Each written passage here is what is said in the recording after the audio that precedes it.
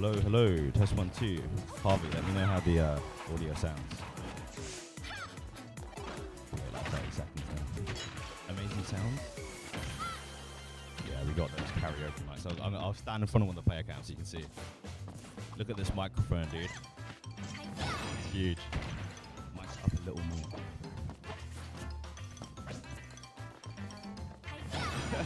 Yeah. How's that? Is this a nice level of speaking? I'm gonna like move the mic forward and backwards because I know my commentators won't be consistent. You guys can see the game. I should have paused on. Yeah. Also, just wanted to make sure people's controllers all sync up okay and have people just sitting in front of the cams. Make sure the angles are good. I think.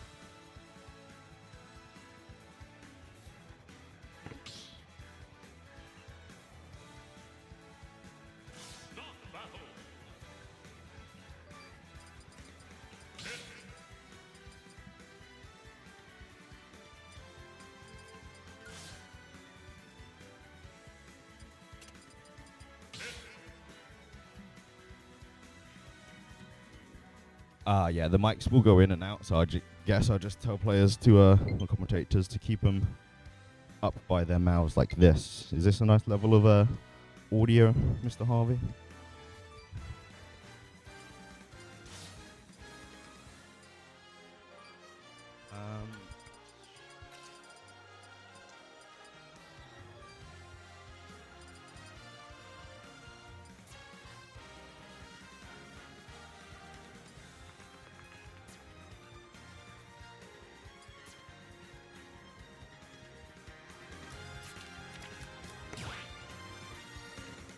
Yes.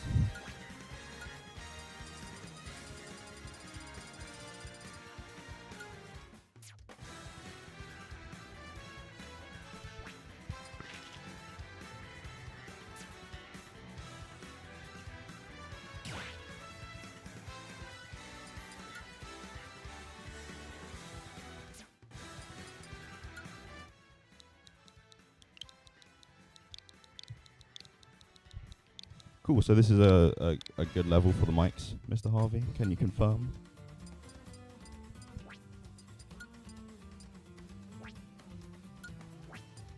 Sweet, I love having a spare TO in the Twitch chat. Very clutch, thank you, bro.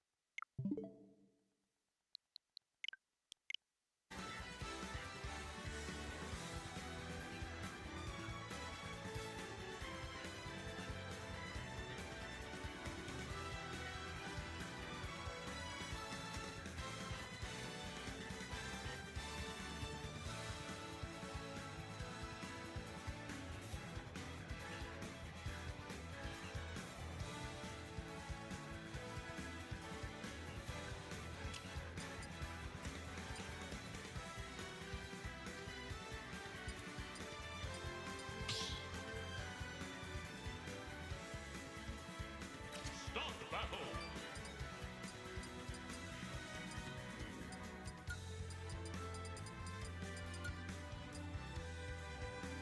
Steve!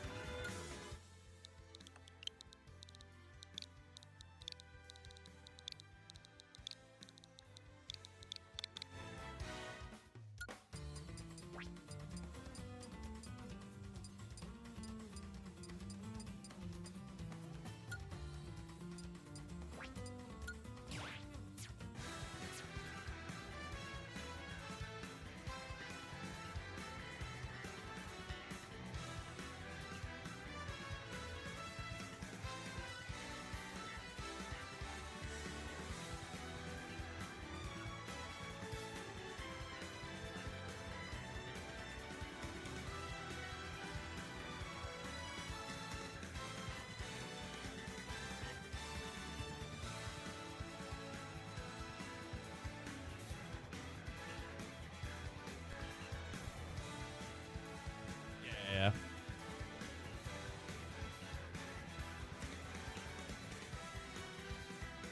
They can't see his head.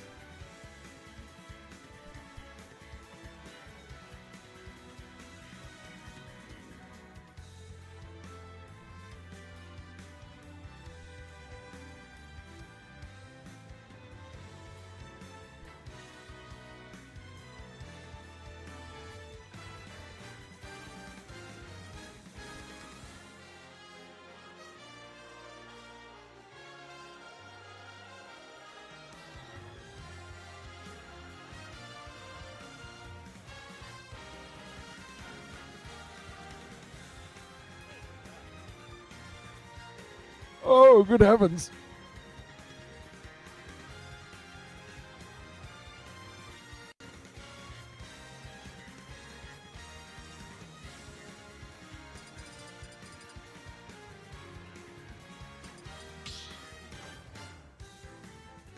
Is your audio working? We're all good?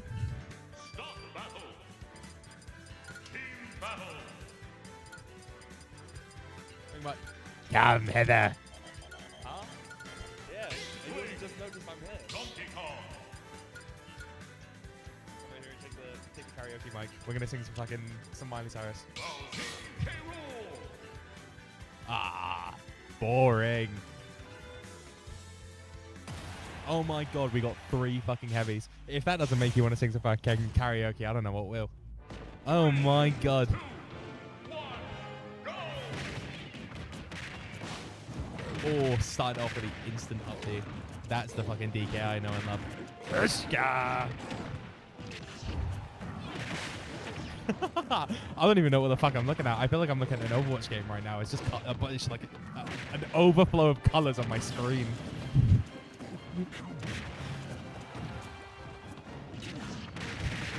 Oh my god. Bro's taking him on a fucking express ride trip right there. Holy shit.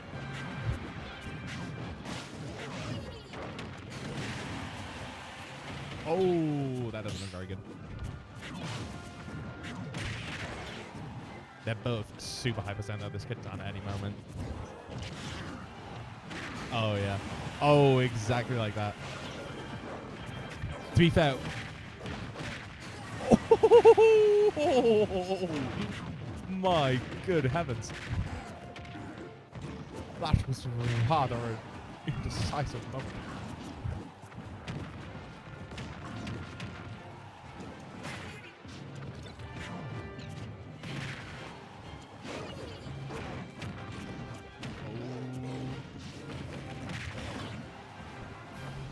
Oh my god, he's just not letting him back on stage. Oh!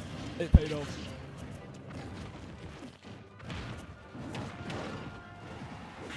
He gets it at a solid 90, but with this fucking matchup right now, that could still be fully into kill percent. A single F smash from anyone right now is going to send him into Narnia.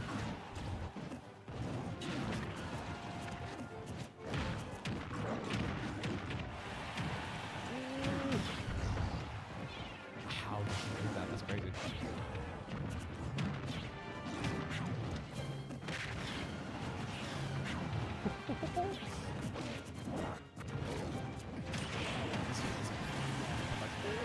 We're on the this is it. This is it, boys. It's happening.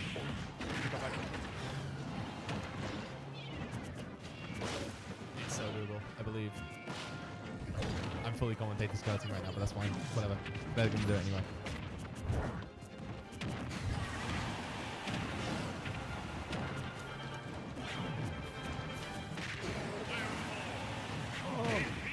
You see, it might look really bad, but the fact that he's a heavy still makes it potentially possible to come back. What's that? Friendly fire, friendly fire. Brother needs some trigger discipline. Oh! This might be it. Oh!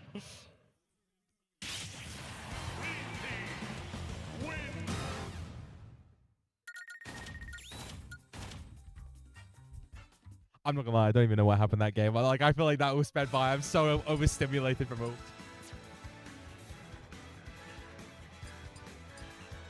It felt like every single time there was any kind of interaction, you could look towards the other side of the stage and something ridiculous was happening.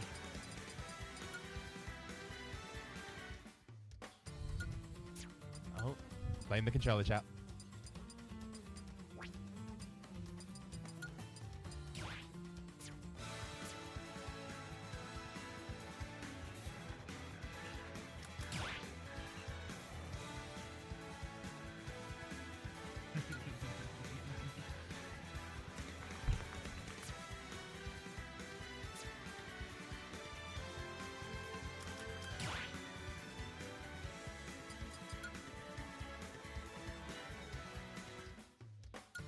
always believe in a double heavy matchup.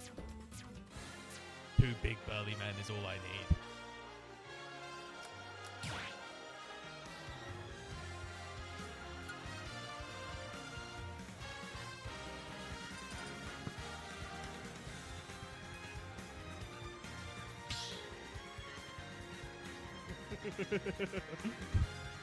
Stop battle. Oh. Steve battle. Is there a webcam? Can they see us right now on the stream? Ah. Cling. Oh, num num num num. Ah. Oh my, what? Okay, things have changed a little bit. 1. Go. Okay. I'm no longer as invested in this game. There's not as many heavies. Not as many heavies. Oh my god!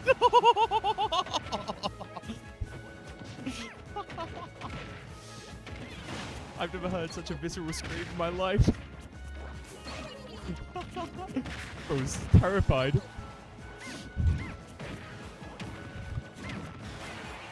Oh my god. He's gonna do Steve things, it's fine.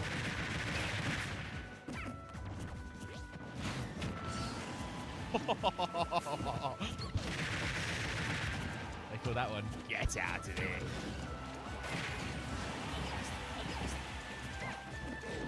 No, it misses it. Oh, Inkling's doing Inkling things on him. Yep. Oh, but Steve does Steve things.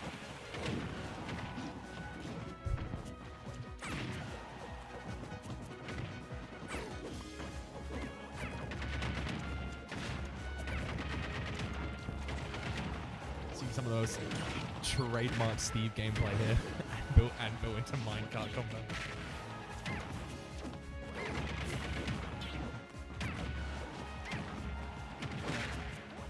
Oh my god.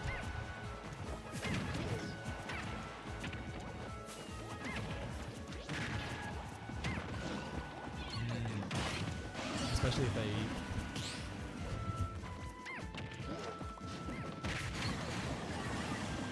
Oh my god.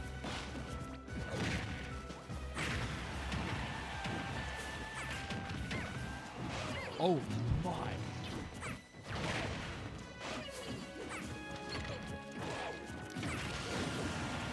Okay, that gets all this. This is all of a sudden gone from a very even matchup to. Oh no! That's devastating. He hit the rest. He hit it. It's, oh my god. Oh my god.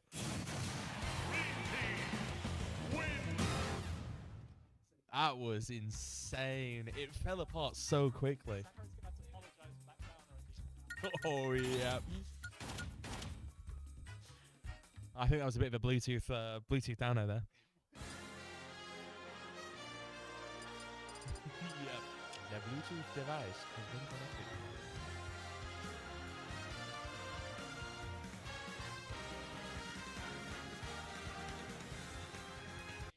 I'm going to need to commentate this set and be biased.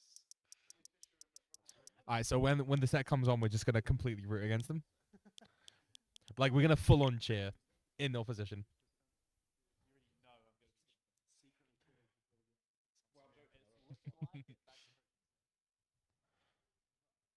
Let's go, JBM. Please. What are you even doing? It's sit there. Not getting monkeys. Sitting in front of the monitor doing niche.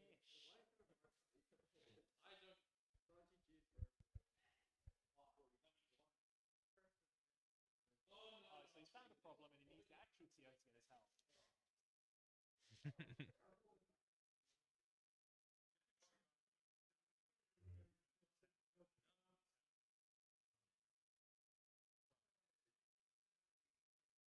Now please get an opinion from the crowd.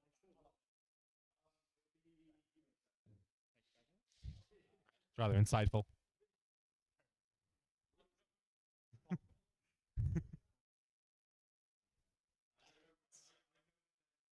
So I said worse during that set. It's fine.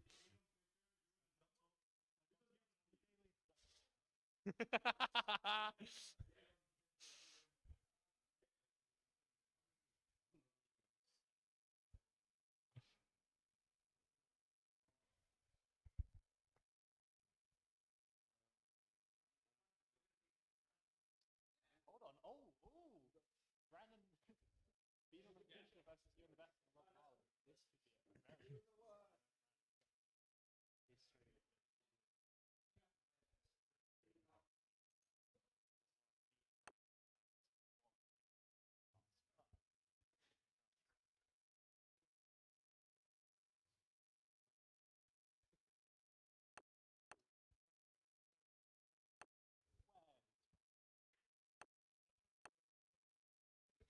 Oh, Brandon. Yeah, I'm a little too. Although I think the audio in general is just not working. Oh my good gosh heavens! I've never seen so much pure fear and dread come from the whole room as he entered. It's like one of those JoJo scenes where it's just fucking powerful water emanating behind him. I've never watched JoJo.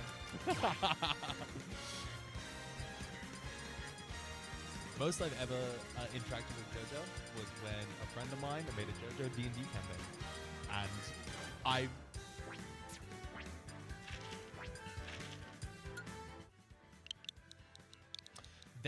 It's funny you mention that because we at Stand Up to Racism currently have planned, or well, are currently trying to get a large-scale public D&D event sorted soon. Details are to be announced, but I'm hoping to have it relatively soon down in Eastbourne for any locals who are interested in such a matter. Ooh. There seems to be a mild dispute.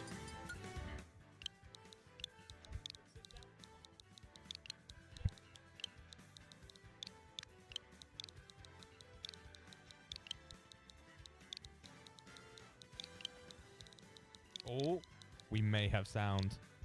This is an exciting development. It was very much heard.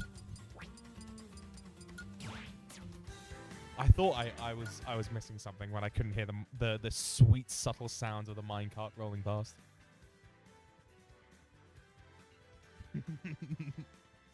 Oh, I missed it so much. Oh, what the fuck? Yeah, a Buizel. Oh, I can hear myself now. God, my voice is so arousing.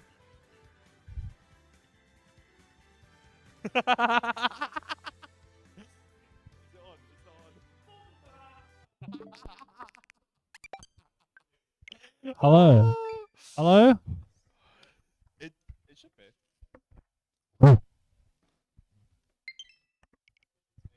Hello? Hello? Ah. Lisa, I've been talking into nothing. Oh, it's boring. I want to hear I myself. didn't, well, hold on. When it came out the speakers, I didn't hear myself.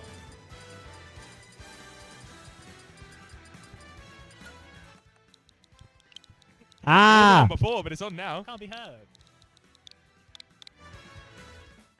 Wait, can you check, Peace, can you check OBS? This is actually coming through. Ah. It comes through the same one, but I can hear red stuff.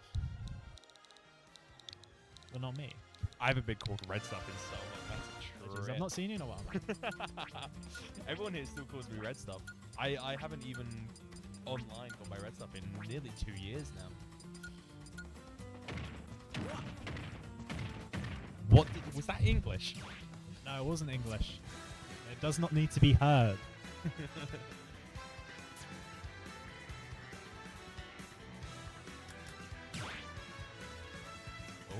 Ah? Audio? Hello? Question mark? I mean, I to know if I'm too far. Ah! Oh, it's working. Oh, there we go. Okay. Look at that. Ah. I hope my commentary from last set was heard, but Start the I battle. don't even know. Alright, we got Team Buizel versus Team Beedon. Let's do this. Team B. Then assume the leader. Team Buedon? Weedon? Oh, what's the music? What's the music? Hold on. Oh, there's no outdoors at 7 p.m. The classic Brandon counterpick.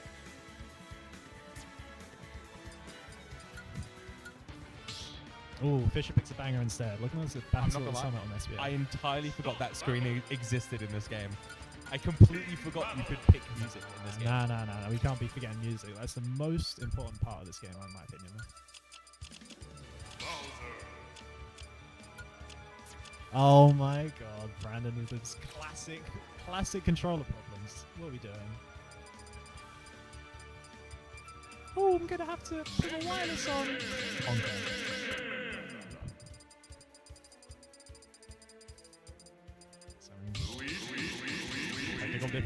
Technical difficulties.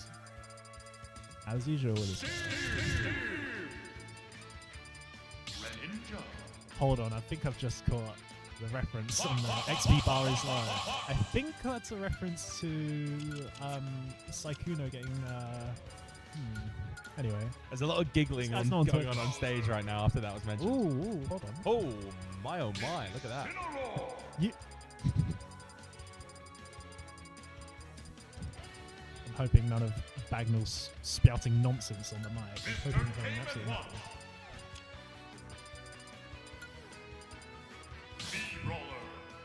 The names are on the wrong side, but anyway. What's off? What are you talking about? Is that the creeper from Minecraft? Oh, I know. Hold on. Do you know the tech in this? Do you know the tech with Game Watch and Brawler? I had no idea. So what normally happens is Game Watch will run up shield and you miss space and you get shot up into the air. Brawler's up B famously has an incredibly high knockback scaling, so you will just die at 20. Oh, So I think we are going to see that maybe once or twice during this set. Yep, it already goes for it. Oh. Right. Although, it looks like they're holding stage for now. Oh, Brandon with a big sit. Famously loves to sit on people. That's his There is. Oh no! What is this ST situation? There might be some funny combos going on. There's nothing can hold true to the power of Bidon's ass. Oh my goodness me.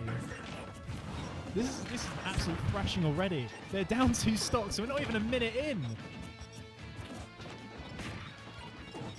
Ewan and Rob Marley are going to have to pick up the pace here if they're going to have to do anything. Oh my god, it's absolute chaos in that corner. They're holding stage though. Brandon comes up back into center stage, rips the up smash early. Oh, they've been grabbing each other. The anti-synergy here is quite noticeable. No, it's a tactical decision. It's that should be a punish. Oh, Fisher.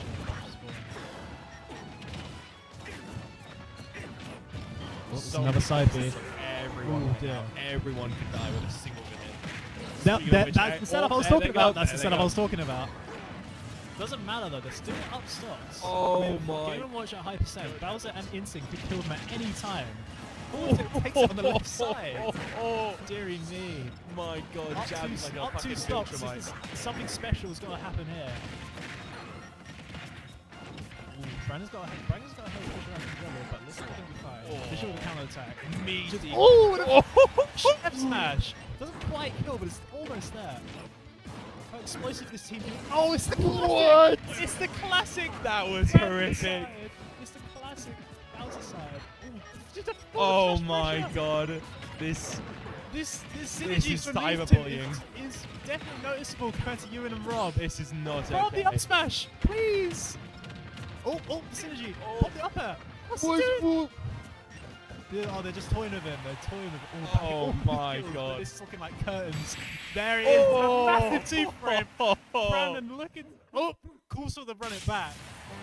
Oh my god. Finishing it off with a cheeky bit of cranium damage. Ooh, dear.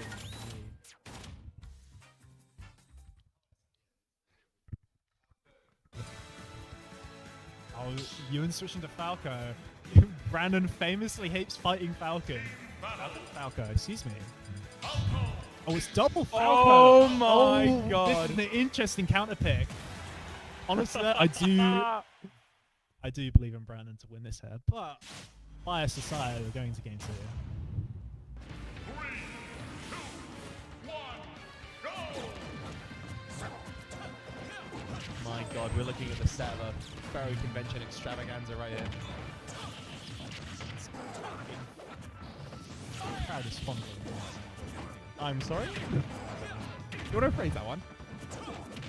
I was just talking about a furry convention, to be fair, so it would be on brand. Brandon, famously a furry. He's close. He's reptilian. He's got some fur on him. Ooh. Is that hair or Fish is fur? getting some Oh, the double parry. Very sad. Oh, that is going to be Ewan losing his stock first. Is that going to tell the tale for the rest of this set? We're not sure. We'll have to see that. Fish in a bit of trouble. XP bars. Brandon is full turning the wrong way. Get him out of here. Oh, Big my, rubber- oh no! my God. Down hit from Rob Marley. Good. Jeez. It's looking pretty even so far. Fisher gets it into the combo. Very nice. Oh no! Fisher loses his stock. Oh, more friendly fire on that. Oh my God, there's so much going on right now. Brandon catches the landing. Oh, the friendly fire. Oh. Yeah, and the forward there. There it is. Plaguing this. Oh, that might be dead. Oh, not quite. Not quite. But it's getting a little close. Yeah. That was a. Oh, no, not that quite. was Not quite. Really a very nice side view from him. Running game. Ooh. Cross drop. A little bit of situation.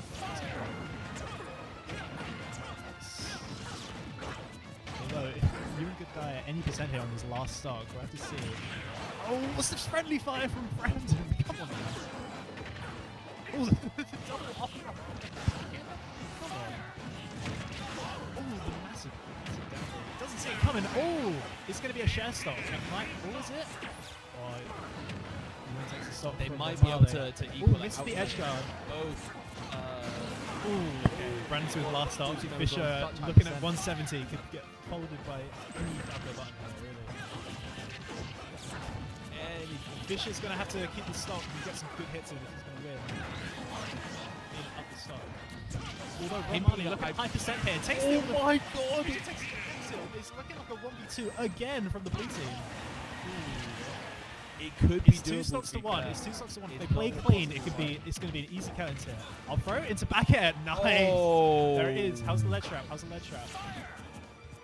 Waits on ledge. Goes for the drop down. Oh, that's no jump. That might be a free edge guard. No, just. Oh, there it is. The down to two frame. Jesus, it's a two clean TO from the blue team. That poor Weasel never stood a chance. That Buser was straight drowning despite being waterside. Dear me. There we go. Looks like Brandon and Fisher are going to advance to winners finals. Never doubted Brandon. As much as I love to bully into Kingdom Come, it's just 2-0s all over the place. I've noticed.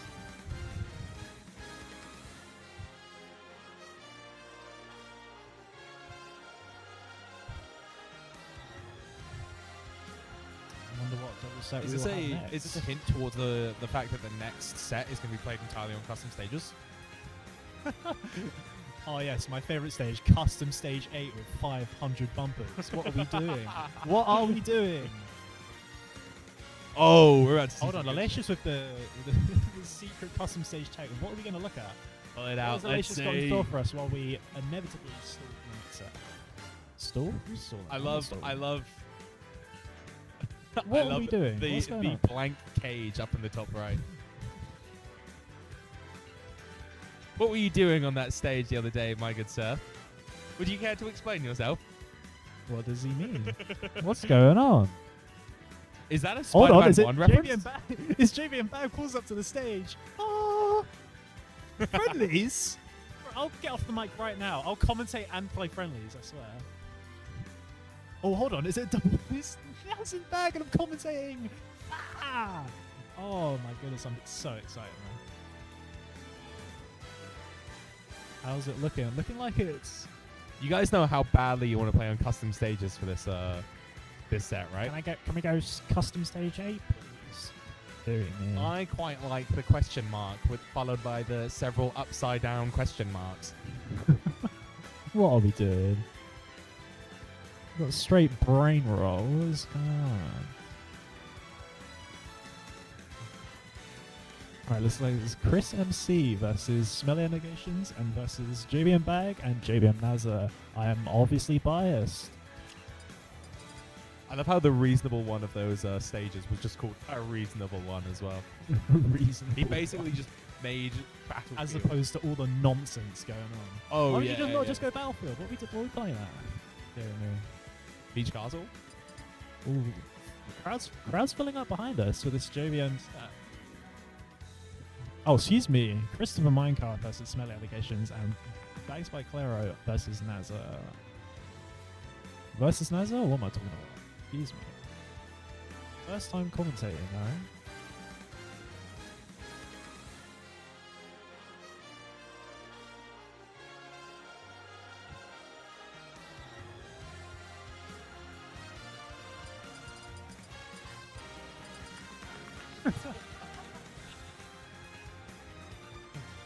Brandon is trying to get Monty to TQ, so I think offering this is bribery. I'm not sure if we can allow that. We might have to ban Brandon for the next 5 years. Get him gone immediately. I think this is how political corruption starts.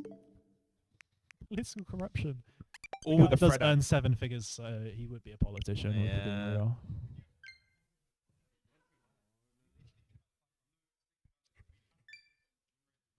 Better be no more controller issues, or I'm gonna kill someone. What are we doing?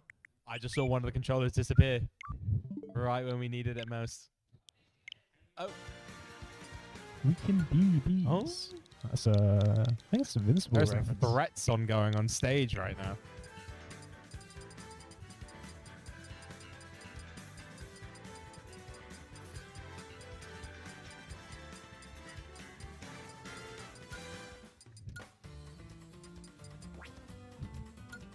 Right. If anyone doesn't know, Chris from Minecraft and Smelly Allegations are up against Vanquished 3, 4? Up against Vanquished 3 or 4 doubles winners. Who, unfortunately, me and Bidon did lose to in Grand Finals. So it's gonna. I'm imagining Bag and Nazar are probably gonna be a very high seed considering incredible doubles. Excuse me while I glaze or they stare at me, dearie me. What's going on? Can he spell? Yes. Very nice. So it's probably going to be Cloud or Hero from Bag and Corin or maybe Violet from Naz? Maybe. It's probably going to be Corin if we're being real. That guy is borderline UK PR in my opinion. So if he goes Violet, he's probably pro.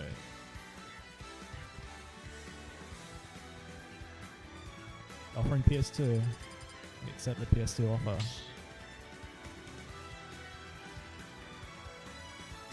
Start battle. Right, here we go. Card select. Battle. How's it looking?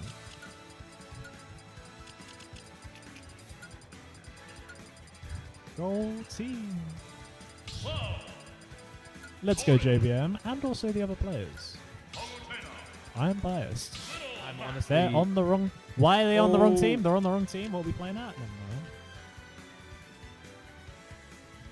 I was fully expecting someone to cabbage someone. Honestly, if Brandon was on stage, there would be cabbaging. I think the greatest tragedy this set already is that Christopher Minecraft is not playing a Minecraft character. It's true. On the Palutena, right? Yep, that's the famous cross slash. I know about. How's it second?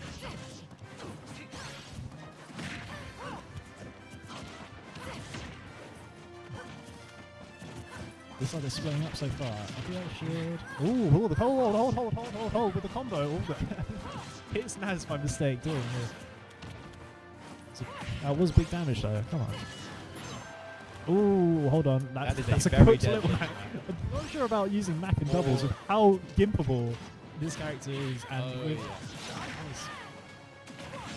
if Mac can just stay on stage, it might be fine. But oh, dearie me, what's happened there? Oh god. It's fine. Oh, okay. Naz leading with the high percent upper stop. Looks like they're going for a singling out quick game plan here. Doesn't look like they're going for many 2v1s or anything. Looks like we're just playing the 1v1 on each side. You can see here. As it's all right.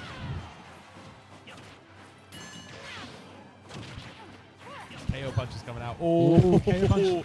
That Oh, the was cross slash. The dangerous cross slash play to counter. take him out. Oh, the F smash. Almost gone. Little Mac is let Buckles going on the right side. Oh, single-handedly keeping them both. That's still 160 with Oh, the green team both that's a at cheeky fairly bit high up percent. front, Spence. Naz doesn't really stop taking there. Still living at 169. Oh, damn. Anything could kill this. Back helping out with keeping nothing Mac is. Blaze on the left side. There Great we air go. dodge.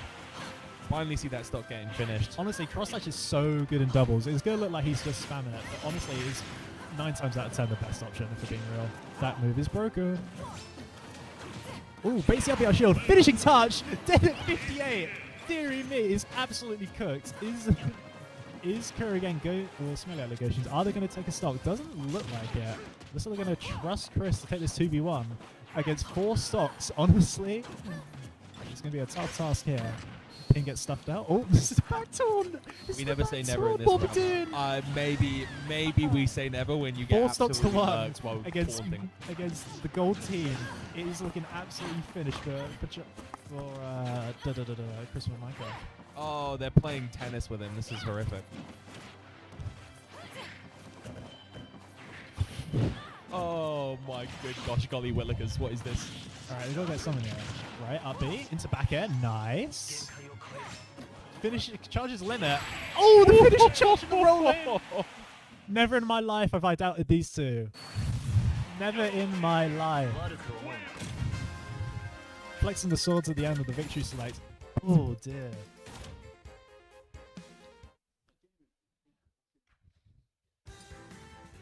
Are they going to run it back PS2? Looks like it. Team battle. Chorus. Oh, looks like a swap to King DD from Smelly Allegations. Ooh, we got the big mallet man out. Oh, Bagso's just a hero. Interesting. Very interesting. This is slightly different to the Vanquish team that I know and love, but I do trust this bag hero, and of course, Smelly Allegations' name is DD. The crowd is not so sure about this hero counter pick, but honestly, I do believe. Oh, the parry, yeah, I believe. I think if there's something I've that's never going to be able to never had a doubt in my mind if I've doubted these two, and it will not matter if I see a bag hero. If there's something that's going to be DDD, it's going to be pure RNG. He's gonna hit some top deck, some random spell, and it's going to Nice juggle from absolutely mess. Gold Team.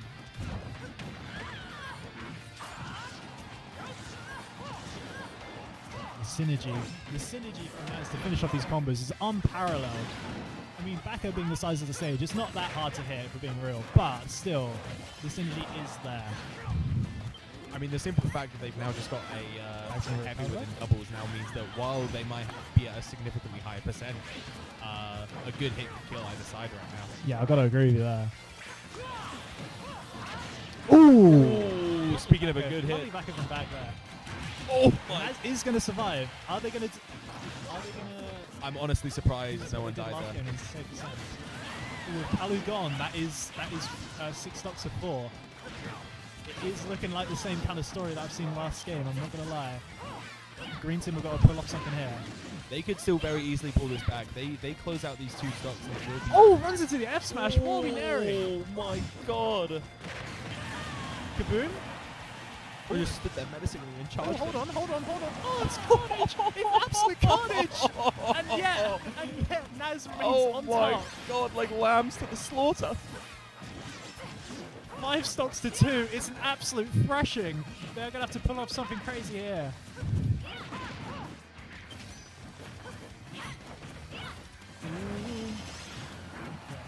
How's it looking? Gold team on the disadvantage here. Doesn't look like much longer there. Not completely unwinnable yet, but my god, they're making... Naz is getting There comes the back air. Alright. Still, 2 stocks up is kind of crazy. Lovely heal from back there. It seems fine. He's standing there menacingly. Menacingly. What are we doing? He's inciting fear. There's no more stocks left to take, so he takes it. He's purely going to taunting in the last psychological game, damage. so this is not unusual behavior from Bag. Showmanship. What are we down airing? Oh! He's going to back it. Oh, not quite. Still misses the tag. There's still a disadvantage. The flame smash is going to kill. Oh my goodness. Oh, it's Paolo at high percent against 4 stocks against UKPR and JBM Bag. What are we doing? He's got AFK. He's dropped his controller. Oh my god. No, what's he playing at? What on earth? Still 3 stocks to play with, but what are we playing at, Naz? Oh my god. Oh! Clear the air! Oh, that's Naz. Oh! Yep, that's a pin. That's going to take it. No, it No, isn't. it's not. He's Never still mind. alive. There's still a chance. I believe. Oh, it's fucked Magic the the eye. eye. Dear me. Looks like Bag and That was an are gonna emotional move roller on to coaster. women's I don't think I'll be the finals, same person ever again. unsurprisingly. Sorry for interrupting you. What was that? Sorry. I said that was an emotional roller coaster. I'm never going to be the same person again. Honestly, they're holding up smash for like 6 seconds. What are we doing? I was It worked. scared looking at him, just staring at them. Bro, they could have hit me. I wasn't even don't know playing. I don't know what was going on. They could have hit me for all I know. I was... Jesus.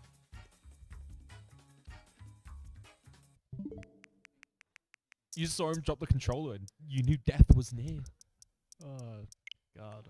What a set. I mean, it's no surprise from Gold Team. Going, winning multiple doubles brackets and multiple regionals. The Gold Team are not to be messed with. Although someone that could definitely mess with them is looking like Shanique and Mondi, who are up on the stage right now. Hello, JB and Bag. What do you have to say? Meow. Unparalleled insight from the Cloud Man.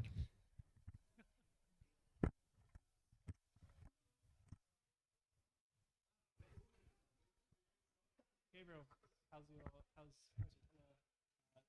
doubles? How's doubles?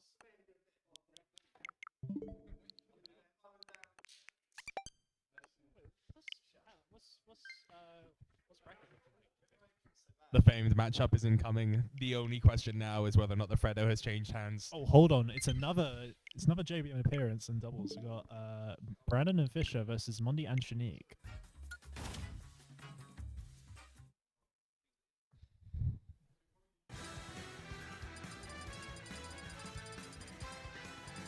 Very strong team from Mondi and Shanique here, but God, if I believe in that blue Bowser, anything could happen here.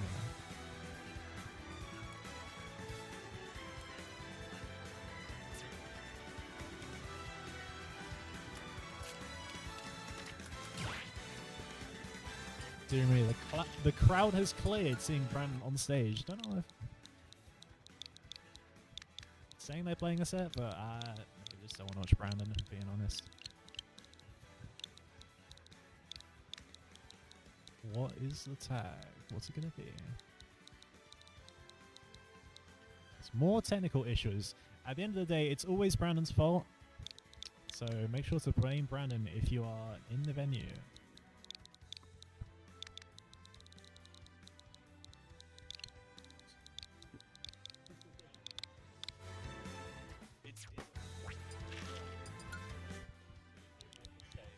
Yeah, it is. I want to be able to bounce off them. It's so difficult to hear it. Sometimes I'm going too hard to the mic. I just like feel like I explode the whole menu. JC, back from the dead. Hello, JC. What's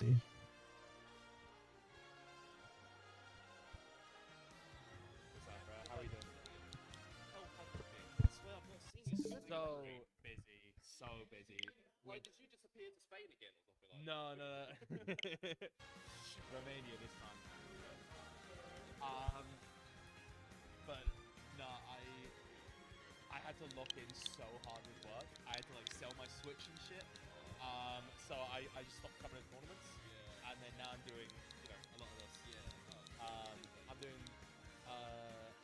well, to be fair, I'm taking a bit of a step back over the next couple months, but I'm doing like the majority of the organizing. Yeah. So, very busy. Very, very busy.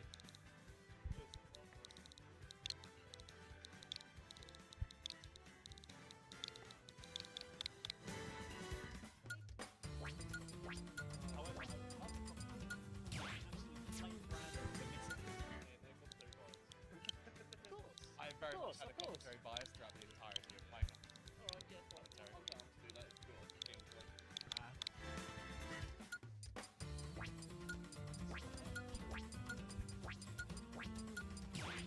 there are rules, I'm breaking them. That's all I know.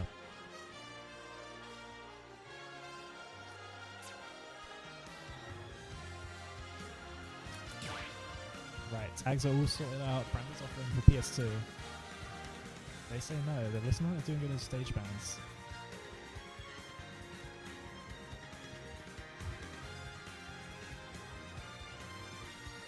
The name is the wrong way again, but it's fine. That is not Gold Team. Oh, hold on. There we go. Just wrong side, but listen.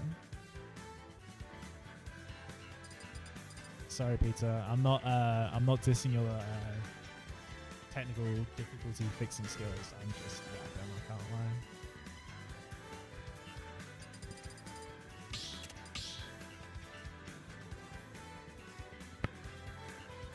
Stop battle. Yoshi, team battle. Is that another hero pick in my Smash Bros tournament? What is this? Brandon looking to be Hulk blue team. tour. I'm guessing because of the what have you said? Luigi. Bowser. Oh, we got a double heavy team again. The furries are back in town. Fairies are back in town. Scaly Beast versus the Fairy Furries Friends. are back in town. I told you there'd be karaoke with us. Ooh, look at that. Luigi and Bayo. Luigi? Excuse me. Luigi and Bayo. Fist bumps around. This bunch all around. Look at we're going to the set. off with a good sportsmanship. We'll see how long that lasts. 3, 2, 1, go. Now, if I know Brandon, he does not like either of these matchups. But it's fine. The game has been going for all of 2 seconds. We've already got Deary 3 me, I've grabs. seen only 2 side Bs from Bayo. Are they going to pull out any of those? Doesn't matter. Oh dear me. Brandon is getting fondled by these Bayo combos. Excuse me. Brandon is having a very intimate encounter with the top of the plaza. Ooh. Brandon. Deary me, it's absolutely ping pong all over the stage.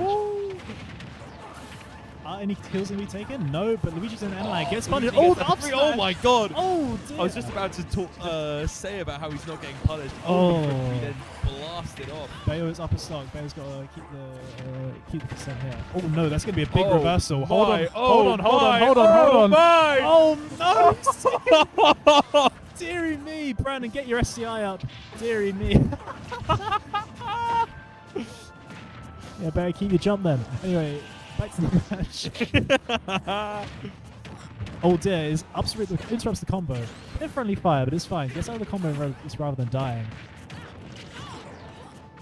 Ooh, we're just trading hits here. Brandon is down the stock though, so they've got to put some damage in quick. Oh, dear, that's an up smash. Oh, it's in there. Oh, it's an up smash. Oh, he's cooked! That's Missed. crazy. I don't know Somehow how gets that crossed missed. up. Quick, they need to get rid of the witch time. Oh, That the is friendly even fire the grab. What are we thing doing? We got some high percents on the heavies, but the stocks are even. This could go either way. Honestly, with the amount of upbeats I'm seeing for this Luigi, this could be a big stock taken early from these 2 big fairy brothers. Excuse me. Not Oh like the dear, that's looking like position an Brandon's edge in. guard. I think that's oh, it. that's it from Brandon. Is he going to take the stock? Doesn't No, look he like doesn't it. even He's get the trusting chance to. Fisher. Fisher's going to have to take up 3 stocks here. That's not how it's going to go. I'm seeing holy Z button from this my, Luigi. he's getting Luigi. Can they SDI? Oh, he's getting Luigi. What are we doing? Ooh. What Luigi's was that? throwing. If that's a back throw, What was hold that? on. Hold Oh on. my There's a god! possibility. There is a possibility here. Generational throw. Be a big lock in. The nerves are That's on an up now. smash. Very nice. Oh, that might be up to up. Oh! Up to up B. If that. Deary me. I'm glad- Of Luigi's like a good doubles character. in my I'm opinion. I'm glad he took that, because if he didn't, I would be laughing my ass off. I would be on the floor rolling. Deary me. I would. The same. New York Pork City. What are we doing? Outdoors at 7 p.m. No, I'm afraid not. Let's go, Brandon. Let's go, Fisher. Let's go, other team. Just the biased. Knee brawler in center. Bayonetta, Looks like a bit of post-match analysis from both teams here. Let's say we're going to go into game 2 on Smashville. It's going to be carnage with the stage size of this. Let's see how it's going to go. Brandon with the immediate dash grab on Smashville. Never in my life I've seen do another option in Smashville with Evans. He's taken 50, but it's fine. Bear's in lag. Doesn't get punished though. It's absolute carnage. Punish the up B, please. Thank you. I'm struggling to even know what's going on. It's just carnage. It's carnage, honestly. I'm hearing a lot of sounds, I'm seeing a lot of visuals. I have no idea what any of them mean. Give me a lobotomy and I have better commentary right now because I've got literally nothing to say. That's a regrab from the bait. Oh, never mind. I'm actually lying. True? No, actually false. Oh my. Oh, that's an F smash. Brandon loses the first stock. Oh, no. Oh, why is he not F smashed? Oh, he goes up to instead. Oh, that's big. This would be big. Luigi might be the background character, but today Oh, he's no. taking the fucking Brandon, main you need to spot. get his STI up. Get the money up, not the funny up. What are we doing? Come on, Brandon. Get this damn Luigi up out of the bloody Oh, box. hold on. Now we- Speaking now of which, off he goes. Ooh. So a little shaky from both teams there.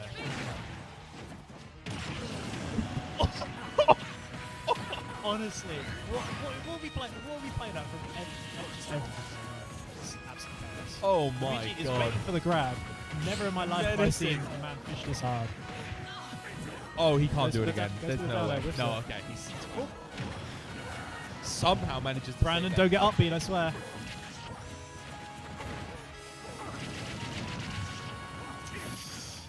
Oh, a bit of friendly fire on the grab. Stage! Smash! All he F did was smash! get smash. B domination Oh if my I've ever God. seen one. No, Brandon, why Oh are we my not God, air he's gonna dodging? Oh my god. The fact I have Oh, no looks like I have a no bug- confidence. Oh, put the down air takes him out. The shed stock only for. Oh Brandon, my Yoink's god. Stock, not trusting at all. Oh no! It's Oh, like a and this big might be combo it, this fest might from be both it. of these characters. He's doing Luigi things. The What Luigi. are we doing? He missed the 50 combo. We messed up the combo. Get this guy out of here, please. I just need like a double up smash from the Brandon here, and there's Yep. a chance. We need both feet in full force twice. Up. Or is that the blaster? Come on, Brandon. Oh! Oh, he gets chopped. Deary me, that's a 2. That's a 2-0 in favor of Shanika Mondi. This bumps fly. The biggest surprise I have 2 is that minutes set. they didn't resort to insults by the end. Six stocks taken from Mondi. He's looking at it in disbelief. Brandon and Fisher will leave the stage and move on to loser's side, with Mondi and Shanique moving to winners finals. Maybe. It says in the top left winners semis, but honestly, I'm not actually sure if that bracket is correct. I am not. I didn't think earlier that was moving exceptionally fast. Well, doubles does have a smaller. It does have a smaller entrance gap, but yeah, I'm not too sure myself. We shall soon see when the TOs We shall provide soon their. see. I don't even know how to finish that sentence. I'm gonna be real. I'm commentating here on 2 hours sleep. I'm running on 2 hours. What are we doing? Get this man in the hospital bed I immediately. stream, man. I'm a streamer. I Plug was this- up until like 5 a.m. playing 5 Nights at Freddy's You know what I was doing? because I hate myself. all this week I've just been bracket prepping. Oh, really? Yeah, I've been honestly, but yeah, 2 hours sleep. I can do that now. Oh, yeah. I'm running on fumes right now. I'm making the best of what I can. But just you watch, I'm going all the way, baby. Oh, hold on, more competitors rise Oh, to the stage. my good heavens. They How's it walk onto looking? the stage How's it with looking? aura. Oh, never mind. Shanique and Mondi are getting off the stage. Get them out of here. Get him out of Respectfully. here. I'm just yapping a bit too early.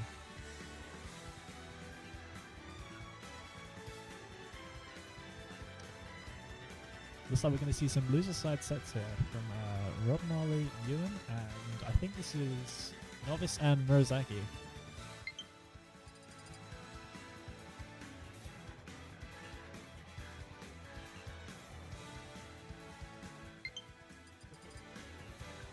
Can someone please take the mic from me as I go to the toilet, please? I'm looking at no one in particular right now. Mic goes to players. Hello, hello. Hello, hello. Okay, well, I'm got like one set. Oh my good heavens, the Weasel is back. The main character of this entire tournament.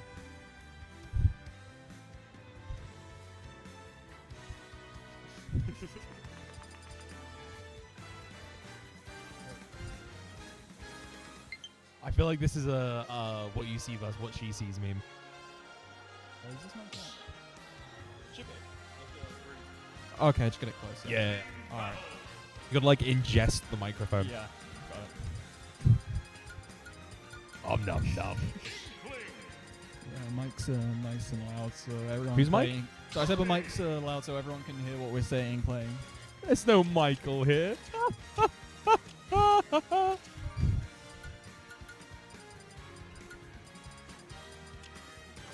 It seems to be the Fox Falco. Oh, double Falco. Okay. Got Inkling. Kirby, I think it's a bit of an unbalanced team. Okay, there we go. Alright, now mild getting into issues. it. Yeah, I'm not sure if Noise might have some trouble recovering here. This double Falco, we will have to see. Oh yeah, the furries are in play. Oh my god, they're starting it off with the firing squad. Yeah, big opening here for Novice already. Yeah, both of them off stage. But neither of them die, that's unfortunate. Yeah, they're just Novice are My so god, close Kirby's to the putting in bottom. work. Right now, pushed off stage. Yeah, like Mura's very on theme with the yellow Inkling ult here. We said ult. I thought you Sorry, meant like skin, yeah. ultimate. No, no, I no. was very, I was very confused. I'm like, sorry. Won't kill. I guess he's at 65, so. Ult slaying the S smash. Ooh. But, yeah. This could be big though. Falco being up to edge guard. Yeah, So didn't have his recipe jump. for success. Never mind. Yeah, no jump hat. Oh. I'm surprised you didn't see the That was a down air good to combo. down air there, but yeah, we'll just take a forward air instead. We're starting to get some stocks being taken. Everyone is on quite high percent now. Yeah, both Falcos 5%. Oh, there goes one Falco. Do you know which one? Two is Falco, which? three Falco, four. So, do you know which Falco's which? I have no idea. Alright, it's fine.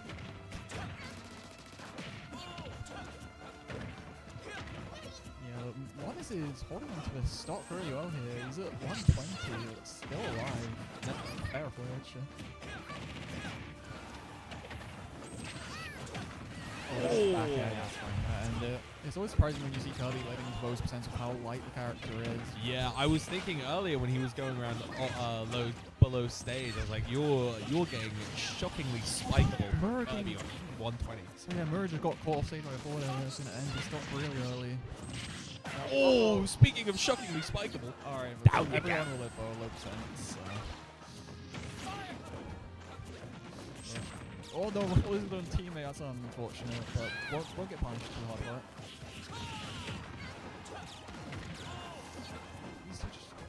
Both Falcons have been really good at just not losing these stocks. Yeah, they're holding on to them for dear life. Right as we said it, we really had to put the emphasis on it there, didn't we?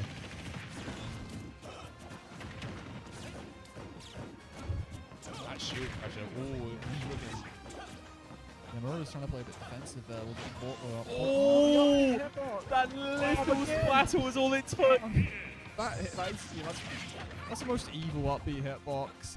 Yeah, oh, we're going to see no stock steal here. Yeah, he's playing it out. Oh my Yeah, god. this looks like that is. Oh!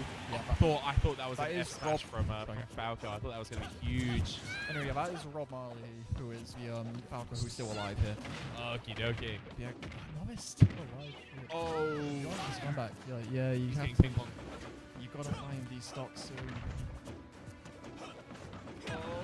They're trying to set it up. Yeah, I like Nathan here, kind of separating them a little, making it hard to double up on him. He's doing a good job of staying out. Oh, right as I was saying it. Oh, the mash. That could be it. That could be it. No. Up, down, Oh my god. No, if he kills Mura, If Mura's he- dead now. yeah, It's if just he- Novice. Oh, I can't get it. If he can just take this stock, this might be in back. Oh my god. Oh no! Now this is This something this could possible. be a potential comeback here. This is so doable now. Oh, That's it. It's a tag. Get up. Oh my. I'm on the edge of my seat right now, ladies and gentlemen. Roma, he is so locked in right here. Oh my god! Oh! Back. Oh! Oh.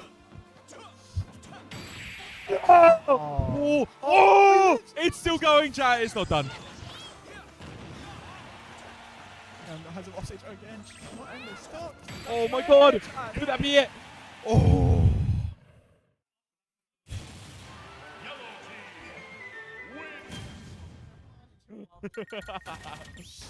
That's a crazy pop-up for a man that bashed his teammate's head in with a mallet.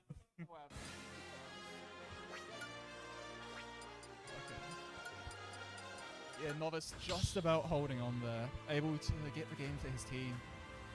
That was the first game this bracket that genuinely had me on the edge of my seat. It's such a close game there, but last game doesn't matter now. Rob Marley just, they have to lock in for this game now.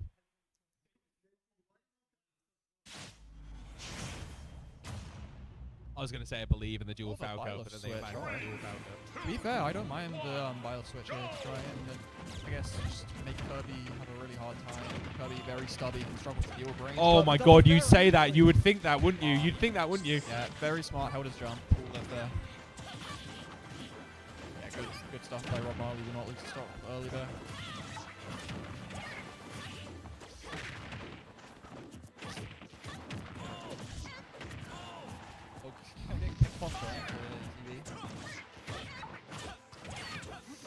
It's gonna have trouble on stage here. He'll make it back though. Oh, roller there. Oh! The absolute Neo Matrix dodge on that paintbrush there. Holy. Oh, you gotta ship Rob Marley credit. The mash is there. It's like it's so crucial against Inkling to save you from stocks with you, otherwise you're just dead. Oh, yes. I know all too well. My mash is terrible. Yeah. Rob Marley's outside of that Inkling up for a up air range now, so Mura's gonna, he wants time stocks enough.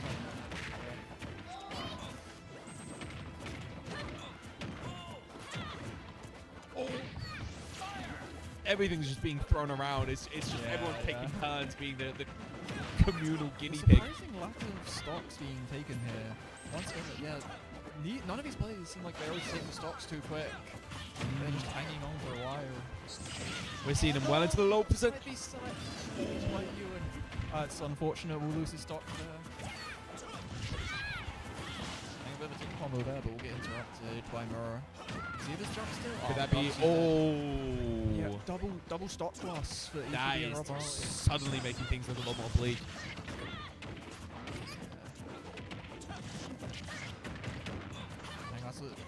Almost had something there, couldn't get it started.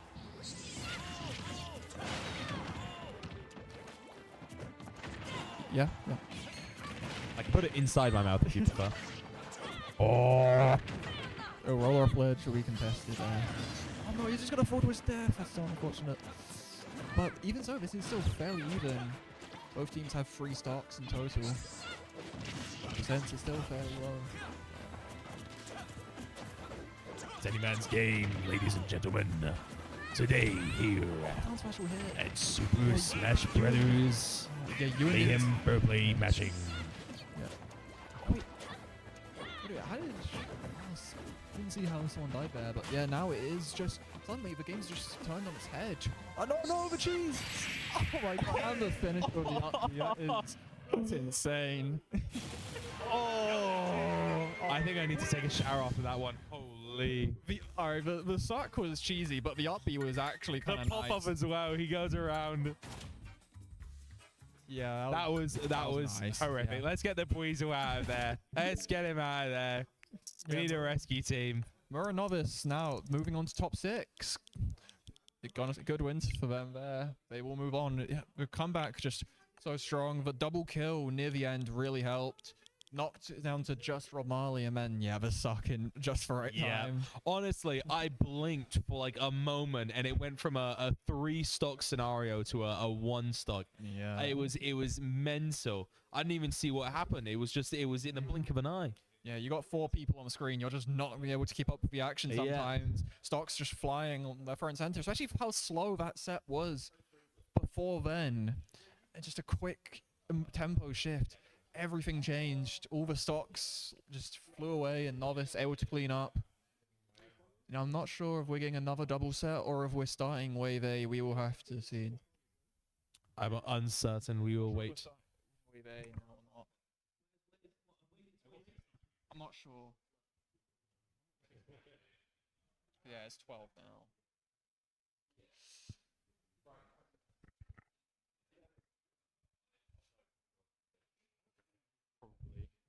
Yeah. Yeah, I think that's probably it for doubles now anyway, so we'll hop off the mic. Yeah. Alright, goodbye.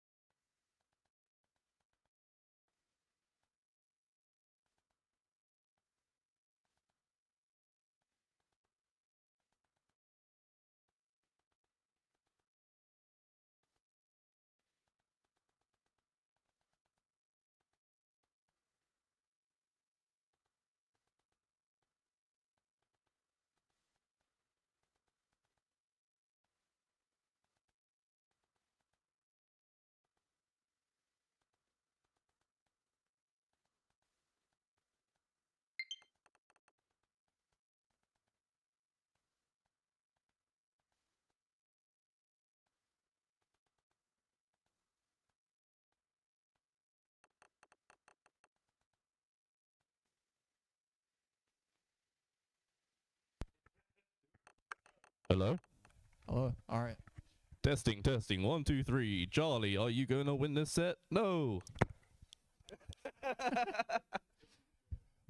yeah, we got Finn and Toasty here. It's nice to see them in top 8. I believe this will be... I'm not sure if Toasty still plays K. We'll have to see. Truth be told, I'm not actually familiar with Toasty or Finn. Okay, so they're both from Kent. There's a new... So if you remember the Great Kent Offensive? I do remember. Really good tournament series. Nice, yeah. They've got a new local series now called Critical Hit.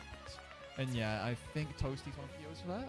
Oh, okay. I'm not too familiar with it. I just look at the streams from time to time. But anyway, yeah, I'm pretty sure Finn plays Greninja and Toasty plays K-Rool, I think. That's an interesting pair, to be honest. You got the quickness of Greninja, but then you got the tankiness of K-Rool. Yeah. Compared to 2 heavy characters like King DDD and Wario, possibly. Yeah, Wario does seem like he'd be pretty decent in doubles. With all the chaos, it can be quite hard to keep track of that waft sometimes. Yeah, if he holds on to it, you know. Oh yeah, no, the warp can be pretty devastating, but gotta be careful with it, as it can also hit Charlie. Oh, you know, smelly allegations. I forget that that's their name now. Yeah, gotta use the actual tags. Yeah, no. From Minecraft. Christopher Minecraft, yeah.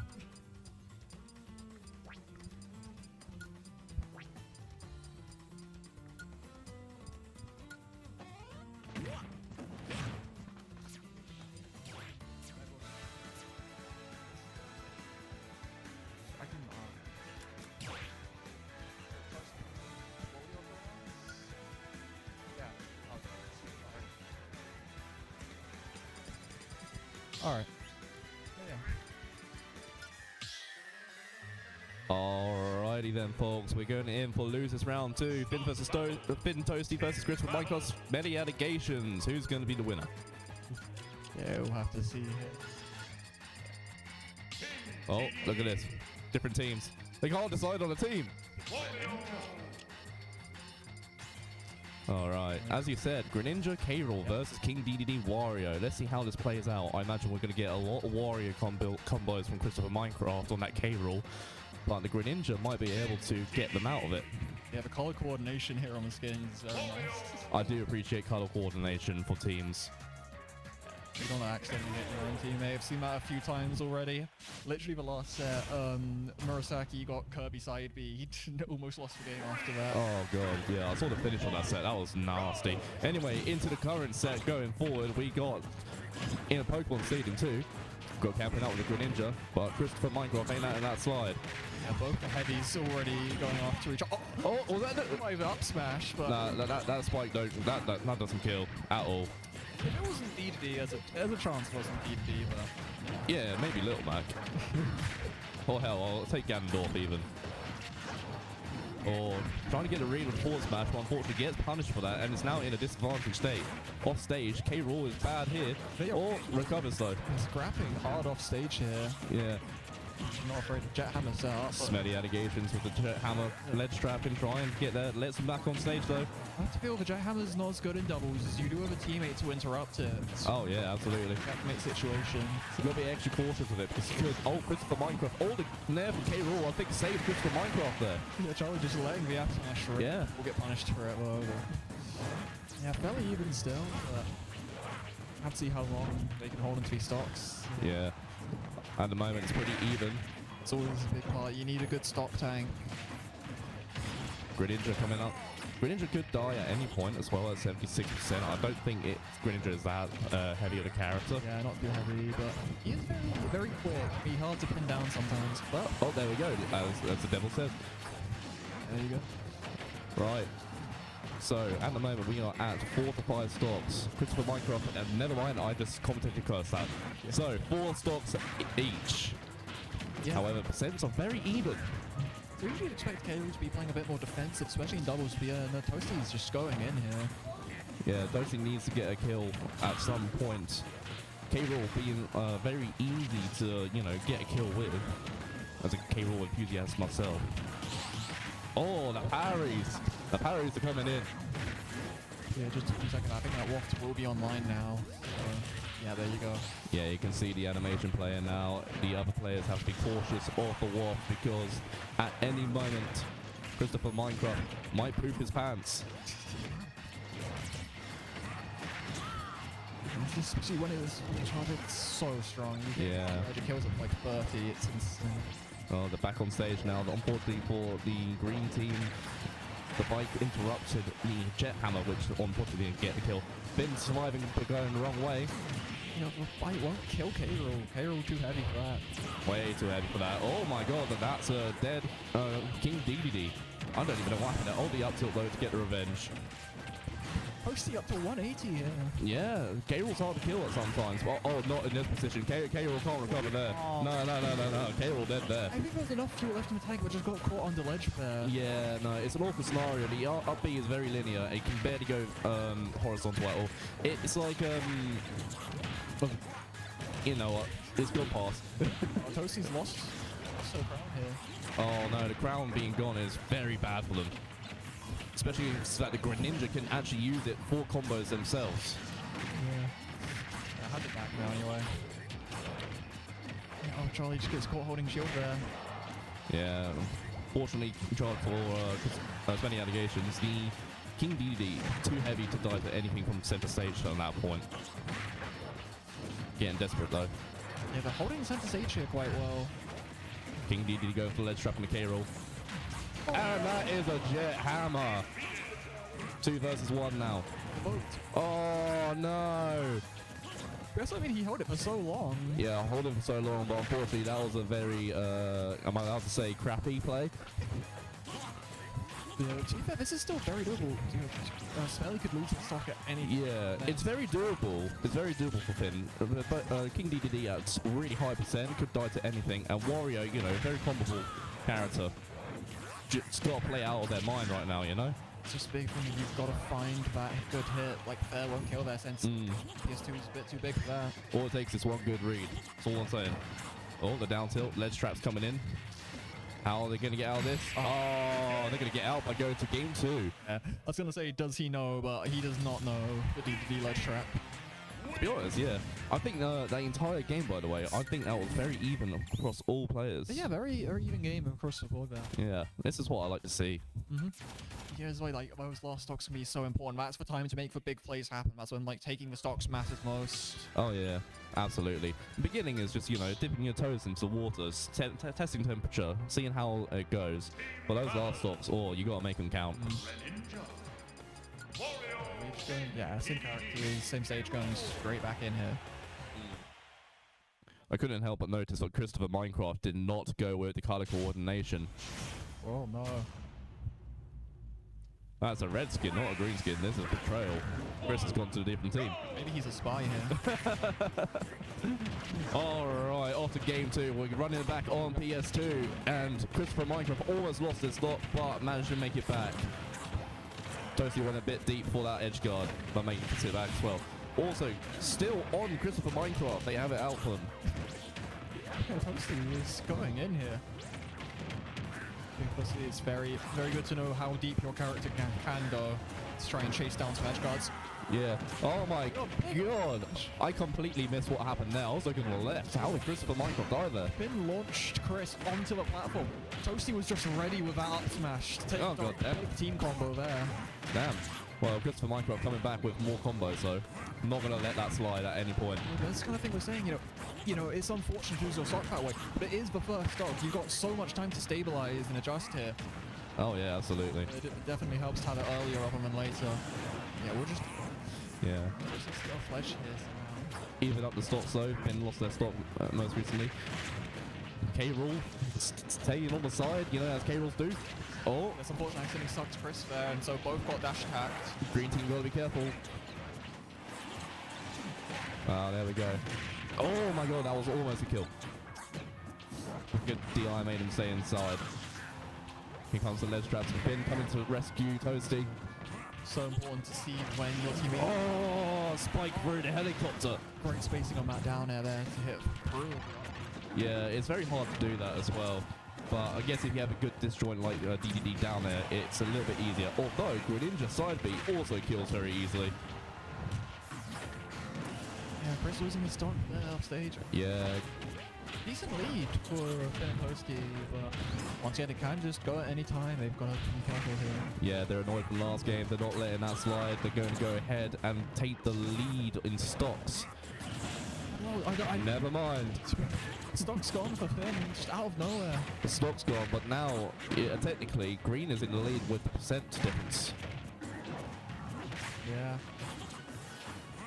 K-Rool's lost their crown as well. This is K-Rool on the screen, but you know, if Toasty is able to live for as long as she was able to in that last game, could be the key to bringing this one back. But oh no, never mind. She's gone into the blast zone. Ellie will kill this. Got double hit by the Gordo as well. Gotta be careful with that. Okay, Chris was kind of cooking there. Wave round onto the platform. Oh yeah. Follow up though. Oh, nice edge guarding. No, never mind. It makes it back. That was terrible edge guarding. I changed my mind. Oh, and then it gets back here off the platform. Toasty and Kurogane out on the side. Oh, smash. That's a happening move. That Wario down smash. Yeah. And now here's an awkward scenario. K-Rool here is a really heavy character, so it's going to be hard to kill them. But, never mind. You know what? I'll just shut up. I don't know what I'm talking about, obviously. Every time we say something, they just die. Yeah, I think there's a whole, like, thing with that in history. This is why we're retired. Yeah, smelly allegations, and Christopher Minecraft will be moving on to... Congratulations. I guess top 4 now? Or top 6? It's top 6, I think. Okay, yeah. So yeah, congratulations to both players for progressing on into the tournament. Yeah, and we might be getting winners finals now. We'll have to see. It's either one more set and then winners finals, or we're just doing it now. Sounds like Murasaki and Novice have made it into top 4 now. Oh, okay, we got confirmation that it is winners finals time. Yeah, big set here. It's going to be Mondi and Shanique taking on Bag and Nazza. I'm going to give you some context here. Bag and Nazza have kind of been doing really well in doubles as of late. I think won back-to-back doubles regionals. Oh, really? That's insane, actually. Yeah. And the funniest part is I think the team was just made accidental. I think Nazza was going to team with Boat at one Mania, but then Boat didn't show up in time, and so Bag filled in for him. Ah. Since then, they've just, won back-to-back regionals now. Looked very strong. That's insane, actually. Yeah, it looks like it's going to be a very good team, so... But then on the other side, they do have, like, one of the best teams in UK doubles with Mondi and Shanique. Oh, yeah, okay. I just realized this is like... Have you ever seen the picture of, like, the giant person with the sword and there's a tiny guy? The colossal and the tiny guy. This is what it feels like. Yeah, Mondi and Shanique have been winning so many UK regionals for doubles over the past year. Well, considering Nazza and Bag have both collectively, been winning regionals, I think they might have a chance. Yeah, if there's someone's gonna beat them, it would be these two. So. Oh yeah, absolutely. I mean, like, they're in winners final for a reason. Of course, yeah. Yeah, it's an interesting team. They typically, I think, run the Cloud and Corin. Cloud and Corin. That's a lot of disjoints as well. And then what is it going to be like? Ness and Inkling? I'm not sure if they play mains and doubles. I'll have to see what they go with. Like, it might be the Aegis, potentially? I'm not sure. We'll have to see. I mean, like, either way, it'll be good. I mean, like, I know with Ness and Inkling, Ness can actually absorb the ink, I think, if that's correct. Mondi, is that correct? Can Ness absorb the Inkling? Can Ness absorb Inkling's ink? He can. Oh, okay, so there's just no advantage to doing it. Okay, never mind, I'll shut up. I think I've heard this is best of 3, and it's just grants going to be best of 5, so... Can I get confirmation from T.O. Casual Dorito? Is this best of 3 or best of 5? Yeah. That's perfectly fine. So this is going to be a best of 3 set. So if Nazza and Bag want to beat the Titans, that is Mondi and Shanique, they've only got 2 chances. Because this game 1 is even more important in best of 3. It just sets the tempo, this whole set. It's so short, best of 3. Yeah. First game, it just sets you up really bad. They got to adapt even quicker. They don't have that extra game to be able to, test the waters, you could say. Of course, yeah.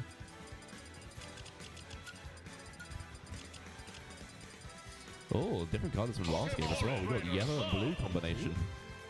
Okay. Oh, interesting. Good luck, all players. I want a nice, clean game. Yeah, I'm guessing that's Mondi. I'm a Pokemon trainer anyway. Because I know Shanique has an Aegis. But I'm not...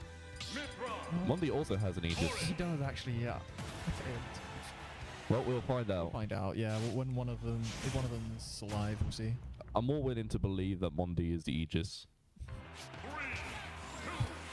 We'll find out soon. Oh yeah, we'll find out, absolutely. Right, starting off, we're going to absolutely struggle. There's a lot of swords going on. The only easy one to keep track is the Pokemon trainer, so please bear with us. It's interesting how they're going to place like Squirtle around all these just big disjoints. Yeah, I mean, like, Squirtle is going to be very hard to hit, actually. I don't know if you saw, like, Cloud couldn't even hit Squirtle with a nair there. I mean, yeah, trying to hit landing areas might be difficult. Yeah, too small a hitbox. Oh, never mind, not for the spike, though.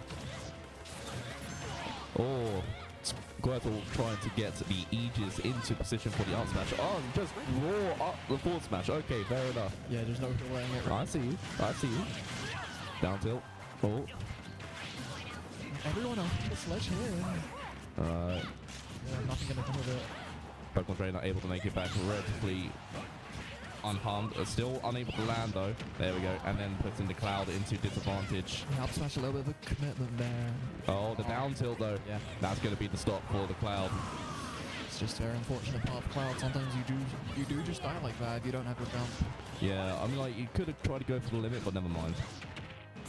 Ah, the back throw, the powerful back throw. Not quite going to be the kill yet though. The Ivysaur almost dying to that. They're both off stage. It's a terrible scenario for the team. Okay, I think I've seen it Shanika's for a PT. Okay, yeah. Alright, and then the Ivysaur is down onto the Charizard. They're going to swap immediately to the Squirtle. No, they're going to stay on the Charizard. Back and Naz actually in the lead here. Yeah, they're putting ahead. It is another lead. Oh, not quick enough to punish. Oh, Bag loses another stock by accidentally failing to recover. That's really not good, though. Yeah, it's not a stock you want to lose. No, the second stock when your teammate is on 3 stocks is going to be very awkward because as soon as you're out, you've got to make a decision. Are you going to steal a stock? I think that's the first time I've seen Charizard back end not kill there. Oh my god, what did he not kill the Corrin? Naza, like, How is Naza still alive, by the way? 190 as Corrin. just nothing's killing, and I think Monday even had like the jab 1 there, but Yeah. like ended it early. Well, the forward throw was able to take the stock, which I've never seen forward throw kill Vegas before. Does kill, but kind of late. Oh, missed tech by Yeah. Oh. the forceful limit. Yellow team kind of in a bit of an awkward scenario. And the team kill with the forward kill. Oh my god. So huge, that suddenly puts him right back into this game here. Yeah, you've got to be careful with that. So team combo there, sending Monday on the platform, but And there we go. That's what I was saying earlier. Bag has decided to take the stock instead of letting Naza deal with them both. yeah, some unlucky Shanique hit into the ledge there, so bounces back up. That's a great spacing with back air to punish it. Yeah. Oh, I like the weight on the change there as well. Unfortunately for Naza, the up B going to be able to get Shanique out of that awkward scenario. Yeah, one of my favorite things about Naz as a player is just how good his timing mix-ups are. He's so good at just waiting to when he knows he can hit you. Yeah, very patient player. You need it when he also plays Byleth as well, on Byleth, so you need that patience. Oh, yeah. Just waiting for the Roy as well. Oh, forward air, taking Cloud onto stage. Very awkward scenario. Bag is not going to be able to recover from that. And then I don't know what happened to Naza. I died off the top. Ah. Great first game there, but wasn't able to close it out. Oh, yeah, no, absolutely. You know what? Considering how big of, like, you know, like tier lists wise, I'd say the 2 players are Mondi, Shanique, like their UK PR, for instance. Naza is, I believe, PR as well. Bag is there, but but they're both pulling their weight against these 2. So I am actually holding out hope for a Game 3 scenario. Of course, yeah, it's just Bag losing out the second stock was just for huge momentum shift that turned things against Bag and Naz, but it's definitely doable. Oh my god, I'm gonna miss the crowd's down smash.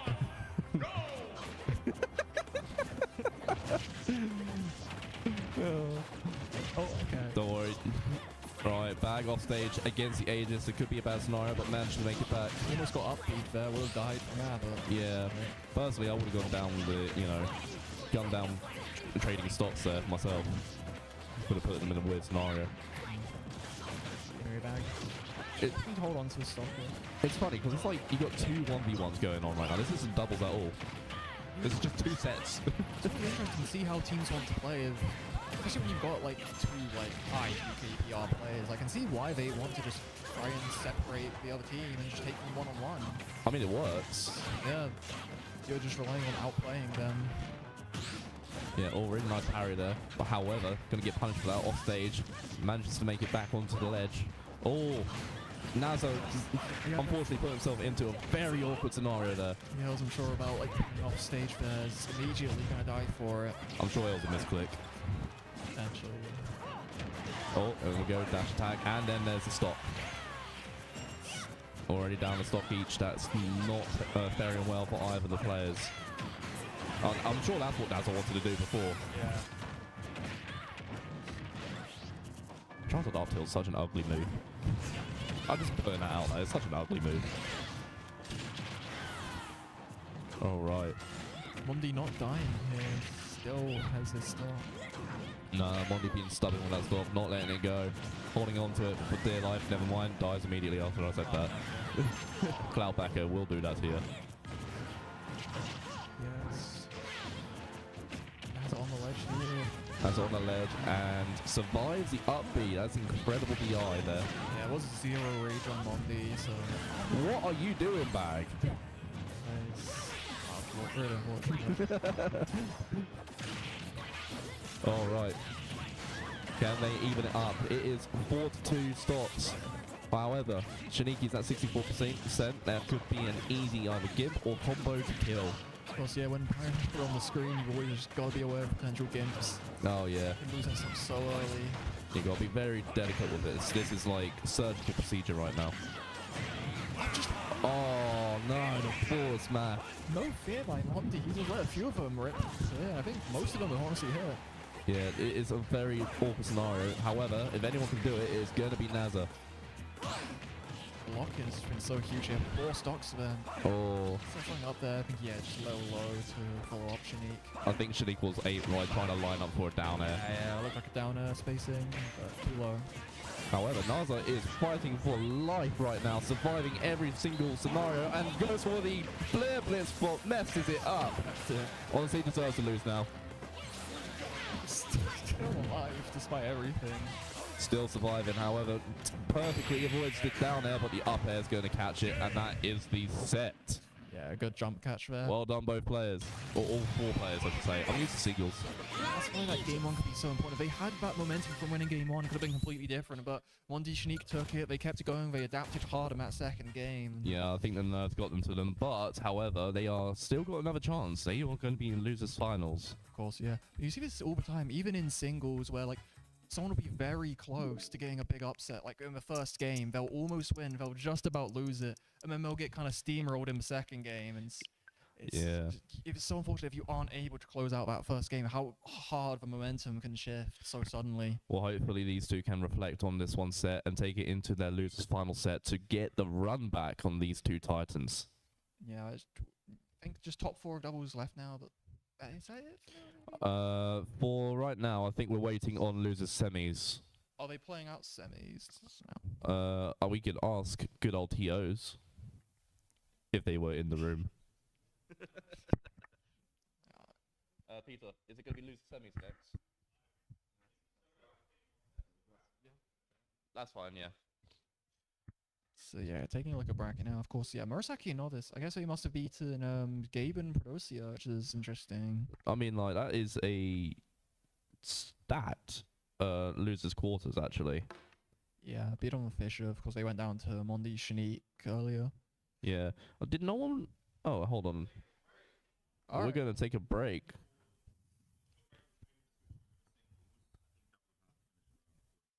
Oh, okay, so doubles will not be finishing on stream.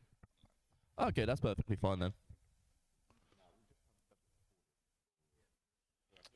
Alright, so doubles going to finish on recording setup. So if you want to see the end result of the doubles, please check out the recordings after this tournament. Yeah, and we're going to be switching over to singles now, so just stay with us. We'll take a few minutes to switch over, and then we'll be right back with Wave A. Intermission time.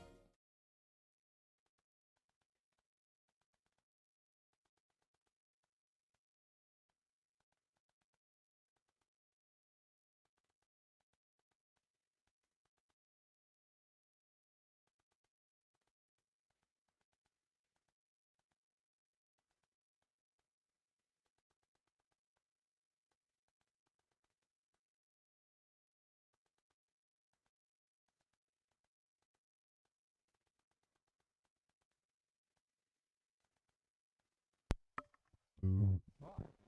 That's loud.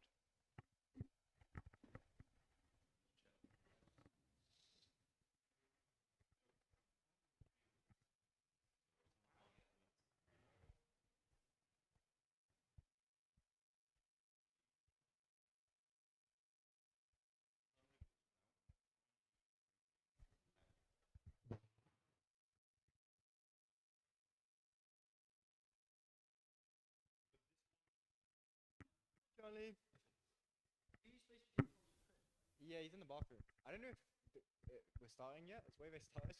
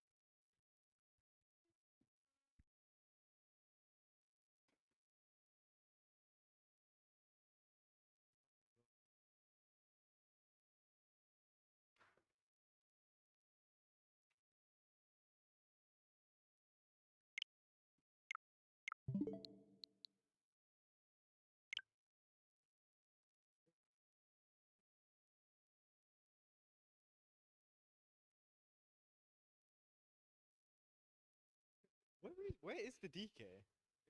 Oh. Ah, the stream is up. Cool.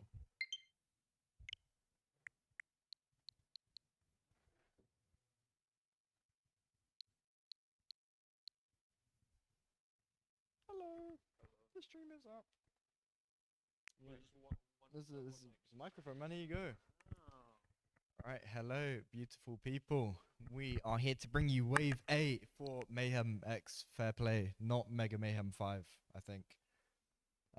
We have my good friends, Casual Didorito versus Blaze. I don't know how often these two play, because Casual doesn't attend much anymore. But 32 versus 33 seed, obviously it could go either way. Blaze known for a plethora of characters. Who knows who she's going to play? It could be anyone. Luigi, Kaz, Ken, Kirby, the list goes on. Donkey Kong, yeah, true. Blaze just plays that is true, the DK plushie is there. Yeah, is it?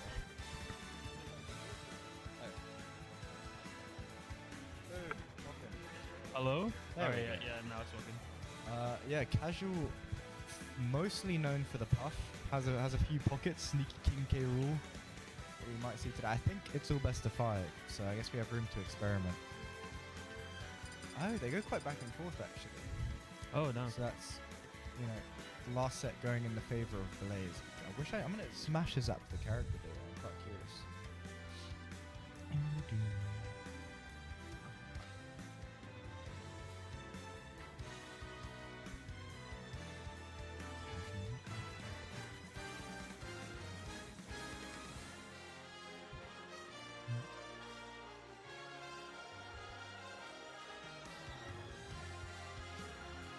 Ooh, we have some quite interesting sets away there actually. I'm predicting a Rob Marley over Giggles upset. That's my prediction. Oh yeah. Maybe Fitcher over Novice. That'd be quite interesting. Hexa, up and coming Bowser Jr. player, your favorite character. Oh, of course. That'd be very fun. Ooh, both players are locked in, man. It's time to go. Start battle. There are too many Buzz Junior players. Yeah. For how bad the character is, why there's so many? Dude, there's more spawning like day by day too. It's a bit of a problem. Oh, alright, we're going with the puff.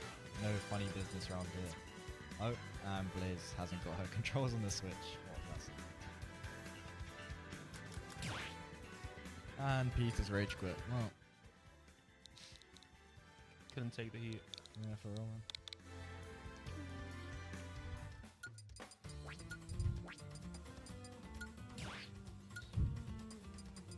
Ooh, Mashu Naza will be interesting. Such a big upset.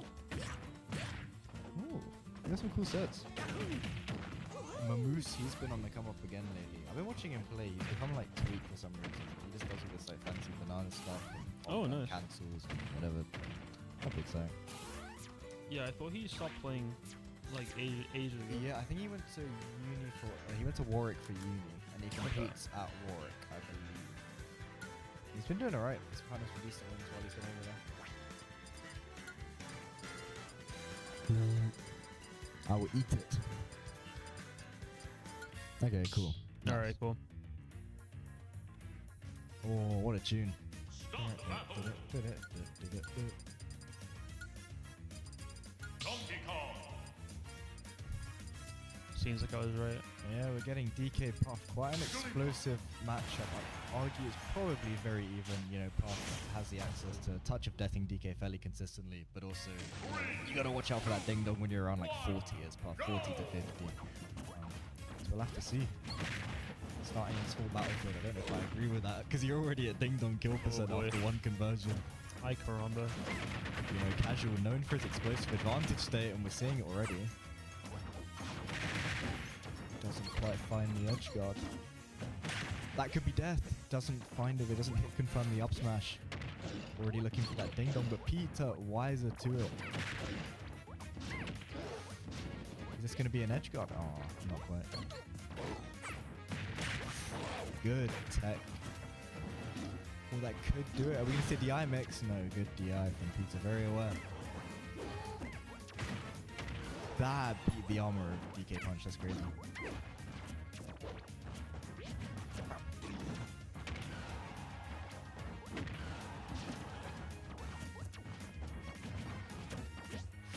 Ooh, good spot up from the grab. Wow, what a great grab. Baiting the dash attack. Neither of these players want to give up their stock right now. Are we going to find an early edge guard? No, we're not getting it. Not hit confirming off the down B again. Blaze, you know, hesitating in her decision making, but nonetheless will find the first stock with that backer. Oh, this is big damage. Goes for the rest out of it. You're not dead here, but that's a lot of damage. Ding dong kills now too. Wow, great disadvantage from Blaze, but Casual gonna even up the stock count. Ooh, looking for that pivot grab, but you know, you can't get too caught liking going for those ding dongs all the time. I think that's out of range. Blaze aware of it though, looking for the air dodge, but Casual not giving it up.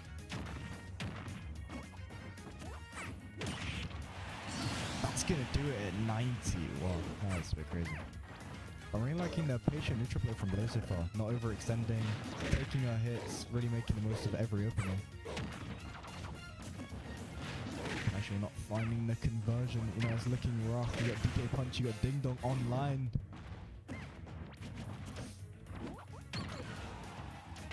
Good back hit. Is this going to be the edge guard? Wow. Whoa, what a rest. That was really good. Are you going to die for it? No, you managed to get out just in time.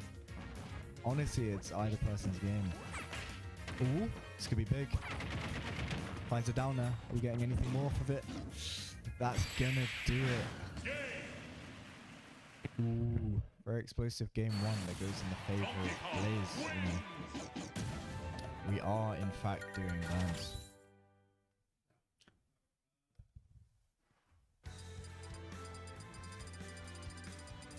Very, very disciplined play from Blaze. That is what we like to see.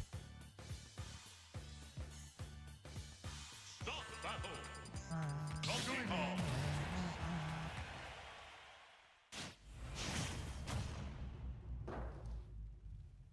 Three, two, one, go!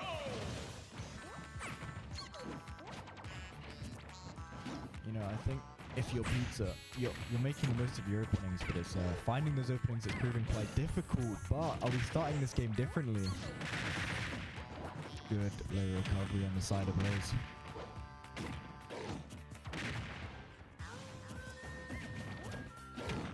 Oh, really good patience. These rising aerials getting consistently punished. Blaze is just so aware of it. Maybe a misinput, but nonetheless it's going to cost Casual his first stock. And for your players, you need as much extra credit as possible. It's that unsafe bear that's going to cost you.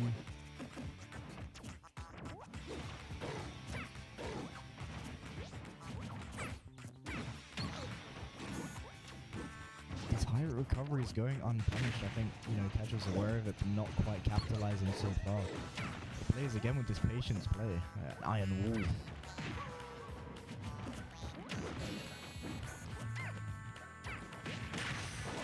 Good tech again. That honestly could have been your Stalker's 50 at path. Good back air. That's no jump on DK. Are we gonna fuck? Oh, I'm wrong apparently. I don't know what I'm doing. Wow, sick. Good whiff punish on the side. We have an even game once again. No rage means you're out of ding dong range for now at least. Ooh, the downer chains? Uh-oh. That doesn't kill. Misses the up B, but Blaze not in a position to punish it.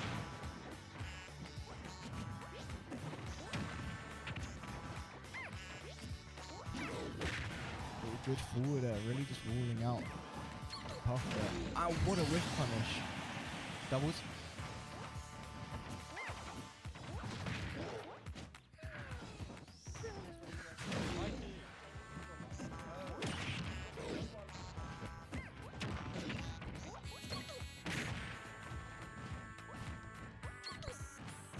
Hello, hello, hello, my lovely people. I've played this game in ages, bro. Was the last event you entered the last Mayhem? It's like a year ago now. I think it's the same from. Well, I enter like the Kent locals, but last like big event was the last Mayhem one. No, not really. Yeah. Playing too much of these. Unfortunate. Like what did sometimes. I was playing a lot of League, but like I stopped playing games in general for like 2 months. I don't really play much anymore. Yeah, just working. Yeah. Also for the. Okay.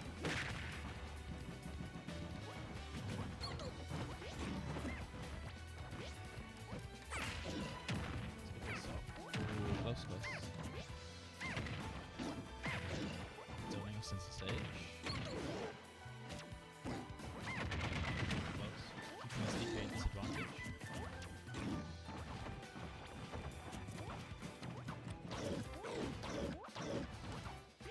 Okay. Oh, this could be Dingle Raid. Oh, and that's just a dead Jigglypuff. DK with Rage. Keeping this thing there, center stage. Going for almost finding anything, almost dying for it. Dash attack. Again, dash attack again, forward air.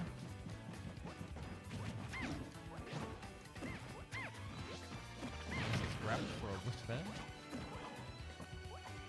Looking for a leg trap, not finding anything. Dash attack, taking a stop, never mind, I eat my words.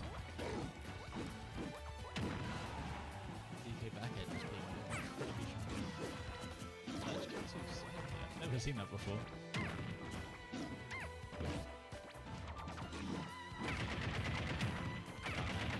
Down in, this could be back air, pulling up nicely. Could be the stock. Ooh, the sling. Into the rest. That was clean. That's clean, bro. Down in, that could be the stock as well. DK double jump left high. Shield. I don't think it's going to stop. Ooh, bad PI. Just taking the stop there. Down there. Not able to find another one. Ready for dash attack into there. F smash just raw. I respect it. Careful with the DK bunch. Just playing neutral. Both guys pretty scared to engage. Ooh, close. Back air. Just looking for a down dig for anything. That, yeah, that ring is crazy enough. Mad. God damn. shield does this kill for 20 seconds? That shit It does. Good game. Donkey Kong wins. Oh, he left me here. Yeah. Where'd he go? Oh, he's playing doubles grands. I see. It shouldn't take too long. But yeah, he just stuck here with me. Unlucky, I guess. Yeah. Are you in wave B? Yes, I am. Alright, cool. I'm probably just gonna mess around, I think. Yeah. Oh yeah, I think you're my round 2. Fun times. Lucky, bro. Get this. Yeah. I don't know about that, bro. That'd be jubbly. So carried by that ding dong at 50. Bro, Puff was being so light, man. Like, what's that? I'm actually shocked at how often Ding kills. Like, I went Banjo 68, I get up thrown, I'm like, bro, I'm dead, aren't I?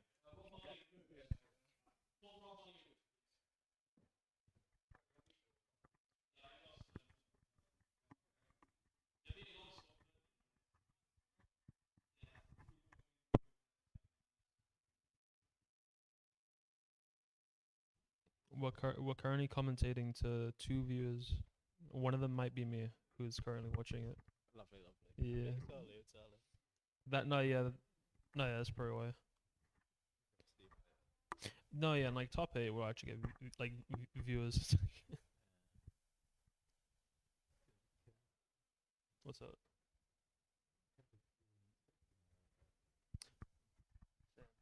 Dude, I have a staff meeting at 8 a.m. tomorrow. It's just KFC for now. I'm like applying to jobs, but like, dude, I kind of just want to tell them. The thing is, my actual shift starts at 4 p.m. So if I don't go to the staff meeting, you're like, why didn't you go to the staff meeting?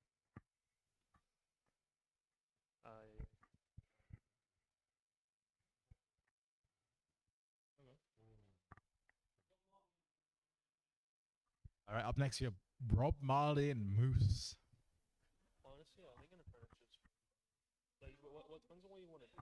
So like a degree, I feel like it's good if you pick a degree that's in a. Okay, never mind. It's Strong Pig Beat On. Come on, Strong Pig. Hi, Strong Pig. Hello. Doing okay. Yeah, I'm good. How are you? I got Ed. GG.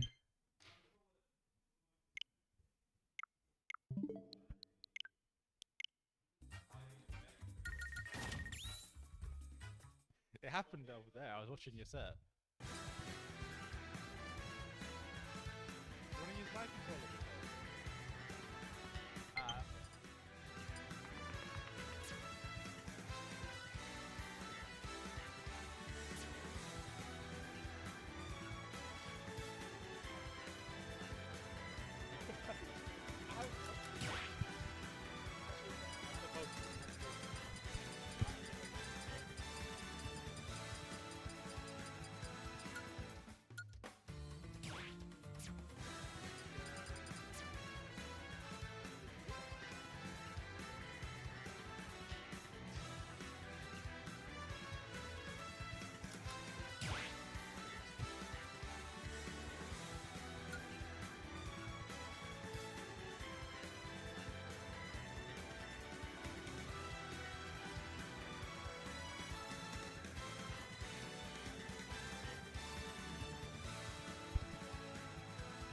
Alright, looks like this first stage is PS2.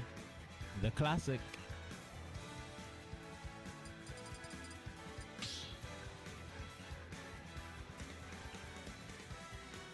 Start the battle.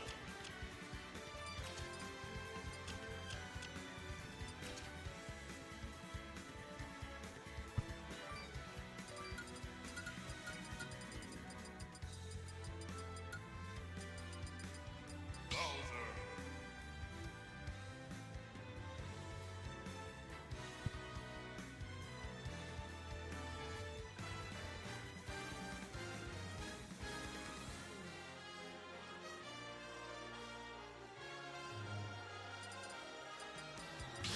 TDD. As we hop into game 1. Bowser versus DDD. 1, go! The song was strong. Up throw gains 30%.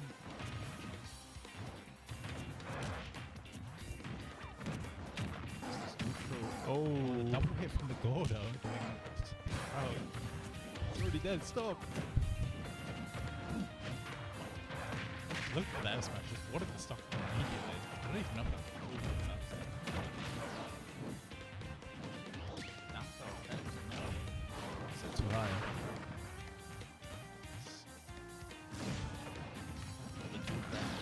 Edge trap.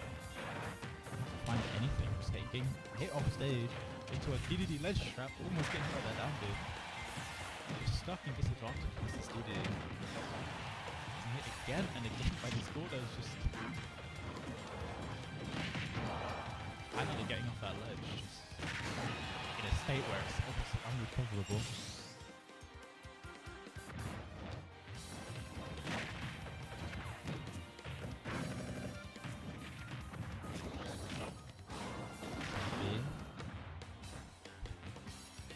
In a trap situation, looking for anything they can find. F-tilt, still not taking the stock. Another F-tilt for the 2 frames, not finding it. Up tilt, barely not killing.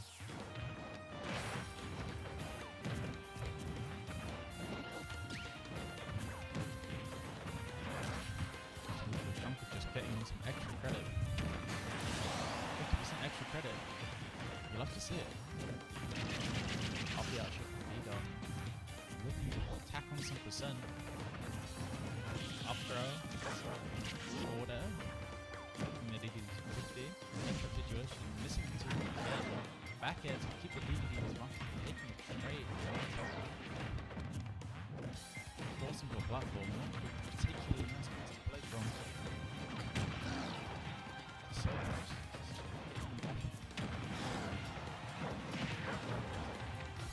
big cluster like this, cool. That's right out of my face. Yeah, it literally has to be right next to your face, yeah. Lovely. Up here, just hitting this DDD off stage. Double jump straight back to center stage. Finding a net up and take the stock. Incredibly nice stuff from Trumpig. Actually looking to attack on some extra credit before using the stock. Down throw forward air, side B. Doesn't look as if needed credit. Yeah, just looking like he's just might just take the stock. It is Bowser though. Anything can happen. Yeah. The Nair not popping up. Oh, leading into a kill. Never seen that one happen before. Maybe I have, it's just been ages. Up there, shield pressure on this platform. Back air after catching the roll in. Getting super armored and just living. Yeah, that's very surprising. Ah, never mind. Unable to recover.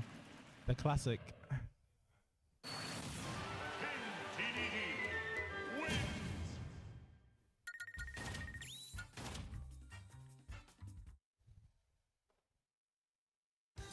Up and straight into game 2, going to Hollow Bastion as the stage. Start the battle. Probably going to be the same matchup. Bowser DDD.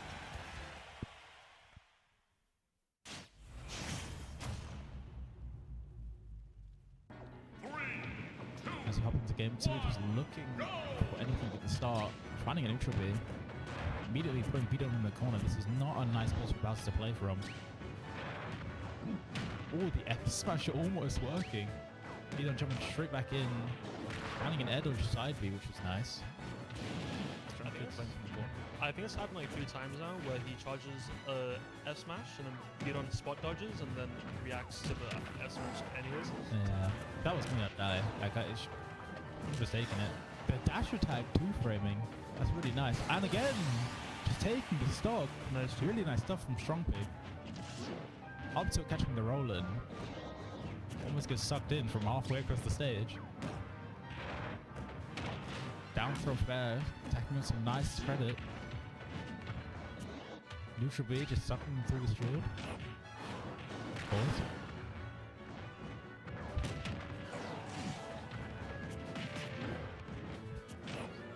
Side B, Strong Pig off stage, which is really nice. Up B, oh, super armored, almost just, bro. It almost just hitting straight to Vito's face. Yeah, so finally taking the stock, 174. Not a position you're going to be playing from. But still winnable. Up throw fair, dealing 30. Up tilt again, an extra 13. Back throw, just ledge against DDD. DDD strong spot for a fair to come to the back edge, just not being able to find it though. Inhale, Vito in the corner again. Let's wait.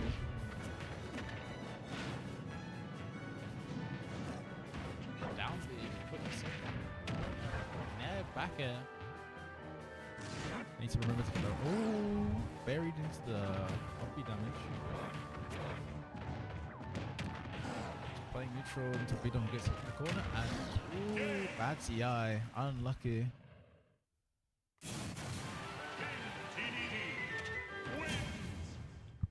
I don't think so. There's an off button and lights. Start the battle. Already. TDD. Bowser. Yeah, just running it straight back. Going, I think it's back to Hollow Bastion. I can scream into the mic if that helps. 3, 2, 1, go! I think the noise gate is just real, like low or like high, I guess. Usually there's software that comes with this stuff, but I think it's not. Anyway, back into the game. Just Nair to fair. Beaton looking at the one who has the advantage this time. Flame Breath just taking 30%. It does so much damage up close, but it's almost impossible to hit. Back throw, just trying to keep Beaton in this corner. This just a place where strong drives. Nair Bear not finding it. Beaton, ooh, nice up tilt. Inhale again, just take on stage. Strong Kick needs to find something. F2 catching the roll in. Fantastic first stop from Bidon. Let's see if they can get any extra credit to take over to the next stop. 30% off the Flame Breath, which is nice. Ooh, the rolling caught in by the down B. Gordo just covers everything. Ooh, the down B to get through that up air. Trying to get the 2-frame with the dash attack. Not the most reliable. Side B. Bidon is just thriving right now.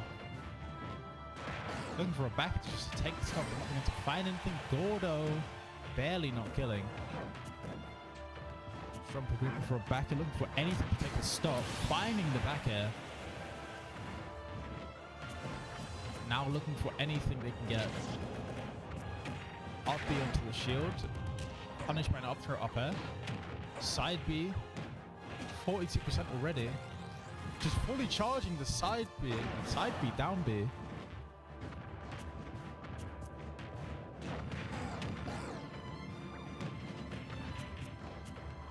He's playing neutral now. Forward air from Vidon. Taking strong pick off stage. F-tilt not 2-framing. F-tilt getting punished. Just the longest grab in the world apparently. Down B. Oh, and that catches the Bowser neutral get up. Forward air, just run off flare. Up to go out to stage, ignores the ledge. Beaton not being able to take the stock off it though. Up till barely killing the DDD.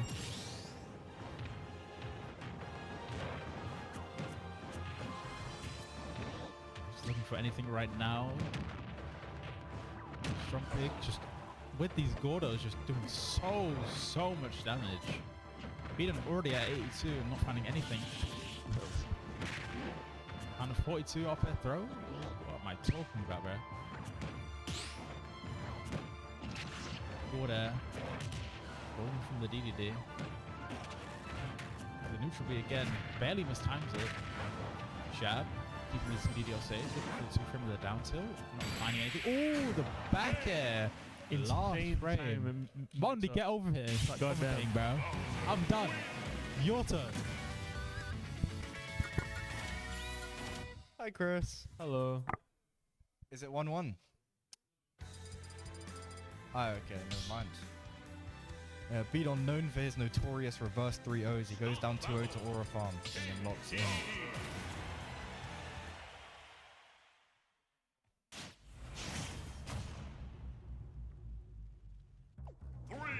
Has he got from Essex in his bio? That's cringe.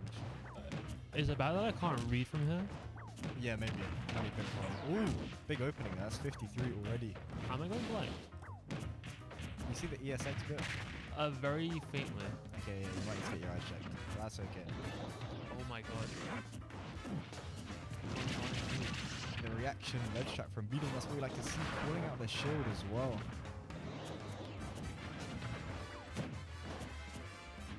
Wait, is it not blurry for you as well? I mean, I think the projected.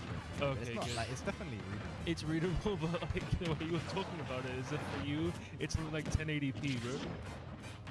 Bidon finding his way out of these corner situations. Yeah, that's DDD's wing condition getting you in the corner. There's some of the best ledge trapping in the game. It's a bit unavoidable. Ooh, good timing mix up from the side of Bidon, looking for that shield break, but not finding it. An up smash to call out a rather sloppy landing from Strong Pig. I think Bidon's got the download.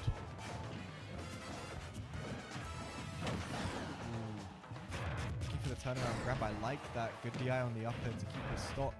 If you're Bidon, you want as much extra credit as possible right now. Ooh, but finds the Gorda. We got an even game. 2 stocks apiece. Bidon looking really comfortable in neutral right now. It's that advantage that neither players are really pushing too much at the moment, but Strong Pig looking to change that. And they're getting stuffed out from Bidon. These aerial approaches aren't working. What a grab. Now you're in the corner against DDD, but an overzealous dash attack from Strong Pig. Bidon, he's lacking confidence in his decisions. Just a lot of lazy dash shielding. You know, you gotta be, especially if you're playing Bowser, you gotta play more confident than that. You can't be. Doesn't find the dash attack again. Honestly, I don't know if I agree with it. I'd rather just take the ledge situation than gambling it all on a dash attack. But Bidon finding the grab finally. What does he do with his own corner situation? Looking for the back row shield, but doesn't find it. Now Strong Pig putting Bidon on his potential winner's stock. We'll have to see what he can do. Looking for jab forward smash. New combo been developed in the lab. That's a smash to peak combo right there.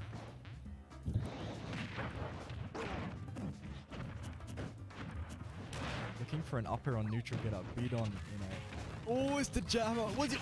The confidence to swing forward there is crazy. But what are we gonna do? You really need to close the stock as soon as possible. But Strong Pig with a great mix-up. What do you do? How do you get off the corner here? Oh, so much damage. You know, it's not out of the realms of possibility, but a reversal from Strong Pig is going to seal it 3-1. Great awareness to play around the border. And that's going to be Strong Pig moving on to play, I believe, the winner of Blaze, Shanique. Oh. Oh, we got Naz versus... I have no idea. I'll check that one.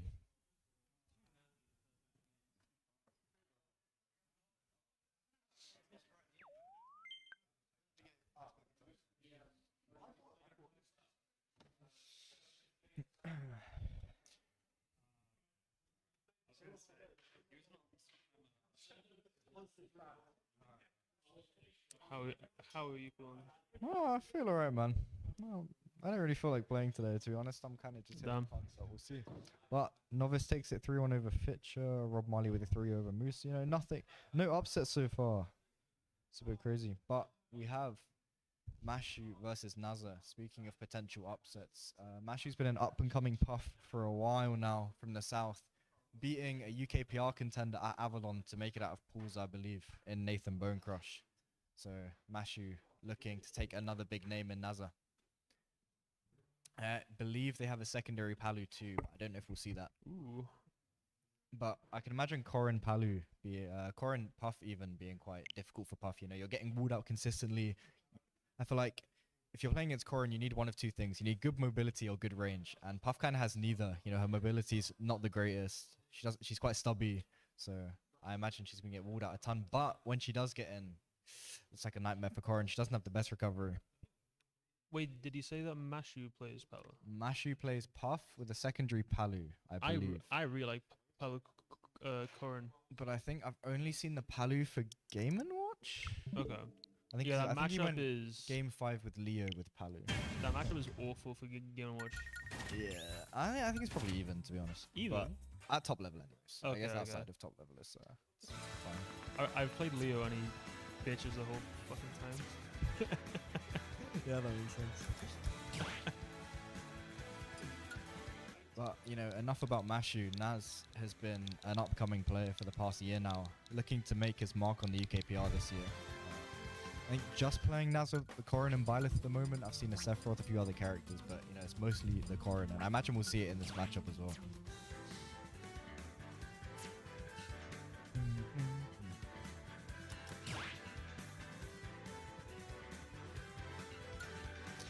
But yeah, I don't know how Puff's meant to get in against Korin. Yeah, it's really hard. Like, the problem is, obviously, Korin is walling out consistently, but, like, Korin, in theory, shouldn't ever be able to recover against Puff. So it's going to be a lot of, like, Naz is going to win 10 neutral interactions, and the one that Mashu manages to win, he needs to run with it and kill off of it, like, every time. You know, he should be taking stocks in 1 or 2 interactions if he wants to take home this upset. Yeah. But we'll have to see. I can't say I'm too familiar with Mashu's play. I don't really know like, what he's specifically good at, what he's bad at, so I guess we'll see.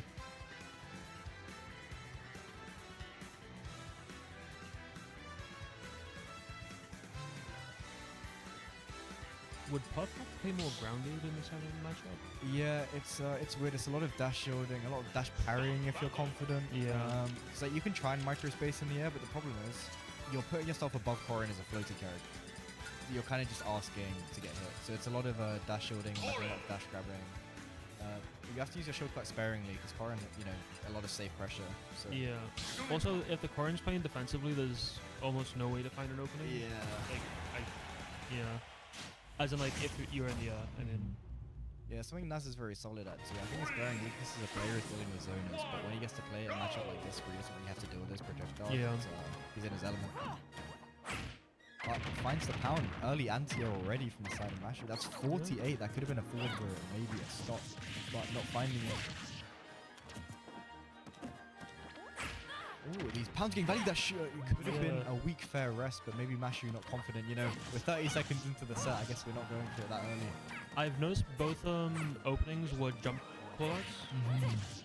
Yeah, that's a lot, right? It's like you can't air-to-air Korin, so if you're going to play that aerial game, you need to be that early. You have to cover the space preemptively to be ready to contest Korin. But, you know, it's situations like these, but a good reversal, is Nair going to take it? No.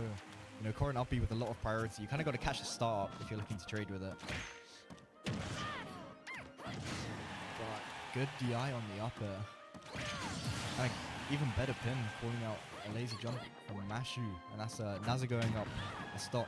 Now this is where Puff struggles, you know, when she's out of those early rest percent ranges. You got to find a raw kill. It's not what she does very well. She has back air and smash attacks right. Like, you know, Naza really calling out these overextensions already and getting 40% extra credit.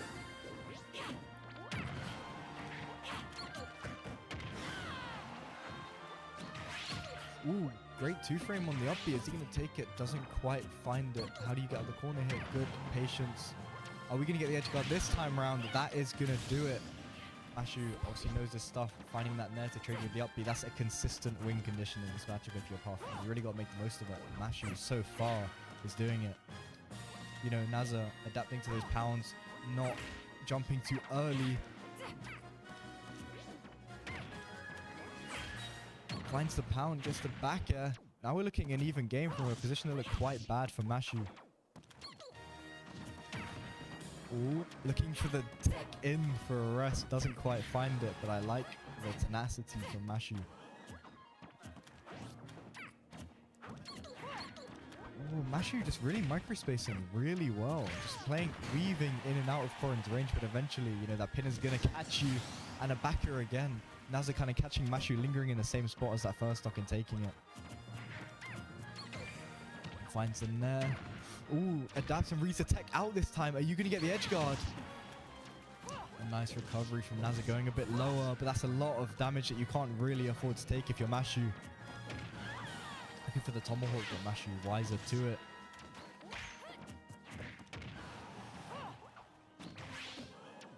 We find the ledge trap. You know, Naza's quite he's quite get up attack heavy off the ledge.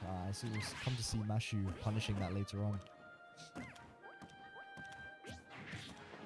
Could that do it? No, good DI on the side of Mashu not to get hit by Nair back air. But that's gonna take it. And honestly, if you're Puff, it's kind of an even game right now. 2 interactions is all you need to bring this back, and that's one of them.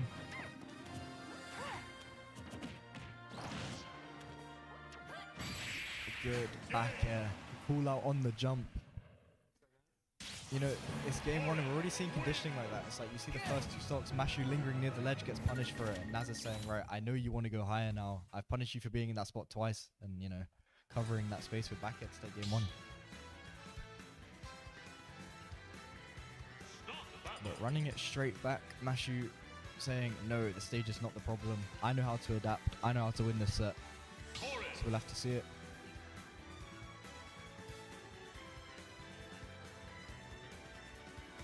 But, you know, Mashu looking unfazed. It looks like he knows what to do.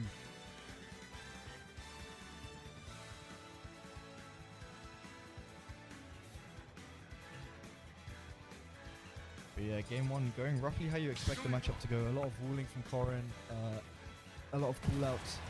But Mashu, I think the difference is he's just not finding those kills off of those openings. He's not making the most of those advantage states. So yeah, that's got to change if you want to change the tides of the set. And again, that's an early opening already. Oh, not reading the jump. You know, an unfortunate 50-50. Jab, jab, dash attack is good damage.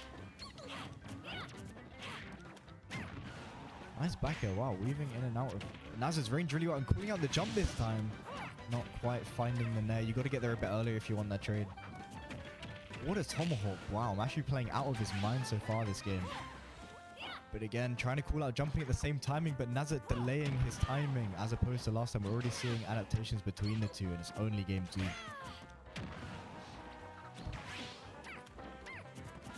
Again, a good delay on the ledge timing from Naz. This is scary if you're Mashu. You've got to get out the corner here, and he finds it. Fair bear. Honestly, will start to kill Puff these percents. You can't really afford to get hit by it. But a back air. Are we going to get the edge guard this time? Maybe Mashu didn't know he had a jump there. Doesn't look to finish the edge guard. But the back air will do it nonetheless. Yeah, Mashu finding himself with a lead against the 5th seed of this tournament and not slowing down by any means. Wow, the confidence Mashu is playing with right now is like otherworldly. Ooh, this is dangerous, but not quite finding the up air rest. That would have been a 3-stock to 1 lead.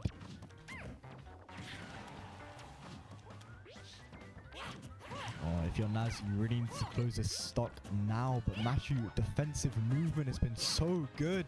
What an air dodge. Looking for that roll in again, but not finding it. Naz are wiser to it, but that back air, tried and true, is going to close that stock. What a risky parry.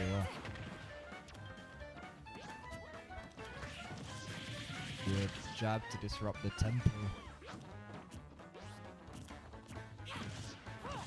Oh, that's a lot of damage, and we're looking at an even game all of a sudden.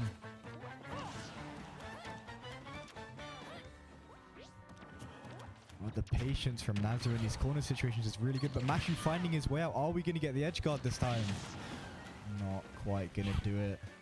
It seems pretty inconsistent, no? Yeah, so the thing is with Corrin's up B, it's like you either need to meet it where it starts during her startup, or you need to hit like the 2-frame timing at the end of his up B. I see. It's like that middle ground has a lot of priority. It's quite hard to contest. Puff can do it sometimes because her nair is like really disjointed. It seems like a coin toss if he goes for the middle. And to be honest, I think if you're not confident going for that, you know, being that early, I don't think it's the risk reward hasn't been in Mashu's favor so far. Yeah, because it seems like you need to do it twice to actually kill Corrin as well. And then you're getting edge guard, and then you're like, you know, you're in a corner situation against Corrin, which is where Naz is finding most of his mileage so far. Resetting out this time, but Puff too slow to get there. It's a lot of damage on the side of Mashu. Well, how are you going to land here? Corrin just sharking, not finding the back air, maybe trying to read an air dodge, but the movement nonetheless, empty movement into a tomahawk. Naza playing with this absurd confidence right now. From a game that could have been him going down 3 stocks to 1, he is not giving up this stock. And you know, Naza knows he can't afford to give up this stock. You're playing against a touch of death character, so he's holding onto this stock with his life. But Mashu finally finding that edge guard. Very winnable for Mashu. Getting a bit greedy with that pound though. You know, Naza's not going to give you these easy openings. He knows what to play around. But not finding it, but I think that backer is not going to do it yet. Mashu with another chance at life. He'll have to see if he can do anything. But tracing the landing and a pin is going to seal game 2 to put Naza up 2-0. Honestly, that game was looking quite dominant for Mashu, but, you know, Naza really locked in. But both these games haven't been unwinnable for Mashu by any means. A reverse 3-0 is definitely on the cards. If he can start fighting these edge guards a bit more consistently, start getting these rests confirmed. We found 0 rests so far. You know, partially due to Mashu, but also mainly because Naza has been so good at playing around Puff's win conditions. 3, 2, 1, go! But, you know, running it back to small battlefield and a pound to open up the game. It's been a story of all 3 games. Ooh. What are we going to do? Again, these openings, you're just not getting enough if you're Mashu. You need more than that. Fair bad, not quite going to do it, but you're in a tricky spot if you're Puff. How do you recover here? Naza not finding the pin. He seems to really want the roll in. Yeah, that's the thing. Naza's like not giving it up though. You really gotta. But he just does not. Yeah, want to again go to looking for that roll in. Naza's not giving it to him.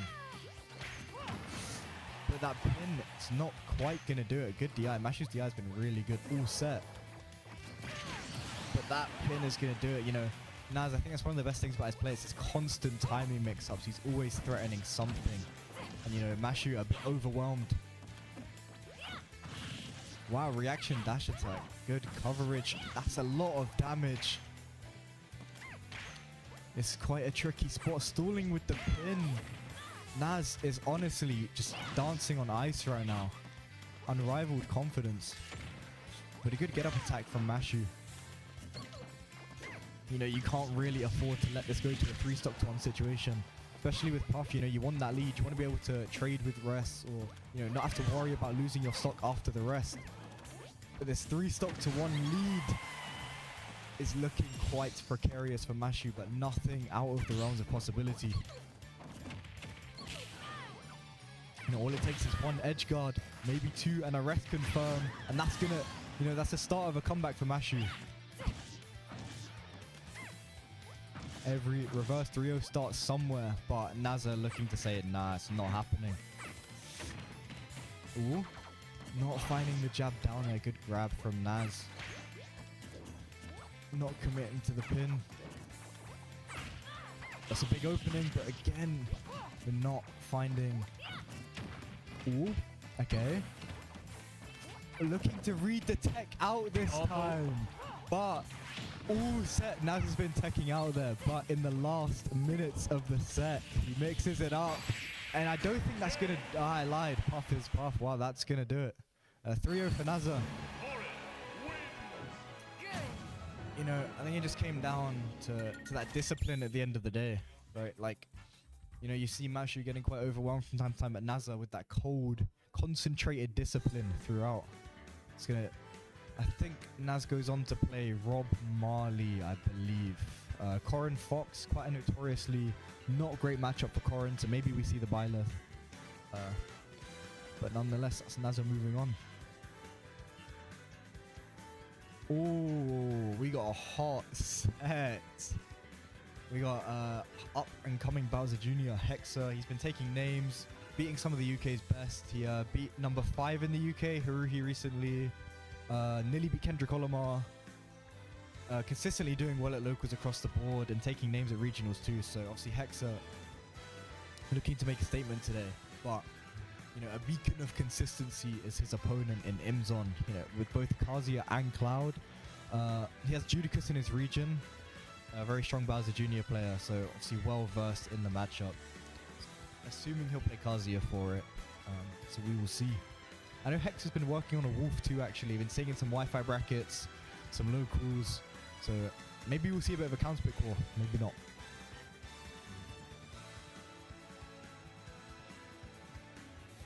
I actually can't tell if Wolf is good or bad against Kazuya.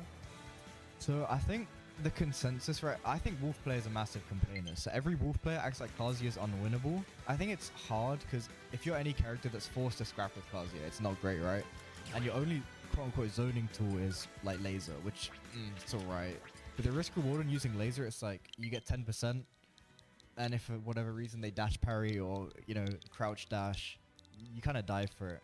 So I don't think it's great for Wolf. I think we'd only see the Wolf if we see the Cloud from the side of Imzon as a counter pick. But I was just thinking because he has like he has very good air acceleration. I feel like he's pretty good at with punishing him at the very least. yeah, I mean, it's the problem is, right? It's like he has the tools to do it in theory, but in bracket environment, it's like It's very like risky. the risk yeah. reward. It's like your reward for spacing a fair around like electric is 40%, but Yeah. the risk is there.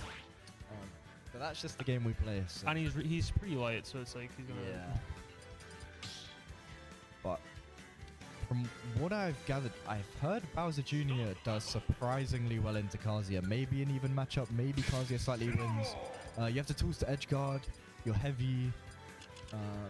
You have, you know, really good combos on Kazuya. There's up throws, there's up airs, the finishes. So, I'll have to see if Hexa can do it. It's nice that he can control the plats because he gets a lot of he gets a lot off of like platform extensions. Yeah, for sure. And you know, we're seeing small battlefield, quite an explosive stage. We're seeing a lot of SBF today. But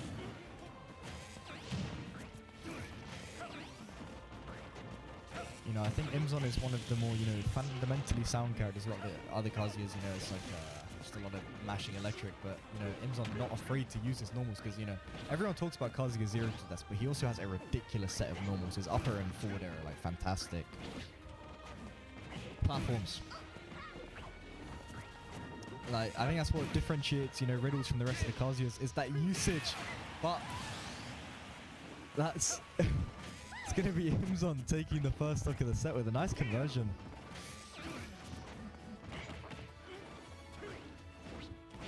But a greedy forward smash, you know, Imzon, he has that matchup experience. He's not gonna fall for any of these gimmicks.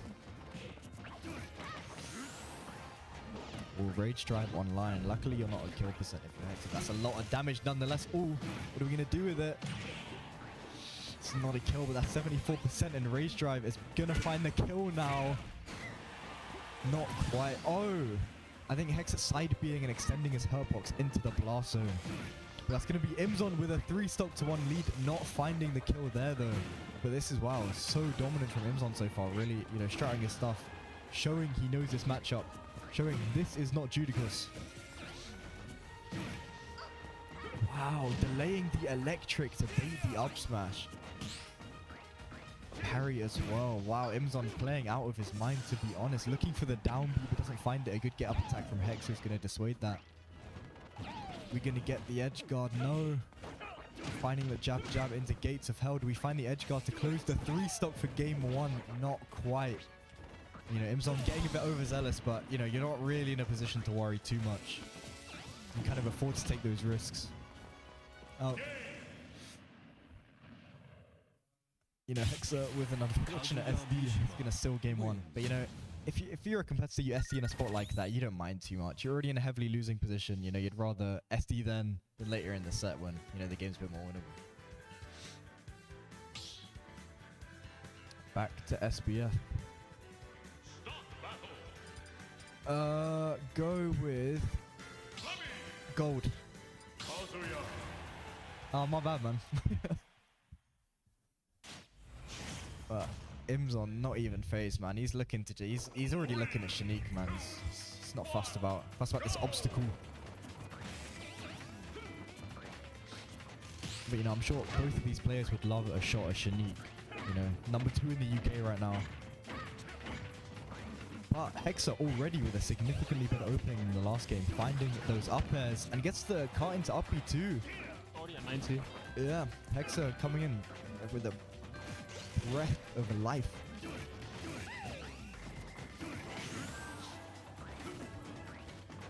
Ooh, I like that. Not quite catching the roll, but he was ready for it. But that up smash is gonna do it. And from such a dominant game one, we see an early lead for Hexa, a complete change of the tide. Greedy side B on the side of Imzon, but a good up B out of shield. Hexa looking for the tomahawk grab, but Imzon wiser to it. But yeah, Imzon slowly chipping his way back into this game. Hexa looking to get any extra credit he can. Oh, that should be a lot of damage. You find that up air. Not getting the platform reset though, but nonetheless that's 64%.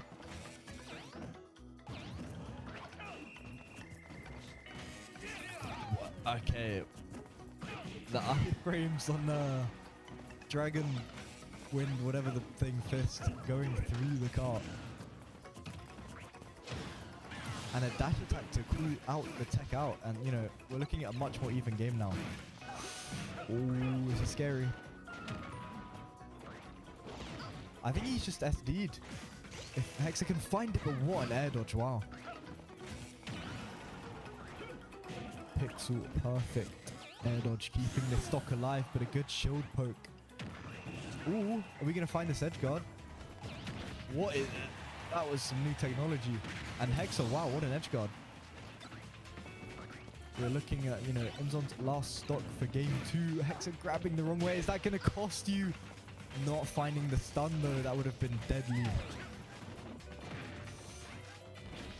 Hexa playing with a newfound confidence, parrying a side B that would have cost him his life and pushing this advantage state even further.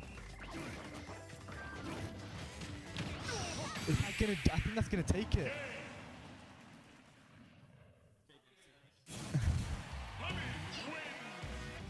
Wow.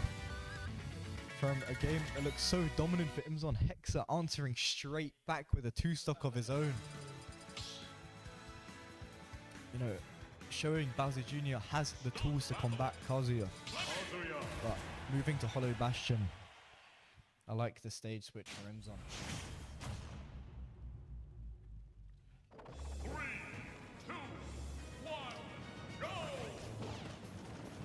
But you know, it's proven so far that a lead is so important in this set. You know, both of them have taken leads and just run with it. So this first stock is going to be very important, and it seems to be Hexa finding the first big opening.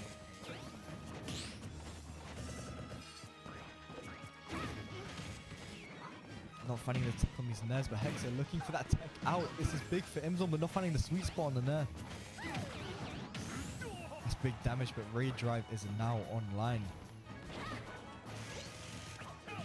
This is dangerous, Gates of Hell. Not quite getting the edge guard and trying to tech the up B. You know, the up B not connecting. What? Double grab.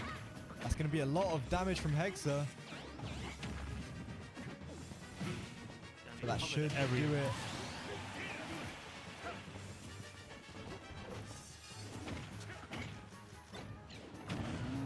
So much damage from Hexa, just pushing this advantage state like crazy. Imzon looking to fight his way back into this game with his anti-airs. It's not going to do it, but you find the frame trap, you do, but not getting the sweet spot on the hammer. Imzon ready to play around the up B this time, but a greedy side B is going to cost him his stock. You know, Hexa showing his own prowess in this matchup. That's so much more damage. Finds a turnaround up tilt. And that's 63%.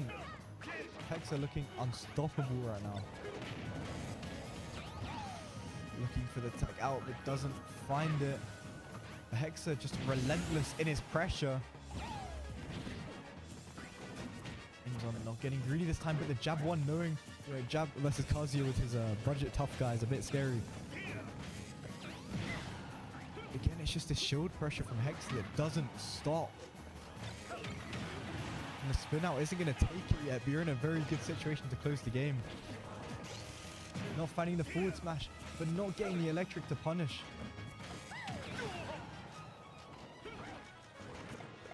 Forward throw isn't going to do it, but it puts you in a very good position. So going for the edge guard, doesn't find it. Ooh, an up B to cool out. Hexa covering the airspace. A winnable game nonetheless for Imzon. All it takes is one good opening. But the up smash out of shield is going to take it on the forward air. Hexa, wow. I think Hexa is doing such a good job at mixing up the tempo. It's like his pressure is so relenting in advantage state, but then he's not scared to slow down the game when it comes to neutral, when it comes to, you know, disadvantage. The way he's changing the pace right now is fantastic. We'll have to see if Imzon can keep up with it if he wants to change the outcome of this set.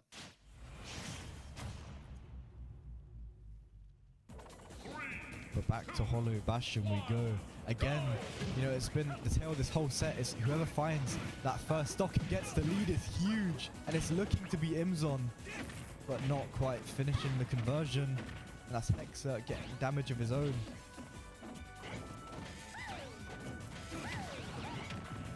Again, that cart to up B is putting in work for Hexa right now, but not able to get the conversion because of the Mecha Cooper.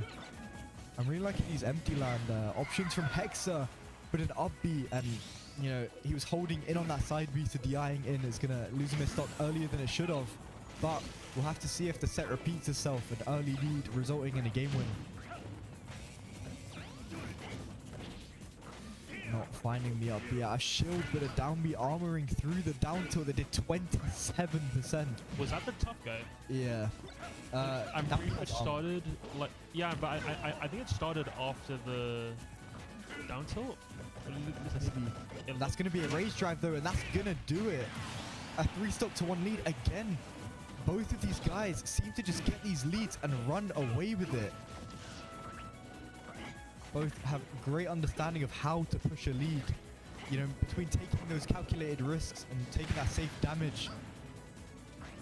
But again, not finding the edge guard. Imzon's recoveries have been so much better as the set goes on.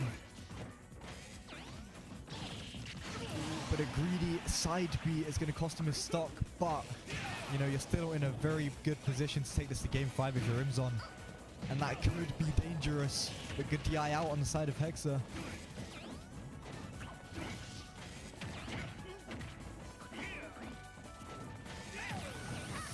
Getting a bit greedy, you know, Hexa slowly fighting his way back into this game. Again, it's these cart up Bs doing so much work for Hexa. Do you find this edge guard? It's not going to do it, but you're still in a good position to close it here. A greedy F smash, and now you got to play around Rage Drive too, but he doesn't. And that's going to be, I'm pretty sure every single game this set has been a 2-stock. Which is crazy. We'll have to see if game 5 is any different. But if it's anything like the first 4 games, this first stock will decide the set. Going back to small battlefield though. You know, both players know what they need to do to bring this set home. Both players looking as composed as ever. So we'll have to see if we see another dominant game 5, or you know, we see a close game for the first time this set.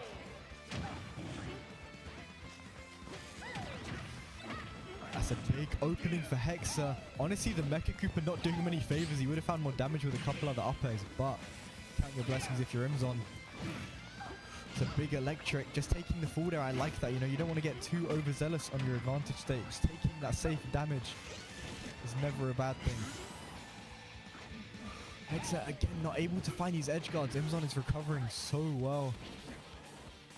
But Rage Drive online, and so far I think every Rage Drive the set has landed, so it's on Hexa to play around it. Good patience. Hexa, you know, Imzon has conditioned Hexa to be afraid of those side Bs off ledge, and Imzon just not giving it to him. But Rage Drive is nearly offline. I think 1 or 2 more hits. That should get rid of the Rage Drive, and it does. A side B, that's gonna do it. I think Hexa maybe could have lived, but DIing straight in. We'll have to see if Hexa can change anything from the previous games. But Imzon looking to extend this lead as much as possible. You know, the stock is on borrowed time. But it's that up Nice smash cross up. again. Finding all of these kills for Hexa. We're looking at an even game, honestly, for the first time in the set. So we'll have to see which player finds the first big opening. It's looking to be Hexa, gets the grab on the neutral. Good coverage. 70%, that's huge. Rolling in, good. On the side of Imzon. Oh, what are we doing with this? Oh, not finding these F smashes either.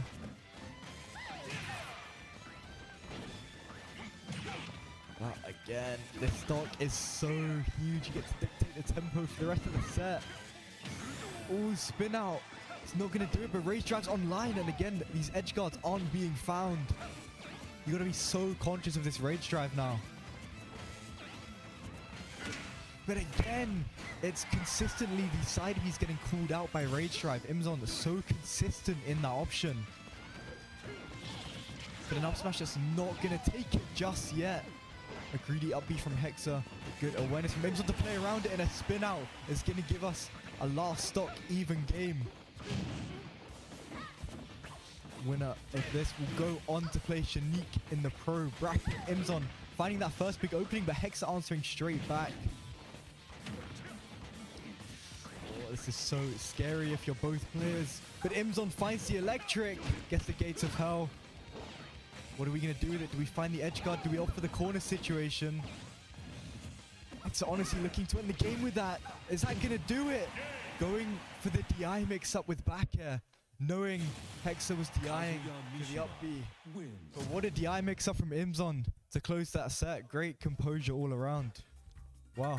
But both players played phenomenal, to be honest. A really good matchup, knowledge shown on both ends. And it's going to be Imzon that gets a shot of Shanique. The king of Bexhill. Wow. But, you know, Hexa can walk away knowing he had great moments in that set, and that the loser's run is still very much on the cards for him. I'm gonna see someone else in commentate. I'm like really tired. It's fair enough. I think we're basically done, to be honest. I think Wave is... I'll have a look at bracket. I think it's probably one more set, if I'm not mistaken.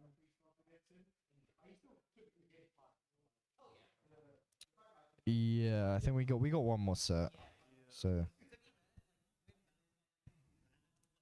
cool.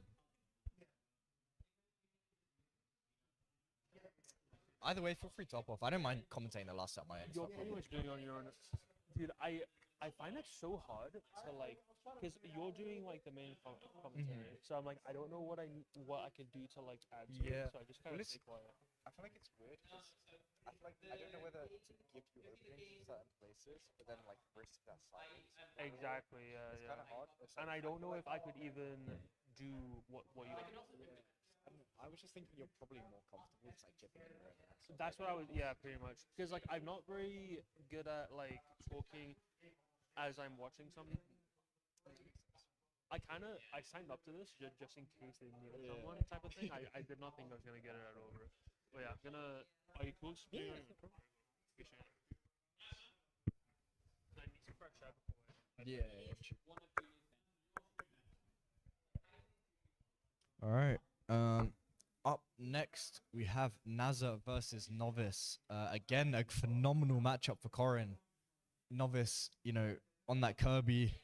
Again, as we said earlier, kind of similar things with Puff, where you know, you need two things to beat Corin, or at least one of them. You need that range, or you need those movement stats. And honestly, Kirby has it worse than Puff in that regard.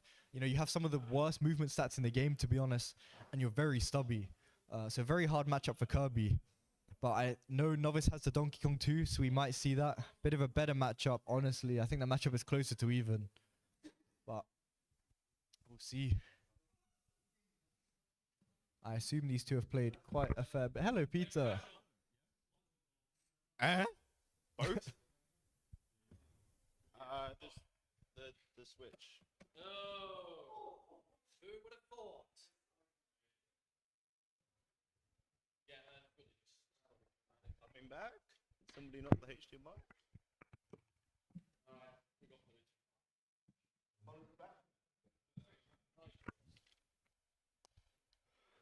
I need to grab my water.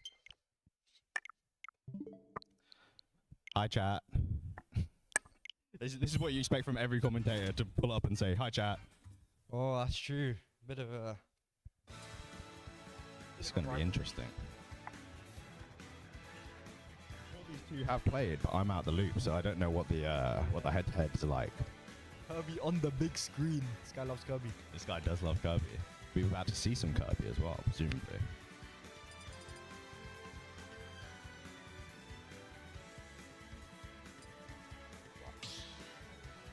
Alright, looks like a gentleman's to SBF. You know, it's the thing is, as Kirby, you don't have that movement speed, you don't have the range to deal with Corrin.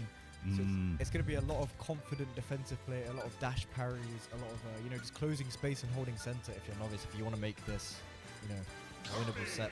Definitely, and I do think, especially with the kind of play that Kirby causes, we'll see Naza being quite careful. It's a lot of spacing. Yeah, I think it's hard as well because Kirby usually has some redeeming traits. It's like, right, his boxing is really good, but it's like against Corrin, you don't have the range to contest her in the air, so you have to play really grounded, which is fine. You don't have the movement speed, and also it's like when you get in, sure you get good openings, but Kirby is surprisingly bad at edge guarding Corrin just because of that priority on Corrin's up B. Yeah. Even then, it's hard to you know, make the most of all your openings. Whereas like Puff, for example, she has a similar time in the matchup, but she can just explode Corrin when she gets stage, definitely. I think what's better for Kirby in this matchup is the nature of being forced to play grounded. I think Kirby definitely is just better at the grounded playstyle. 100%. You know, he has some of the best, honestly, normals in the game between Kirby's tilts and smash attacks. Aerials too are phenomenal. Like Kirby forward air is so underrated. Maybe one of the best moves in the game, honestly. All right, now it's all about Naz's forward air and ledge trapping. Got a good bit of damage on this first stop. Again, it's 30 seconds in and we're already seeing timing mix-ups on every interaction from Naza. Indeed. We're looking... Ooh, what's that? Far out back air.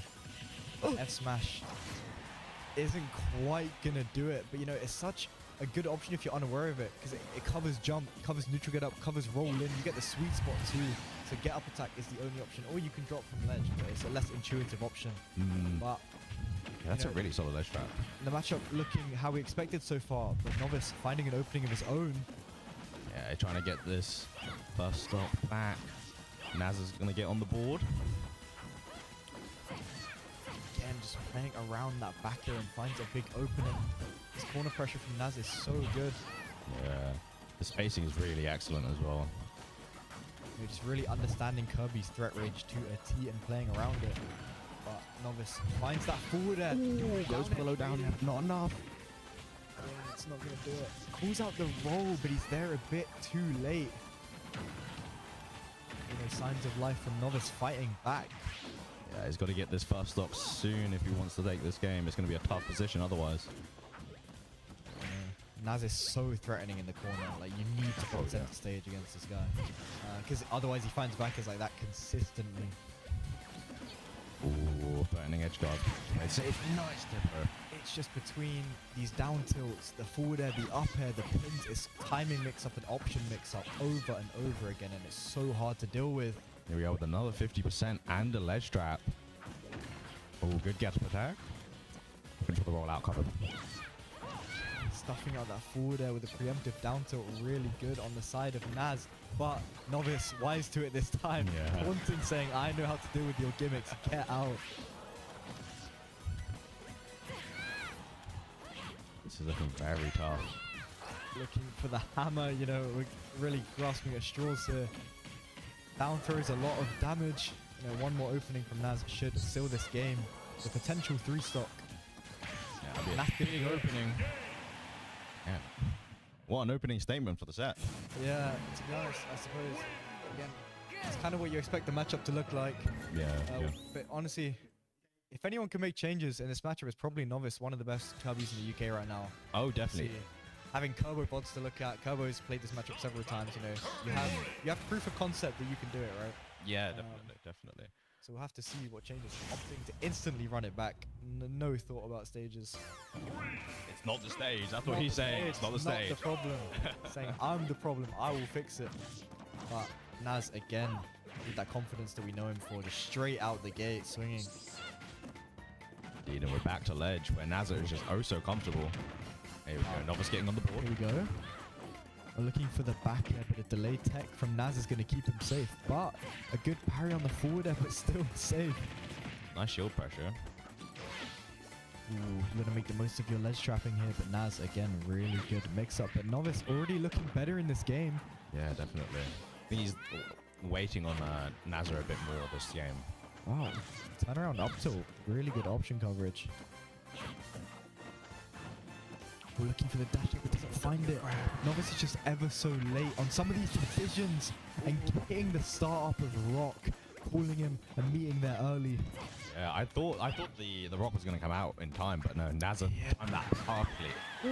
Wow, but an overshoot up smash. Yeah. Honestly, that's such a good answer to Naz. He really struggles with overshoots as a player. He's quite He does a lot of, like, you know, classic swordy spacing, dashing back, jumping, but Novice was super ready for that. yeah, Novice wiser to it, and already a significantly closer game, and what a conversion on the platform. Ooh, went for the low dare. Doesn't quite finding the down air again. That priority on Corin up B is lethal. Novice is doing really well with a lot of jump callouts. Yeah, there we go, right there. It's these turnaround up tilts. It's safe pressure that, you know, grants you a lot of reward. It's a nice little optimization from Novice. But how do you get out the corner here? All set. It's been the same story. You're losing all your stocks in the corner. And again, it's that back air that honestly I think is sealed. Poor stock so far. I don't think I've seen Naz's face move. This is just another day in the office for him. And you know, a 43% guaranteed conversion off of last hit of Corin Outby. From a game that looked quite good for Novice is looking scary, but not undoable by any means. No, definitely much better than last game. And if he can, well, that's if he can take stock soon. But Naz is really racking up percent on this last stock now, making it as difficult as he can. Not finding the pin, but a good reversal from Novice. You know, you kind of got to close this stock now. Corin with rage is not a beast you want to mess with. Ooh, you land as Kirby is so difficult. This is tough. That's Novice's answer. Ooh, nice. Drop down forward there. Nice. Stuff out the pin. A winnable game for Novice. Miss input hammer. It's going to be deadly. Unlucky. You could see his face. I feel like that hammer was super unintentional. But Nazar was ready to cover the land and shield. Maybe looking for a B reverse inhale instead of the hammer. But, you know, it's 2-0 on the side of Nazar, but we're seeing signs of life from Novice. You know, a significantly closer game than the first. Yeah, if Novice can just pull up a few more of those bursts, couple stock moments from that game too, we'll be running away with it. But we just saw Nazar have such a nice snatch on that second stock. You know, Nazar's so good at stuffing out these reversals out of the corner. You know, it's what he wants. He wants you to swing that forward air, but this could be a big opening. Oh, not quite finding the dash grab. So much damage. Move back at ledge. Oh, nice Chico jump call out. It's these turnaround up tilts that are working every time for Novice. Ooh. Both players are trying to take this first shot. They know how much momentum swings. Ooh, what a call out from Nazar, but that, you know, it's the kind of calculated risks you can afford to take when you're up this much in the set. Yeah, definitely. But Novice adapting to these back airs, you know, finding his way out the corner so consistently this game. Okay. Okay. Super even gameplay. Oh, good DI, good DI. Oh my, what a tech! I think he's untackable on the second though. Nazar grinning ear to ear, proud of that edge guard. But a cool out up smash is going to put that smile straight away. Indeed, and we're back at ledge again. I think Nazar particularly likes this right ledge. Wow, the way Novice is fighting out of corner now is so good. It's just slowly, you know, patiently finding his way in as opposed to desperate reversals. Nazar finding infinitely less mileage in these corner situations. Indeed. He's had about 3 resets on that chin. Oh, the cool out on the roll. A good chance for Novice to even up the percent here. Again, these up tilts. So good from Novice. Ooh. trade there. Bit of a scramble.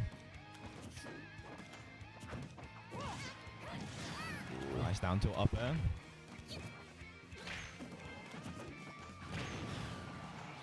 Okay. This is very back and forth. Yeah, honestly, every game getting closer and closer for Novice. You know, this is how you start a reverse 3-0 if it's going to happen. But Naza looking to close out as soon as possible. Finding that air dodge on the up smash, but that down air again. You know, you're getting the trade with up B, but you're not getting the actual down air hitbox. It's not going to be enough to kill. Yeah, and Naza's smart enough to auto save his jump. Again, good DI on the side B. Not quite going to do it. But are you going to be able to find your way out of the corner again? Sneaks away with the roll. Through, you know, it's such a rough position to be in against Corin because she conditions shield, but up throw kills now. So you have so much to worry about. The tens. Ooh, sneaks back onto ledge again. Great up tilt. Honestly, can't believe how, but again, there we go. There's that up throw is gonna do it. How much extra credit can you get on the board if you're Naz? Finds a dash attack F tilt. That's 39% on the board already. Forward there to call out the jump. We have an even game. Very even game here. Can Novice get on the board? This would be the start of something potentially special, but Naza looking to stop Novice in his tracks, but a big opening nonetheless. That's 40%. So back and forth this game. Oh. Tilt to find the roll. Nair dash attack. Looking for the down smash roll, but doesn't find it. Scary situation for both players, and wow, a call out on Naza's landing. Oh my goodness. Finds a pin, but doesn't get the sweet spot. Both players. Is that going to do it? Yeah, that will. You know, a bit of spaghetti, but Naza's so good at finding his footing in these scramble situations. Yeah, finds the pin and takes it 3-0. And I believe that does it for Wave A. Yes, yeah, Naza's in. That's Naza qualifying for top 24, as we all expected. Goes on to play the winner of Giggles versus Rob Marley, I believe. Which will be a hot set either way. Yeah, definitely. So, I'll check. There might be. We'll have a look. Losers? Well, I'll go check with Charlie. Yeah, all the other, everything's being played, so that. Well, I presume that means we take a little break. Yeah. We will be back for Wave B. Stay tuned. I don't know who you have on comms, but I'm sure they'll give you a great time. So we'll see you soon. Thank you.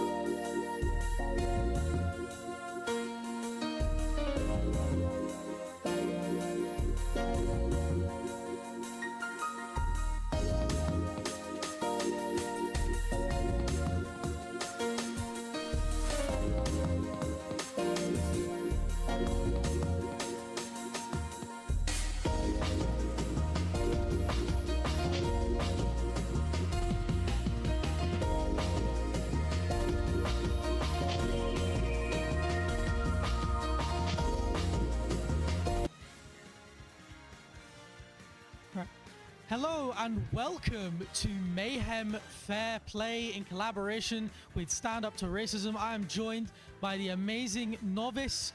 We Hello. are getting right into Pool B, and we've got Murasaki versus Christopher Minecraft. Yeah, it's going to be a good one right here. Now, Murak has pretty hot hands right now after doing pretty well in doubles, getting third. Yeah, I didn't realize that. That's really, really good. And Murasaki comes in. I mean, these two haven't played in a full year. And when they did play, the record was 1-1. So we really don't know how this is going to go. Yeah, it could go either way here. Yeah, exactly. Chris MC, of course, ex-Wario main, now more sort of in the Palutena bracket, but the Wario still exists as a secondary. Murasaki going to rock with the Inkling. Do you have any thoughts on that matchup? I mean, it feels kind of even because both characters have good ways to. Both characters go neutral. They can like wall each other out very well, and both characters, where if they get their advantage going, they're basically unstoppable. So it's going to be a very interesting matchup right here. Yeah, this is some old school Ultimate right here. This is not. Yeah, this is what you saw day one right here. Yeah. This is perfect. This is like Genesis 6. You know, like that's what this feels like right now. We're going to the classic stage as well. Pokemon Stadium 2. And Chris deciding to go Palutena instead of the Wario. Interesting choice. Mura. You get some good damage right here. Got the advantage going. Yeah, great start from Mura. Chris going for the classic setup, right? You expect you to DI in, and so you roll in all the time, but Murasaki not biting there.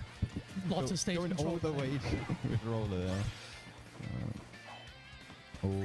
Yeah, overcommitting a little bit. Sometimes you do have to do that though, just to try and get the impetus in the set. Say like, I know what the best option is, so I think you're going to recover low. Yeah, Chris trying to go for the early reads here. Maybe a bit more confident than he should be.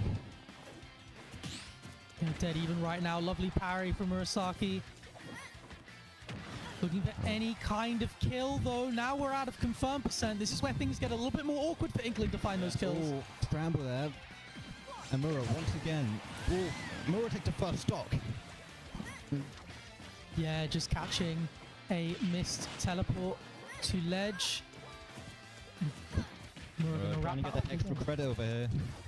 Yeah, one of the really important things to do, especially like the better you are, the more you notice it, is a lot of really good players tend to run away with leads, right? Because killing in this game can be kind of awkward, even if you're playing a character with really good kill options. The nature of having to kill means that you only have a few options that you want to use.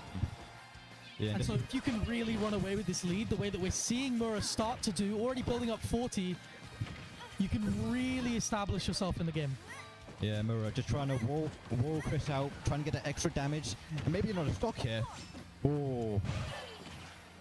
Oh, but he's alive here. Almost seconds on. Mura running with the lead here. Yeah, amazing stuff so far. Really good use of movement and of stage control, just forcing Chris MC into the corners of the stage, punishing him for being there. Beautiful stuff so far from Murasaki. Yeah, Mura. Not trying to go too deep here, just want to keep the lead as long as possible. Yeah, lovely patience to drift back there. But Chris finally gets the stock, trying to bring this one back. Yeah, it's definitely possible, right? The washing machine's going to come in anytime soon, but Mura has been so evasive. Like, I haven't seen Chris MC hit, like, the nairs that you kind of expect, right? It's just been so difficult to hit Mura. His movement has been so slippery. The parries have been so clean. Mura and Chris MC just can't find a foothold in this game. Mura just cannot be hit this game. And maybe be looking for the last stock for this game. Ooh. Good interaction for that side B. Oh, looking for the booyah. Oh, doesn't kill though. Another one will do it. Oh, roll it. That's a be it. Nice. And Mura takes the first game. I love stuff here. Yeah, brilliant stuff. I love that because Mura knows exactly what Chris is looking for. He knows that Chris is looking for an air dodge there. And he says, not only am I not going to do that, I'm going to make you regret that you thought I would do that. Yeah. And something interesting about their head-to-heads, while they was 1-to-1, they both 3-0'd each other. So Mura taking the first game, definitely a huge sigh of relief here. Yeah, really big sigh of relief. Really, really great start. We're going to Town and City now. That does make Booyah more awkward, so you can get why Chris MC might go here, especially if you want to kill off the sides with the back air, yada yada. But, we see the Wario and we really use the size of this stage and the openness of it to kind of build up that waft. There's a lot of really good waft setups on Town in the first place. But one thing to worry about, and the reason that Murasaki probably left this open, is that, brilliant start from Chris MC. But when you do get some of your more horizontal setups, like it can work quite well. Inkling's ledge trapping can kill earlier than normal. Inkling might not live very long though. Chris might not need the wops here. Much better start here. Oh. Yeah, brilliant start from Chris MC so far. Yeah, we're seeing a complete reversal of situations here. Mura being the one on the ledge trapping on the first game, but now Chris is just... Yeah. Ooh, okay. Yeah, Murasaki not realizing what that back air does to your momentum when you pop out. It's kind of a niche thing to know. Chris MC doing really well so far. Tried to get that tomahawk. What I like is that almost because it's Wario, he's a bit more patient. Something that we saw with Murasaki is that, like, in a lot of situations, he's using that Inkling jab to really scrap instead of picking a defensive option. And it was kind of throwing Chris MC off in game one. But now he's being a lot more patient. He's able to sort of weave around it a bit more, build up waft if he has to. And it's led to a much more even game. Yeah, but the roll coming in. That's going to be tough for Mura again.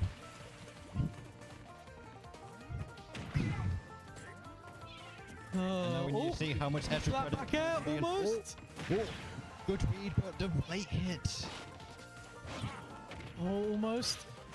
Again, it lands, but just can't find this kill yet. Needs to look for a back air. Finds it. There we are. We have a set. Chris MC trying to put... Yeah. Sorry, I don't know if you're overhearing, but we're having a discussion about mid-set coaching right now. Yeah, we're having a bit... You know, I don't know... If you were Murasaki's mid-set coach, what are you telling him? Honestly, I would say changed the game plan because the first game, perfect. But now Chris is developing the game plan and is doing a lot better here. So I want to see like maybe more risk here, maybe more pressure. As we see here, Mura is just doing a really good job at holding him out. Oh, another roller comes in. Is that another kill? Oh.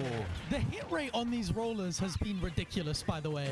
Like, I don't know what it is, just about how sporadic it is, the moments that he picks to do it, but they always hit. They always hit. I haven't seen him miss one yet. Yeah, also with Mura, great awareness that Chris is trying to be more grounded in this matchup and using the rollers more and more.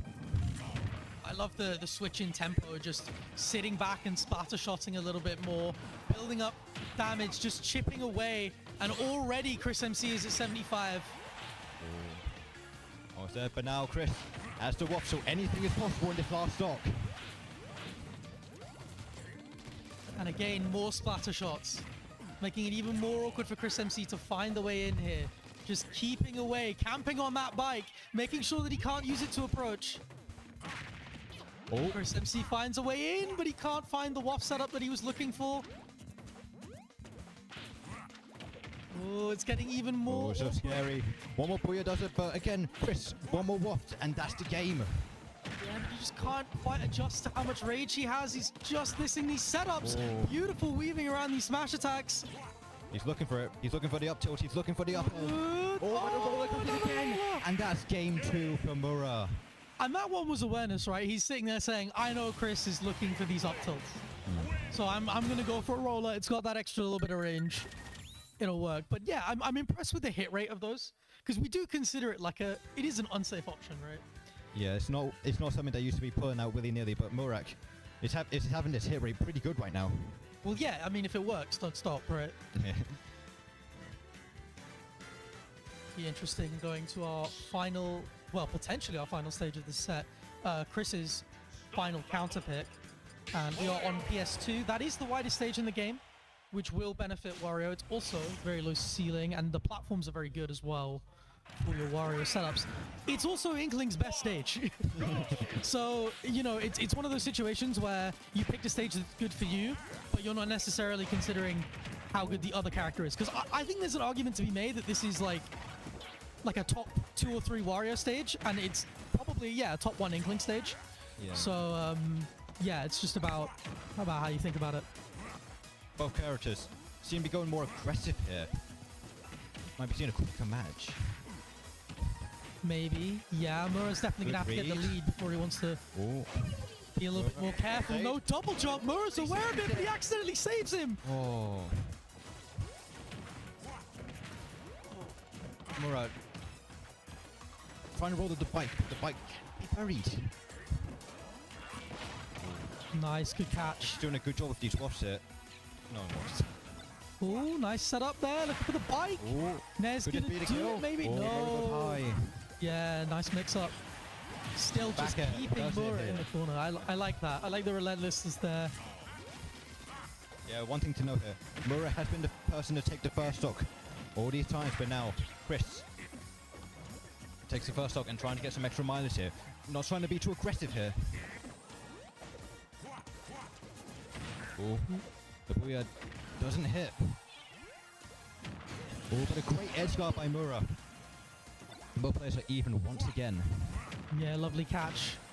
And one thing we haven't seen from Mura yet is or from Chris yet is a true waft setup. We've seen him go for it, but he's yet to hit it. And I see the fat man's belly button, so I'm waiting. Oh. Yeah, Mura has just such great awareness, knowing when Chris wants to waft, knowing when he wants to up air, knowing when he wants to up tilt, and just staying out of the range and rollering because he's grounded. Getting love the mind game Another around the Booyah? bike. Oh, doesn't hit. Mura, the Booyahs haven't been too kind to him this set, but it doesn't look like he's needed it. Oh, and a great parry. We've seen a few of those actually, just recognizing Chris is trying to space for the most safety, and again another parry, right? He's not really playing parry mix-ups, he's trying to to space for the most safety. He's doing the optimal option in theory. And so Murasaki's really taking advantage of that. Yeah. Mura been doing a great job on the ledge right now, but can he get the kill soon? Ooh. Oh, okay, yeah, just throw them out, right? Why not? Again, it works out. Having to attack on the platform here, this is risky. Ooh. If I'm Chris, maybe I don't even want to take the stock with the waft. Maybe I want to wait, especially now that he's at 90. Yeah, might be going for the edge guard real soon here.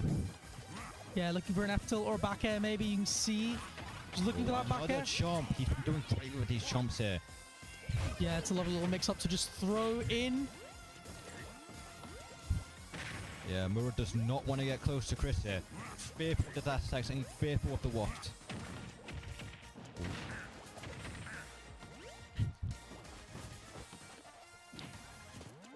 Ooh, gotta be careful here. Just bobbing and weaving around. Gotta be so evasive. Yeah, but the back air finally comes in for Chris. And maybe want to end this a bit quicker so that Mura can't close it out. Yeah, Mura gotta be very, very careful here though, because one nair is all it takes. Yeah, every hit gets closer to the waft setup. Ooh. No, just couldn't find it. One more up, I can take it though. Oh, down smash, almost hidden. Waft. Lovely mix-up. And Chris takes his first game of the set. We will not be seeing a 3-0 from these two again. No, beautiful idea. And again, like when the trickier setups are becoming more and more difficult, sometimes you just have to go for something like that, something that is like a bit more of a mix-up. Like it's technically less guaranteed, but there's a lot you can't really get out of that. Yeah, there's not much you can do here other than air dodge. But like, then again, Chris has been nairing from the ledge very often. So maybe Mura thought he was gonna nair, and then boom, waft first game for him. Yeah, exactly. Like that down tilt waft, a lovely catch to take it there. And as you mentioned, this is the first time we've seen a fight back in the set between these two. Yeah, might be seeing a more closer set here. Oh, chose to go to hollow here. Interesting chase choice. It's very good for the reason that you've just seen. The like, well, I mean, you can see both of their game plans have just come out in the first 10 seconds. Chris wants to control center stage with the bike. That's that space underneath the platform, and Mura wants to do it with the splatter shot. Yeah, both these players very known for their flowcharts. Yeah, like the game plan is very set. You can see Chris being a little bit more patient. He knows he's inked up. He's going to take a lot more damage. Oh, Mura being a bit aggressive here, almost down smash. Oh, but the air dodge. Mura's fine. Oh, that second hit Nair's just not been connecting for Chris today. Yeah. Chris trying to go on a low ride, but doesn't get anything from it.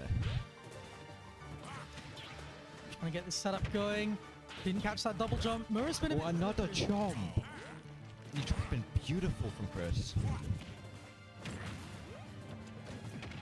Oh, but then the smart up smash. And Mura takes the first stock. Oh, lovely movement from Chris MC. We'll try and take advantage here. But again, it's just the way you can control that space with the splatter shot. It's been really useful to Mura so far. Already just given him stage control. Yeah, Mura's been doing a good job of keeping this stock right here. Just racking on the damage for the Booyah confirms. Nice catch. Oh, but a nice down air. And Chris potentially trying to make it even once more. Nice from Chris, a little more evasive. Out comes the bike. Very useful in matchups like this when people are trying to rush you down a little bit more. It's a nice camping tool to just get through. Oh, Chris has got the wafts. Scary situation for both players here. Chris got to be careful. Another great back air from Mura, but can't take advantage. But another up smash. Chris has been landing with these aerials a bit too much.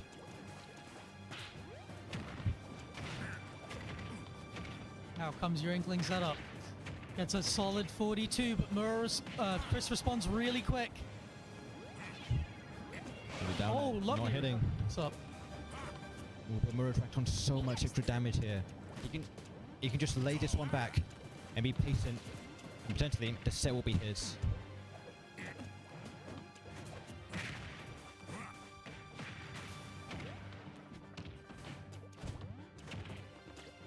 Nice. Nice. And F tilt. Chris, keeping this one even as close as possible. Yeah, lovely sour fair to just send somebody slightly off stage, and then the F tilt comes in and gets that 2 for him. And again, out comes the bike, but it's just getting pushed off the stage by the splatter shot. Wario. I didn't know that's how that worked. Wario feeling a bit blue right now. Can't get any damage on. Ooh, but the Booyah setup. Would this be it? Oh, good DI. Yeah, he's feeling very blue right now, but one waft is all it takes. Yeah, one more now could seal the deal and bring us to a potential game 5. That's all Chris needs. Just looking for it. Mura's so aware of it, but he has to go in if he wants to find that kill. Yeah, Mura's movement has been phenomenal here. Not being too patient, but not being too aggressive. And the upper will take it. Mura takes the set 3-1. Very well played by both players. Yeah, brilliant set. Really well played by both players. Really good awareness of like stages from Mura as well. And just like, again, like he's on hollow, he's sitting there, he's like, okay, I'm going to control this space with splatter shot. When the waft is up, I'm running. And fair play, right? That's the right option to do. And I think a lot of it was also, I think there was a little bit more in terms of like matchup knowledge in both matchups in the favor of Mura. I feel like he was more ready for what Chris was going to go for. Yeah, there's not many Inkling players in the UK, so maybe Chris forgot the matchup after a year. Yeah, I mean, Inkling's not been relevant in the UK for a while, not since... well, I guess there's a little bit of a resurgence with the resurgence of Shanique and Solid Gamer has the character again in the pool. Hanyo the Inkling? Hanyo, yeah, of course, Hanyo, yeah. And there's, you know, a bunch of other places I'm sure you get the experience. I was thinking of South because that's obviously where Chris MC is. All right. Now let's look at the set we currently have. Looking at the players here, it seems to be a JBM mass down. Oh, okay. Talk me through the set. Yeah, we see Bag over here on the right side. And they've changed the tag. Valius, I believe. Okay. Yeah, Bag versus Valius, both JBM representatives and newly ranked on the new World PR. So these players have a bit more to play for. Nice, okay. Yeah, Weld, of course, Brighton, Sussex, Kent. So just that whole general, like, I mean, it's the closest thing we've got to like a Southeast PR, I guess. Yeah. Because it's so hard to get all of those TOs in a room. But yeah, I get the Bag versus Valeus. So talk me through this player matchup. It seems to have flipped pretty recently. Yeah, Bag, mainly known for his Cloud and potentially his hero we might be seeing, and Valius, known for their Super Ninja. But as the set count shows up there, we might be seeing a completely different array. I'm seeing a random on my screen. Well, random? I did see a random, and the Bayonetta came out, which is not always an amazing pull on random, but I do find that a lot of random players are like ready to have the Bayonetta if it's there. I'm just amazed. I'm seeing a random in this bracket, but I mean, talk me through it. Is this something Valeus does? No, I've never seen them go random before. Maybe they're a bit too cocky of Bag. Maybe they think they can just lean back and have some fun. But Bag, the extra percentage here. Okay. Who does Valeus normally play? Usually I see them play Greninja.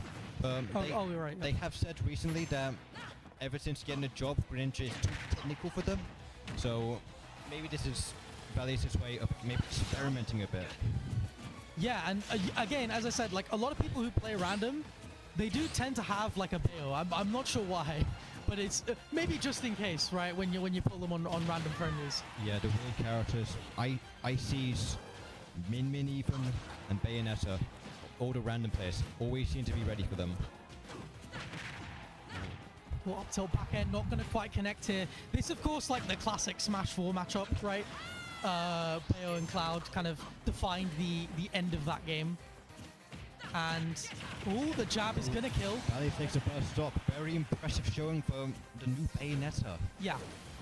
And there are aspects of this matchup that are like a little bit similar, right? If you're Cloud, you're still trying to keep Bayo out. And if you're Bayo, you're still trying to edgeguard Cloud. So you're looking for combo starters that will corner carry a lot more. We've already seen that from Valeus. Like, you're not looking to take Cloud up as much. You want to take Cloud to the sides of the stage, get those edge guards off. Yeah, and if you're Cloud, you just want to keep Bayo out. You've got all these safe moves. You've got a really strong up B, which can deal with a lot of Bayo's pokes. And so you can really force Bayo to commit and then just ledge trap. I love how much pressure Bag's putting on right now. You know, typically when you play against Bayo, you typically think of shielding because they don't have great grabs, and side B up and down mix-ups are very impressive, but Bag. Oh, but the down smash. It's going to be stuck with Valius again. Yeah, beautiful way to take that stock. Can Valius take game one on random? We will see. Lovely crouch there. Valius looking for another down smash, but they couldn't quite find it. Maybe feeling themselves a bit too much, and Bag says, no, we're bringing this to last stock.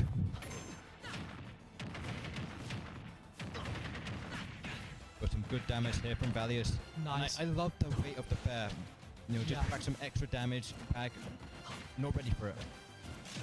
Exactly. So it's such an awkward spot to be in. Like, you've got no clue, right? What mix-up is my opponent trying to go for here? Yeah, both of these characters are very mix-up heavy, but Valius seems to be mixing up Bag a bit too much here. Oh, another great crouch. Yeah, just forcing Cloud to space those aerials so much lower. Lovely use of the spot dodge there as well. Cloud off stage. This might be the end of the game, but Bag makes it back alive. Yeah, and Valius just has such a good sense of timing of when Bag is going to swing. Mr. Crab tells us down smash. Valius says, no, I'm gonna dash sack, and that is the first game from random Bayonetta. Yeah, wild. Very surprising. I mean, you could tell that character has been in the pocket for a little bit. Like, there's setups there, there's like basic combo routes that somebody who normally pulls Bayo on random doesn't have. But yeah, I mean, if you're Bag, that is like a mental. Yeah, that is like it throws you for a loop. Urgent over here. On the DK. Oh my god. Oh, you rolled a winning matchup on Cloud. Good job. No, I'm not doing this bit. But again, like, DK does have a lot of like long arms that makes this matchup better than it has a right to be. Yeah, no. Right. I'm not going to debate whether or not it's in that situation. It's not worth the discussion. But you have got DK on PS2. You have got the ability to corner carry. You have got some range to contest with Cloud. I mean, but the footstool. The footstool will just kill you, though. Wow. And as DK showed on the screen, I thought Valius having a little chuckle there because they do know this character. They have played this character in friendlies before. I'm not saying. I mean, is there any human being who plays random who doesn't have a Donkey Kong? Yeah. You know, like, I'm unaware. Just running away with this lead though. Not letting DK get any offensive pressure. Ooh. Yeah, right now this is a rough lead. And this is a real test of whether or not Valeus knows the ding dong percent. Because you're gonna need to know it in order to get those kills just a little bit too late there. Curry off stage. Yeah, it's still a really awkward spot to not be much you in. can do there, honestly. Yeah, without limit. Not much you can do at all. Yeah, Bag might be playing with a bit of might be playing with a bit more anger here after losing that game for random. I tell you what, they can sense the fear that Bag has as soon as one of those bears connect. As soon as one of those bears connect, Bag is like, get me away from the ledge. I do not want to be anywhere near the ledge against this character. And Bag is just not letting up pressure here. Another forward, another down tilt, and it's just falling. Valius. Ooh, unable to find the grab there, but that's the right idea. Oh, missing the down B up smash. Ding dong, misses it again. No, maybe they don't know the DK that well. Yeah, just missed the ding dong setup. Couldn't land on the platform. Oh. Okay, going for the F throw. For an edge guard here, up tilt will take it. And again, in this matchup, like, it's so volatile. Anything could do it here. Just a really clean edge guard from DK, and that's it, right? But yeah, anything's possible with DK here, but Bag seems to know this matchup a lot better. So might be trying to end this one out quickly and maybe get a character other than random. But when they out smash, and that takes it. Bag evening it up 1-1. yeah, and I like the Bag wasn't like too afraid there. We didn't see a lot of like panic options or anything in that situation. And when you're in that situation specifically, in that matchup, or really any matchup against the heavy, it's really easy to panic and to just fumble what you have because the momentum is slowly swinging against you. There's that pressure of like, oh, don't lose, don't lose. And the Olimar. Europe has Olimar. Well, for now. This matchup is famously terrible. This is like god awful. There is almost no hope. And what's really bad about this matchup is that Cloud doesn't have to adjust his game plan. Yeah. He wins just by pressing Cloud buttons and immediately killing all of the Pikmin. They're like it's a sword matchup where your swords die to his swords. Yeah, and the Olimar. It's real bad. It's not, like. I've never seen Valius play Olimar, and Bag is just more up smashes, more back airs, and just constant pressure here. I'm loving this from him. Yeah. I mean, if you're Olimar, like, there is like a range advantage in some situations, or maybe you can beat Cloud out with certain like frame data, but I mean, Valius, they just don't have they don't have the best pick for this set. Yeah. I'll say that. If I was going into Cloud, Olimar is not one of the ones I'd like on random, especially because, again, like, it's not a matchup that Cloud really has to adapt to. Like, there's not much that Cloud really has to change about the way he plays in order to take advantage of how winning it is. Yeah, Bag is just very comfortable in this matchup here. Great grab. Might be looking for the second stock.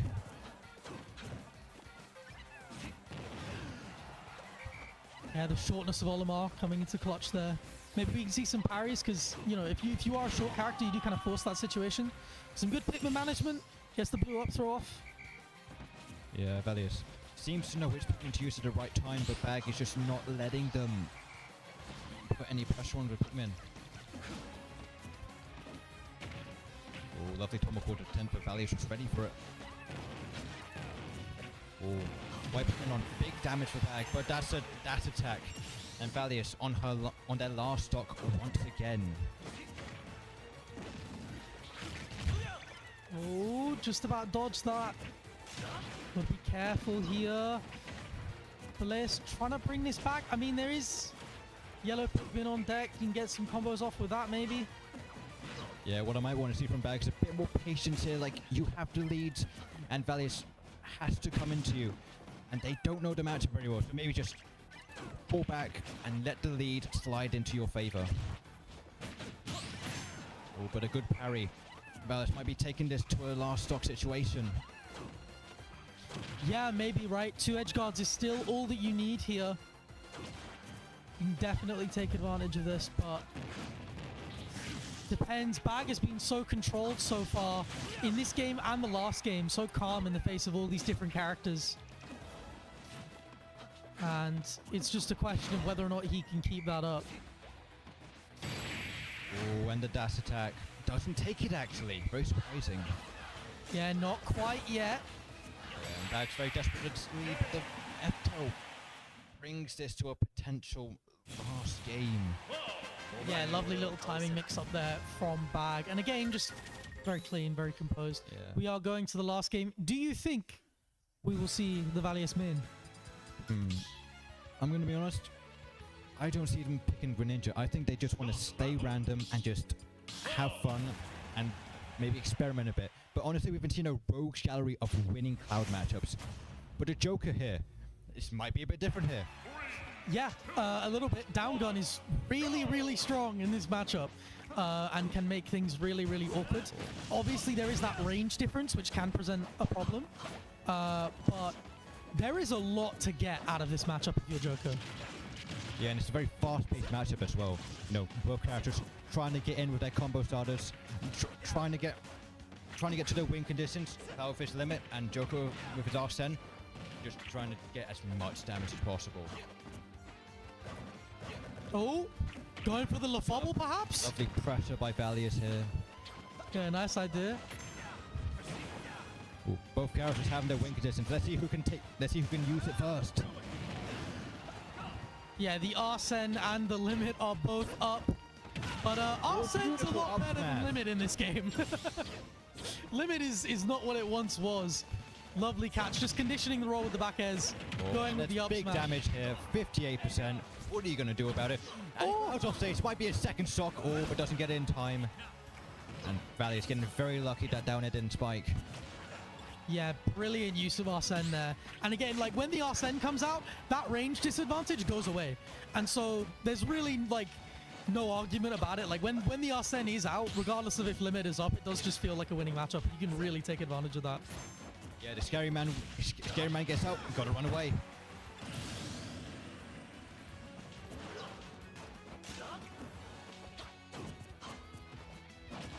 Yeah, chance of let's go both players from the crowd. The spectators cheering their representatives. Yeah, well, we love to see that, right? Like these are two JBM players. These are two players well known within the scene. Two players everybody wants to see succeed. Lovely parry, but unable to punish it. Cloud's moves are just that safe. But this is Cloud, almost max rage and with Limit. One finishing touch, one climb acid, and that might do it. Oh, but he throws it away, never mind. Over here looking for a back end, not gonna find it. Up B comes out. Nice roll away, unable, that was supposed to be an up smash. But yeah, the back air will take it instead. Yeah, I love the confidence Valius has here with this character, you know. Olimar, DK try to go a bit back there because they didn't know the matchup very well, but the Joker just all in right here. And potentially taking this to a fifth and final game. Yeah, Joker can definitely do it in a matchup like this, and Valius has shown they have the fundamentals to make that work. But Bag, it's not going to be a person to let up a good loss. Oh, bit of scramble here, and Valius comes out on top. Trying to get this last stock here. Going deep out, but doesn't get it. Both characters alive. Yeah, and just feeling a lot more confident now, comfortable to take those risks. Getting down gun proving really useful, just letting you get down. Yeah, Valius trying to stall a bit here. Trying to go for these reads. And Strauss doesn't take it. Oh, almost found it, and we love watching that. Oh, and a dash attack. It's so cool to watch, but just out of the range there. Beautiful parry.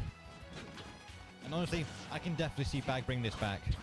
Definitely looking to stop this from being a Game 5 situation.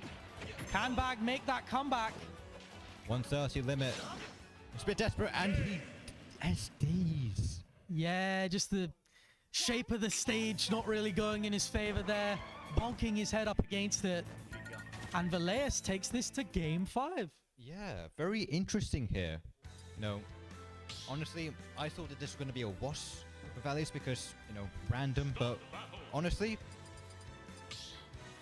having a good showing with this random here. And honestly, I just want to be having better luck and one good character, and that's beat the game. Valius. And Pichu, Valius. Wearing the character. Audible. Oh, that's lovely. I don't know if you heard that, but just an audible just straight from Valius. perfect way to summarize this. This, yeah, a very awkward character to play, right? Like, in theory, we've seen Veleus has the fundamentals to make this work, but this is a character that has to approach, a character that is not favored in the current meta, but does have a very explosive advantage, which we almost saw. And Pichu also, a character that you need to have a lot of knowledge on. A lot of knowledge on kill confirmed. And Veleus, honestly, showing a good sign of it. Ooh, gotta be Both careful. characters maneuvering. Both characters don't want to get too close to each other. Oh, and Bag takes the first stock.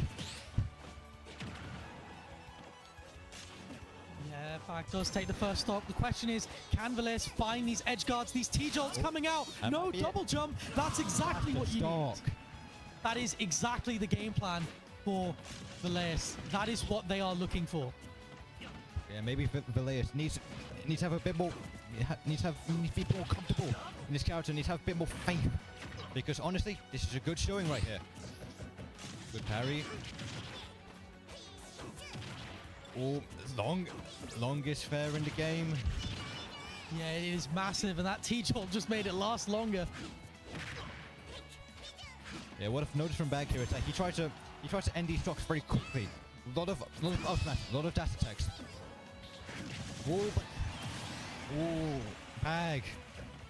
Last stock for Veleus here. It is the last stop for Veleus. Can Veleus find something? Can Veleus find the couple edge guards that they need in order to pull this back?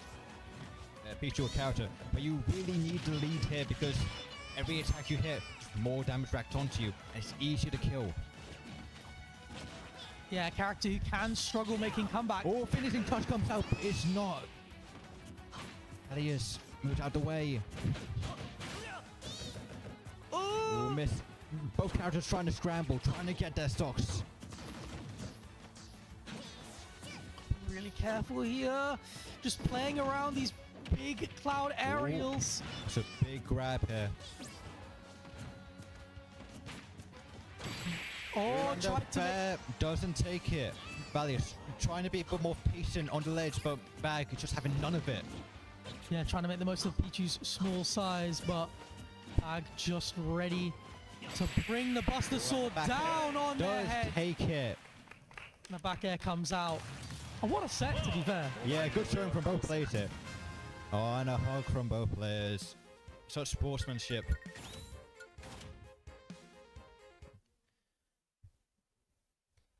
Yeah, amazing to see.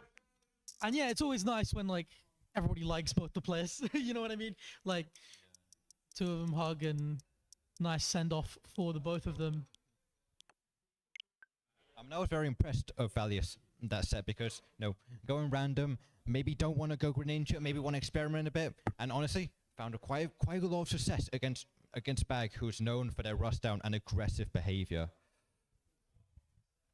Yeah, did a really, really good job. I like that Bag was like very calm in moments. Like again, you're against DK or against Pichu in those situations, and you're playing a character who, not the hamsteriest hamster, but like a bit of a hamster, like can just die, you know? Yeah. You're playing a character who can get edge guarded pretty easily by, you know, both Pichu and DK, right? So you've got to be kind of careful. You got to be really, really calm in those moments. And Bag was, and you know, more respect to him for that. Now, what set do we have here? Well, you know, I mentioned, I joked about Europe having an Olimar. Hollow was the first time Europe almost had an Olimar. The Brink 1 days, definitely a period of time. I mean, I think Hollow is just straight back to Banjo now, right? Yeah, I've seen Hollow yeah. going a lot more Banjo. Yeah, no, it's been Banjo for a very long time. It was Olimar for a very brief period of the Hollow career. But Hollow going up against Predozia, the Bayonetta, who once again recently ranked and has been on the rise very quickly. Yeah, really, really good to see more up-and-coming players even this late into the game and its lifespan. And Hollow has been around for a very, very long time, and it's been around at a high level, sort of in their region for a really, really long time. Yeah, some sort of an old giant here against a newcomer. Yeah, it feels a bit weird to call Hollow old, but Hollow less old. Yeah, I mean a little bit more inactive now. You can see Hollow's tag is washed, which you know, a little preemptive for the 3rd seed, I'll say. I mean, being 3rd seed and calling yourself washed, it's a bit of cockiness, but maybe Pradosia. Well, if you're Prodosio, you're looking to cause the wash tweet, perhaps. Yeah, but Hollow has been around for a really, really long time and started making a name for themselves around sort of that post-lockdown era, the sort of lab era, if you will. If any of you remember when the South had to make their way to Croydon for regular events. Yeah.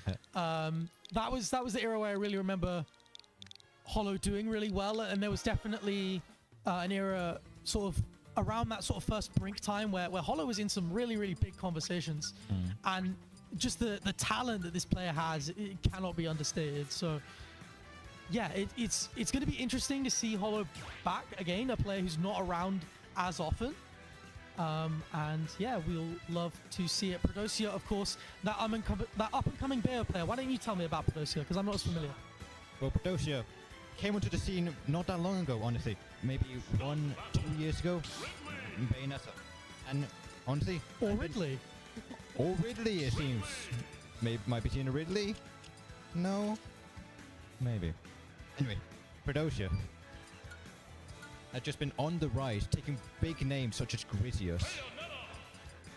And here we see the Bayonetta and the Ridley coming out from Hollow. Very interesting to see here. Maybe that's why he has a watch tag, because he's not going Banjo. Well, yeah, and Ridley is one of those characters where, and this matchup, by the way, is maybe going to make the point where he's very big and he's very light.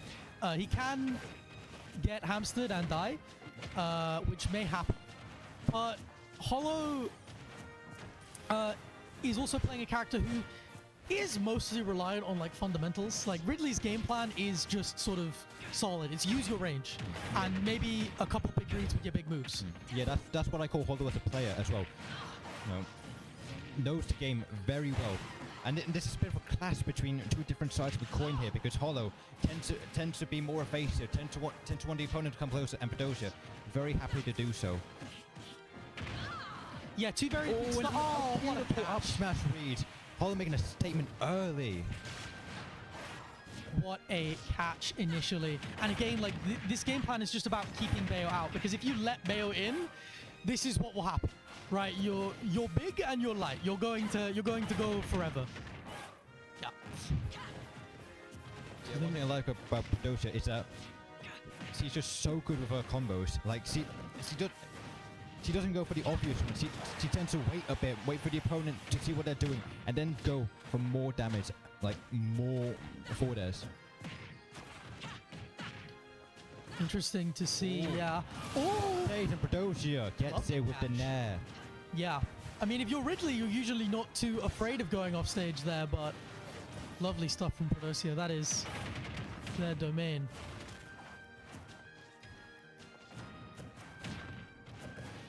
Yeah, we see here Hollow trying to stay back a bit with those fireballs. Oh, but a good witch time. Hollow might have to think about that approach a bit more. And a lovely combo from Pradosia.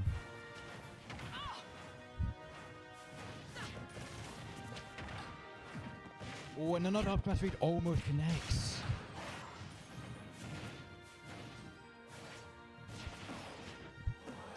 Yeah, almost finds it there, almost with the edge guard as well. How far are we going? Unable to get any kind of reset or extension. Just too high %. Now got to look for some kind of confirm. That attack's just going to kill Raw. Yeah, one thing I'm noticing about Hollow early on, is trying to stay a bit far back. You know, ready for that side B, ready for that down B, and just dashing back as soon as he sees it. Yeah, got to be really careful. And again, just the patience, trying to make sure Pradosia comes to him. Oh, but another stage spike takes it. Hollow might want to look at the game a bit more here. Okay, calm down. I know it worked the first time, but that one's a little too outrageous. And Prodosia's gonna do 50 for it. Maybe more. Yeah. Prodosia in the lead here for the first time.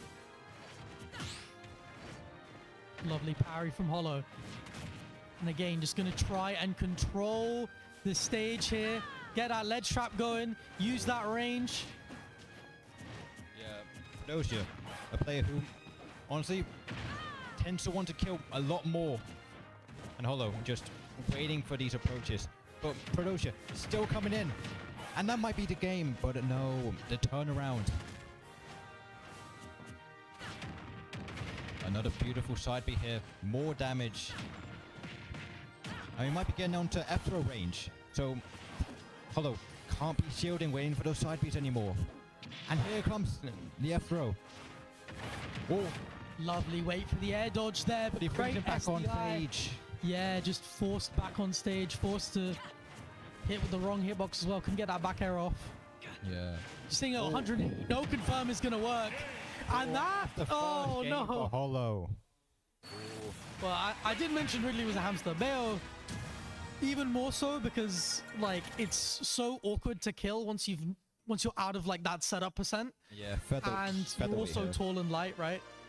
So yeah, that's something to watch out for, especially with Ridley's big moves. Like Ridley is not short for kill power, raw. So when it comes to those like kill situations where you're both at high percent, although you know in theory like Bayo should kill you off some dumb like 0 to 80 earlier, you know, Ridley is much better suited to those situations where both of you have rage. Neither of you can really go for a setup.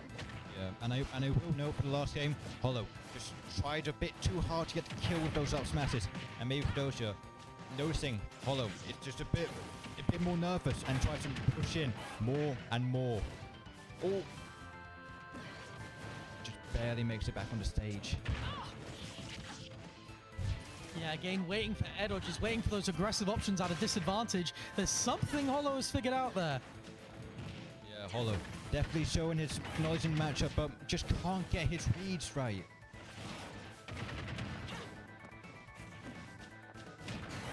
Careful. Side B almost takes it. Oh, Prodosia going for another stage like, well, Hollow almost gets it. Yeah, lovely tech there. Oh. Both characters going deep off stage for that kill, but both characters make it back on the stage. Hollow just waiting for an approach. But Prodosia dashes back and gets the first stock. Oh, good back air by Hollow. Both characters even once more. Careful here. How comes that up? He had a shield. It's something you haven't really seen very often. Hollow spacing's just been a little bit too good to create a situation for it, but yeah, upbeat. A move I think Prodosia wants to use a lot more because they tend to lean into approaching with landing aerials, and Bayonessa's uppy, just well-known wall breaker. yeah, some lovely damage there. Again, just forcing Hollow back into the corner. Prodosia looking to try and get a bigger lead here, Beautiful. but again, just catching that neutral tech. And Hollow is right back in it now. So be careful here. What are you looking for? Hollow, that typical patience, but whiffs an up smash and takes some damage. Yeah, Nice from Prodosia. Yeah, maybe Hollow wants these games to go a bit quicker, but just needs to be a bit more patient because eventually Prodosia is going to notice these up smashes and he's going to push hard. Another RP. Cap's going off stage once more. They love their edge guards. They really do. We're out of that percent where any of the setups work again. Prodosia does find the kill raw this time. Oh, last stock. Yeah, that is really important. Not having to deal with Ridley and Rage in that kind of situation where, you know, it can normally be kind of awkward to kill. And again, like that's the solution right there, is to just get Ridley at ledge, wait for a ledge option, punish that. You know, make it more of a reaction than a read. And that way your kill options become a lot safer. And I've been loving Prodosia's safety in this match because Hollow is just trying to wait for these reads, these air dodges, these panic options, but Prodosia is giving none of that to him. And that might be the game. Oh, and that's game 2 for Prodosia. Hollow on their last legs in winner's bracket. Yeah, and you know what? That was the first time we saw, like, we've seen long Bayo combos. That was the first time we saw, like, a proper, like, take you to the edge of the screen and slaughter you there. And that is the kind of thing that will be, you know, good in a matchup against Ridley, right? So it's... We see the Ridley still here. Honestly, I'm kind of surprised. I thought Hollow might be wanting to go to Banjo, but maybe he thinks Ridley's the one. I mean, I think Ridley is like a... It is a classic pick for when you're not feeling the game. You want to play a character who's maybe a little lower maintenance. Just because he's fast, he's got decent range, and he feels kind of strong to use. Yeah. There's not like a lot of like technical stuff that you need to do with Ridley. Like, he is a hard character, but his demands are mostly about the fundamentals of the game. And so if you just kind of want to turn up to a tournament and you don't necessarily want to deal with like the patience that a Banjo demands, I do feel like Ridley is a good character for that. And again, we're just seeing Hollow really use this range and his fundamentals to take a big lead early on in Game 3. Yeah, Hollow might be waking up here, honestly.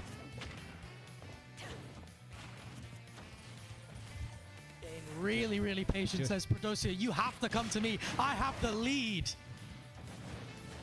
That lead also makes the side B work better, so got to be more aware of that now as well. Yeah, both of these players just love their shield in this matchup. Oh, but that's a good combo. But nothing leads out of it.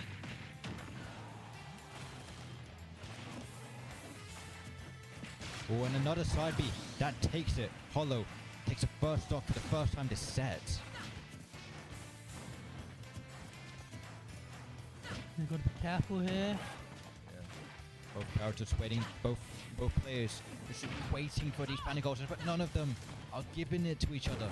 Yeah, and Prodosia just struggling to kill him, but gets the setup. Beautiful confirm. Lovely stuff. Good evasiveness to avoid that invincibility. Pull back onto the stage now. Oh, jab block. Yeah, smash. It's just too. This is not Smash 4. You can't get away with that. I'm surprised he didn't go for down smash there, because that's something that you see really players go always when they get like a skewer. Yeah, I'm seeing Hollow start to really call out some of these side Vs, especially from the corner. Like, we saw the up smash earlier. You see him just spacing around it. Again, his own side B comes out as well. Yeah, Hollow showing his adaptation here, you know, seeing those side Bs, and we were questioning, why isn't he punishing it? Well, maybe now is the time, and we see another stop being taken. They're just really aware of that range. And again, like Hollow, we talk about Hollow being like an old school vet in the Smash scene in modern terms. And like part of that is also just having a lot of experience against Bayo. Like, when the era that Hollow was playing was sort of the Bloom era, the Xker, like Bloom, Xker, like whoever else were all at the local, and so you just had to know the Bayo matchup or you were stuffed. Yeah, Bloom, Xker, LBBs. Yes. Hollow knows this matchup. Knows the matchup inside out. But will it be enough to shield the game? And that's another side B. That doesn't take it. Almost 3 for 3 and going way out for these side Bs. Doja having none of it, bringing this to a last stock situation. Another side B. Hang on. Well, and again, just I like that air dodge in. That was like one of the few times an American air dodge made the most sense. You're like, get me away from the ledge. I do not want to get carried again. Yeah. Taking a combo to center stage and only taking 60 for his troubles. Hollow might be being a bit nervous. He wanting this game now, but Doja is bringing this out. Oh, that could be it. No. Side. Yeah, just taken to the other side. Good bit of SDI maybe. Again, just going for these raw side Bs. Yeah, and the crowd in awe of the amount of side Bs that did been drinking. Oh, none of these kill setups. That might be it. Oh, maybe one might work. Oh, not high enough. Far back. You're at 173 now. No combos working on you. Again, going for side B at the corner. No way. For charm. If at first you don't succeed, try again. And the crowd is flabbergasted. Yeah, it is a little amazing that worked, but it's just, part of it is sort of recognizing the fear. You sit there and you're like, okay, well, I know that my opponent is scared and they will shield. And so even if shielding isn't the counterplay to that option, I can still sense that fear and go for that. Yeah, both players having a little chuckle after the last game, but now it's another game. It's game 4. Predosia still on last match point situation. Although go for another side B. Maybe want to calm it down a bit with these.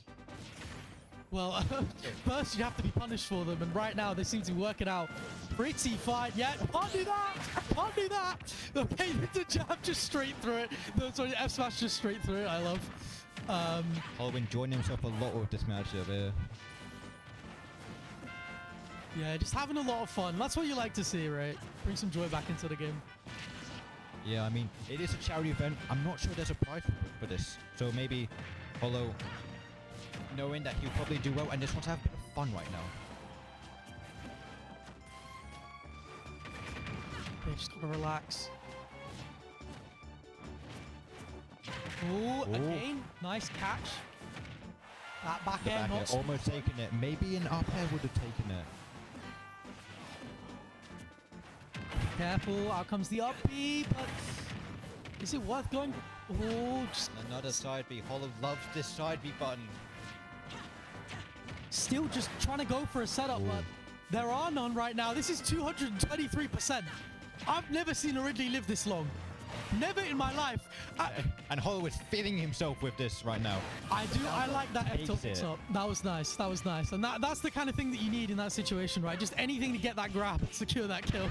Yeah, when the top player is feeling himself a bit too much. Oh, and the up smash takes it. Oh, Predosia. Needs to be a bit more careful with here. Hollow feeling himself a bit too much, and they need to realize. You know, it's I need to be more patient here. The pressure of the stage, the crowd. I don't know if you can hear them. They're watching, and sometimes you make errors like that, and that's what happens under the pressure, right? Another side B. Hollow has fallen in love with the side B button over the course of this. When the up smash. Nice setup. That covers every option, by the way. Yeah. Like that is, yeah, it's gross to deal with. Yeah, couches like Ganon, even DDD with his up smash. It's just so hard, and you just have to take those. Just raw down air beating Predosia down smash there. Lovely stuff. In another side B. Oh no, I can't read it. Ooh. Oh, and an up smash takes it. Predosia being a bit too nervous here. Maybe Hollow's gone into their head a bit.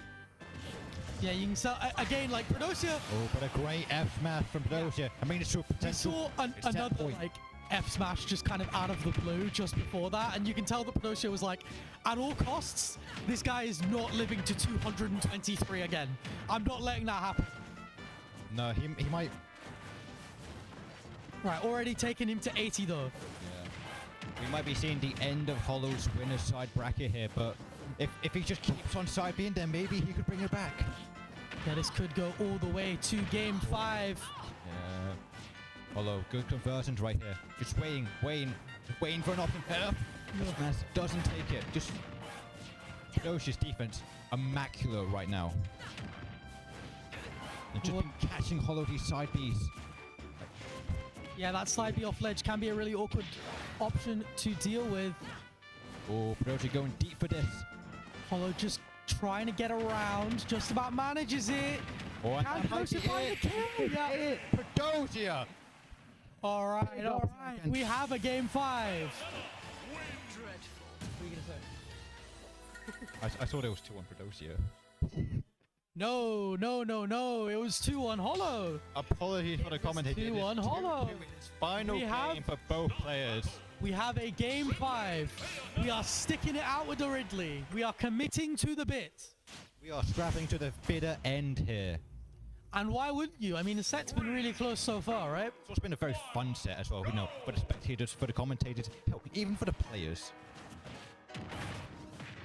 And this, of course, is a qualifier for top 24 of Fair Play.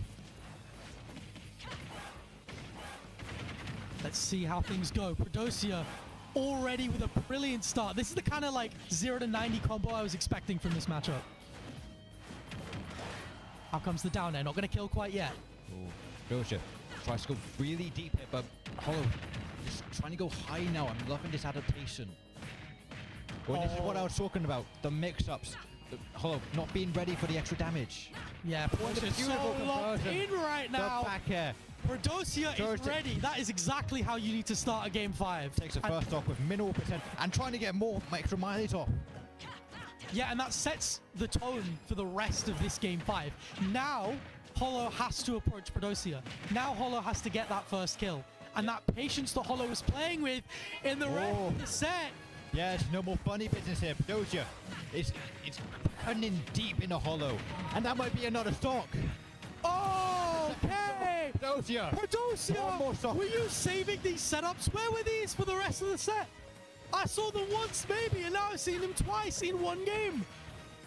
This is again, like, this is the kind of thing, I don't know if it is intentionally saved, but this is the kind of thing that you do save for a game 5 because it sets the tone. Oh! Trying to go for an early kill, trying to be a crowd pleaser here. Oh, good damage here. Yeah, not quite close enough to the ledge to get that 2-frame. And again, another setup. And again, can Hollow escape? Just about. Just barely.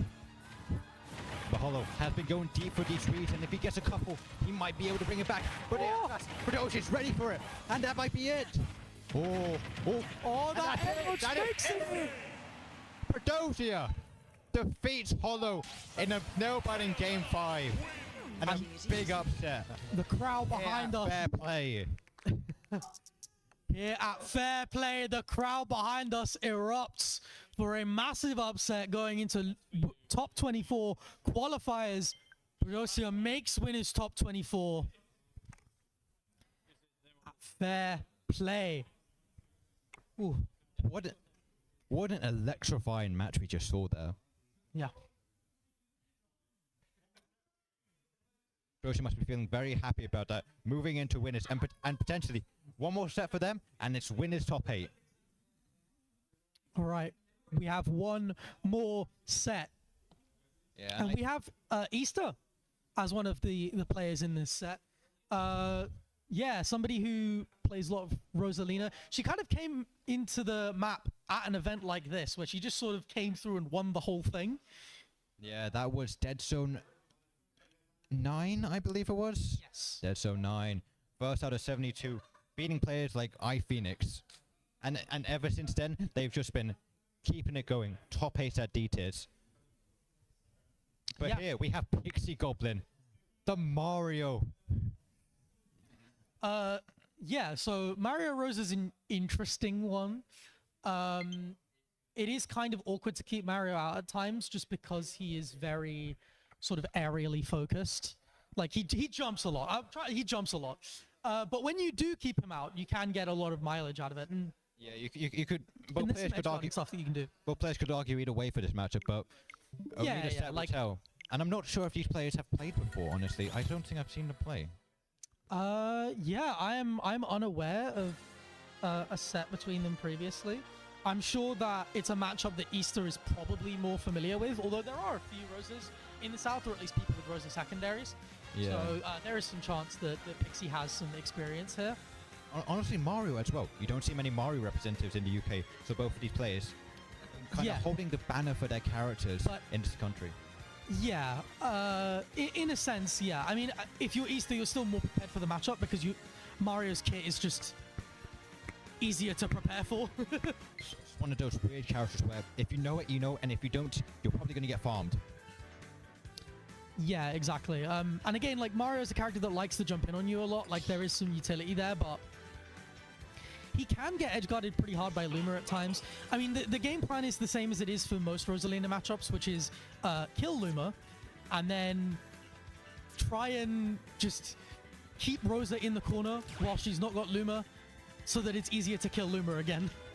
Right? Like, it's that same game plan, and you can really force Rosa into the corner with your juggling and things like that. So yeah. I mean, Rosa's game plan in comparison, a lot of it is about edge guarding, a lot of it is about keeping Mario out. You've got a lot of tools, a lot of like safe anti-airs, that kind of thing. Yeah. Sorry, I've realized I'm mid-set coaching now. But the set is so far in Easter's favor. So I did. I was saying. It With isn't- Mario, you've got to be, you've Okay. got to use your anti-airs. You've got to. You got to keep use that your in anti-airs. mind. You got to Keep be them going deep off stage at all times, going for those forward. Well, I was saying for Easter maybe. Use those anti-airs. Use Luma's anti-airs in particular. Use that range. Mario doesn't have like an amazing dash to get in, so like his dash is good. It's just not that good. It's So not top tier good. Yeah, And yeah, Rosa, yeah. it's one of those characters that just exploits every weakness an opponent or even character has. yeah, and the main thing you're looking for is that recovery. Like Luma can contest it pretty safely. Yeah, that's what you're looking for. I mean, you don't have to worry about like fireball as much, and like if you're Luma, like the game plan is defensive, right? That's normally the way that this goes. Yeah. Oh, if you're Rosa, sorry. One thing I don't know if Pixie Goblin's ready for is the amount of desyncs that's going to happen in this set, because Galetta, well known for their desync setups, especially with edge guarding, and Pixie might not understand it and might be falling to a couple extra stocks, but hey, the match hasn't started yet, so both of these characters lock into their characters, they fist bump, and the game begins. Yeah, Easter was asking me for tips, but she is a 2-0 record in this player matchup, so Going Yeah. PS2, good I don't stage need for both any. characters. yeah, it is. It's the widest stage in the game, so there is value for Rosa here. People don't realize that just because the camera doesn't make it seem like that. But it is the widest stage in the game. The thing is, it's also Mario's like arguably best stage just because of the ladders that you can get. Other than Yoshi's. Other than, yeah, okay, but like, who is ever letting that? Who is ever letting Other that than rock? the fake stage that is Yoshi's, this is a good stage for. Yeah. And what we see here very early in this matchup, Galetta not fearing the fireballs, letting Luma tank them because that's not going to be much damage on the Luma, and it's no damage for Rosa. So as long as that's that, then Galetta very comfortable. Really careful, gets the jab off. And again, this is the situation where if you're Rosa, like you are going to struggle without that Luma. But it's done a really good job so far, just camping under that platform, making it really difficult for Pixie Goblin to get in. Yeah, Pixie Goblin's not trying to go in too much, he's just trying to find any weakness in the setup, but look, isn't giving any to him. Lovely trapping again, just safely pressuring here. That covers so many options and Pixie Goblin's just not ready for it. Yeah, this is what I'm talking about, the desyncs. Maybe Pixie Goblin just isn't ready for it. Yeah, lovely. Oh, but a wild F smash. And again, that was a lovely F tilt just to kill Luma there. Like, part of Rosa's sort of biggest weakness in the corner is partly that Luma doesn't really have a shield. So if you just have a safe button, you can just kill Luma whilst you're pressuring Rosa's shield. Lovely up smash though. Nice out smash. A very good move, very safe as well against Mario. Yeah, nice. I like that. Just starting to punish Pixie Goblin for going for the Luma there. And again, continuing to keep Pixie Goblin out here. Gotta run a little bit A though. nice out Luma's smash out. from Pixie Goblin. And what I've liked from Pixie Goblin so far is that he's prioritizing the Luma. He's not actually trying to hit. Well, he's just trying to hit the Luma specifically. Because as soon as the Luma's gone, Mario's very comfortable. Ooh. Nice use of the flood there just to get some stage control. Luma, though, that is one thing that Luma does really consistently. When it is around, like those up air forward airs, those up air ladders, not really an issue. Yeah, it is just a nuisance for Pixie Goblin right now.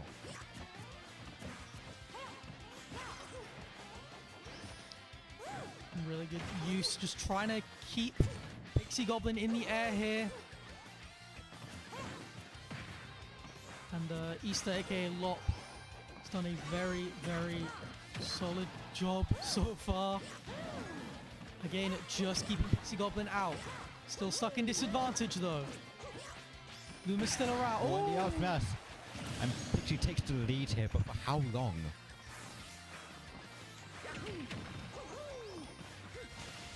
Yeah, well, taking the lead is really important. It's just forcing Easter to approach.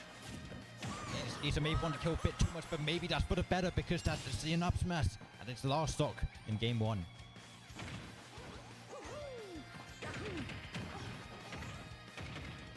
Comes another up air. Not going to find anything. Again, the Luma really, really strong in that situation. Yeah, Pixie Goblin has been doing a good job of recognizing whether to hit the Luma or whether to hit the Rosa first. And that's led to a lot of extra mileage here. But look, wants to bring it back, wants to have a bit more pressure here, waiting for these things. Oh, but that might be it. No, good DI here. Be really careful. That back air is huge. Luma is gone. And that's no Luma. And a Rosa at high percent. And this Pixie Goblin might be taking this to the bank here. Oh, wow, that smash. Maybe a bit too much. Oh, the down almost hits, but the high recovery. Both players on high percent. One up smash from either of them can do it. Or even a down air. Looking for that edge guard, but not going to quite but the find back air. it. That takes it for Pixie Goblin. Game 1. And we see a fist bump from Pixie here. Very happy with how he played. Yeah. He did take a game in the last set as well, which I think went 2-1 in Easter's favor. What I think is interesting is, yeah, just Easter sort of overcommitting at the very end there. She ended up paying the sort of price for that and getting, yeah, lead trap back. But yeah, I did, like, Pixie Goblin was effectively doing that counterplay to Rosa, right? Like, and yeah. You know, and it is something like, if you're familiar with the character, like it is something that you've really got to keep in mind is like, can I force Rosa into the corner so I can send Luma into tumble, right? Yeah, and I will say both of these players have a bit of a weakness of overcommitting a bit too much for the kills when they're down. You know, look, showed it here in the first game, but when she starts bringing it back, maybe we'll see the same for Pixie Goblin. And here's some very good damage. Yeah, some really good damage without Luma, and like Mario can sometimes struggle to land, and you got some really solid juggling tools. High recovery. With Rosalina right now, so there's a lot that you can do to challenge these landings and to get the most out of Mario in disadvantage and really build up that lead. Yeah, one thing I've noticed Pixie Goblin realizing is that the tiny gap between Luma and the Rosa when it's pushed far back, and Pixie doing a great job at exploiting that, picking the best angle possible. I love the patience there from Easter to not double jump, because it is... Oh, and an up smash takes it. Pixie takes the first stock. And he's trying to be extra cautious here, trying to get this extra mileage. Going high. The air dodge, Derpy, still makes it back.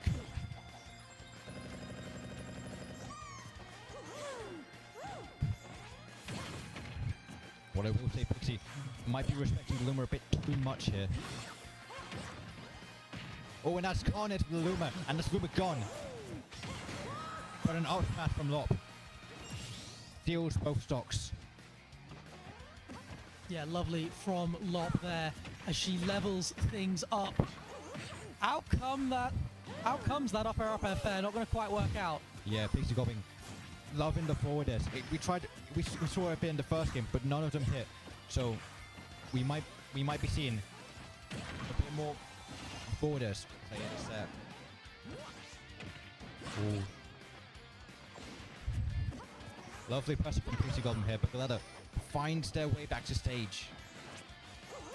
Yeah, got to be really, really careful here. Try and protect that Luma. It's gone though. Now you're in the corner without Luma. That is very, very scary. Pixie Goblin going to try and take full advantage. Already got a big nice lead. Back, nice read. Pixie Goblin takes another stock, and oh, the forwarder. Great read by Galetta. And here I've noticed Pixie Goblin.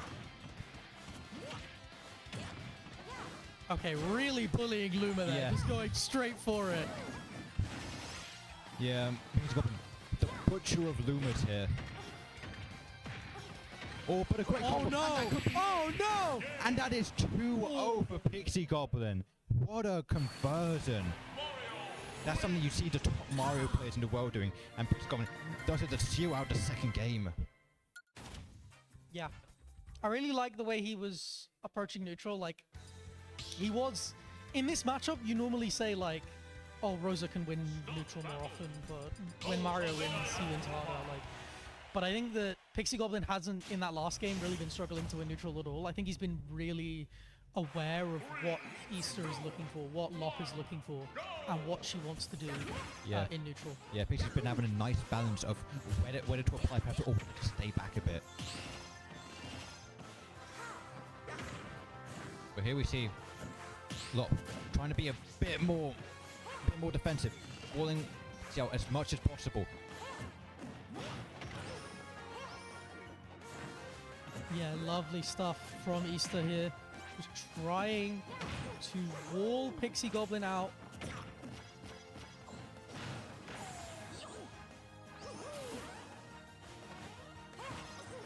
Oh, and that's no jump from Mario, but he makes it back anyway.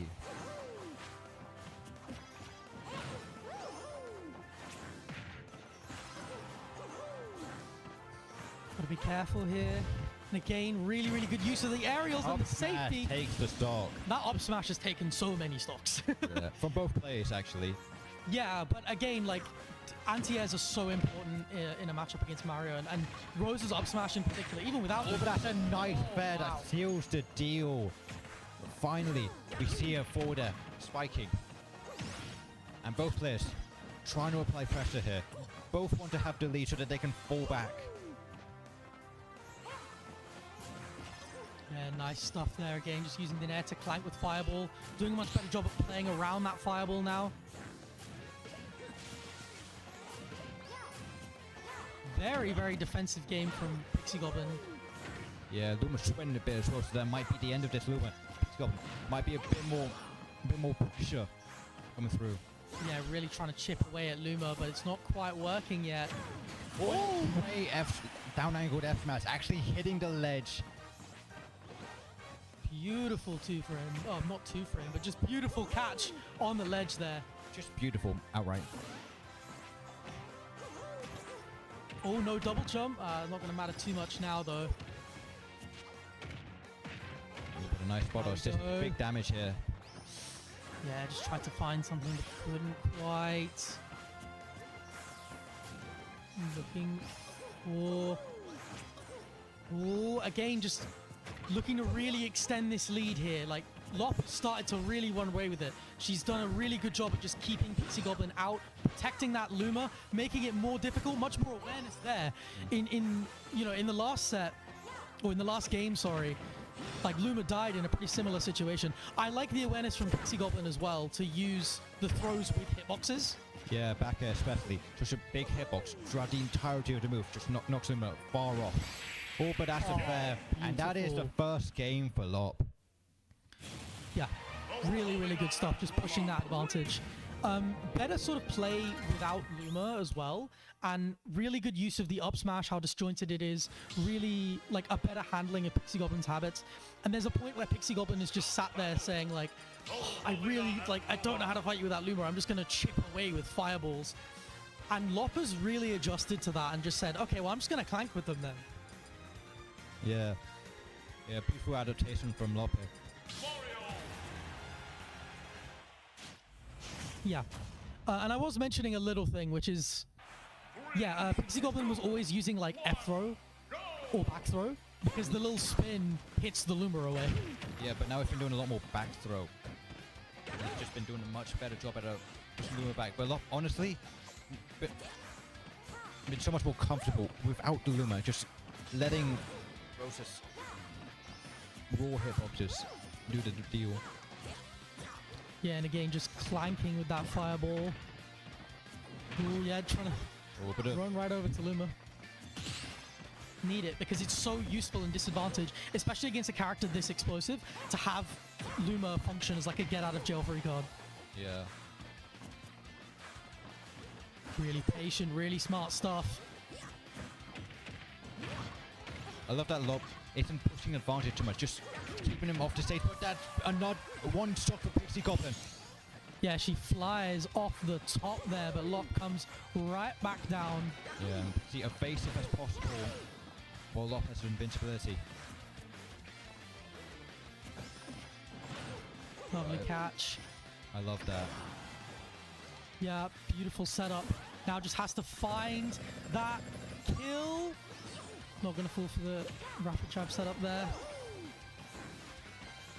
Has to find it. You're at 130 now. Yeah, fishing for the dash attack sequences, but he's just too far back. Knows he's facing too low.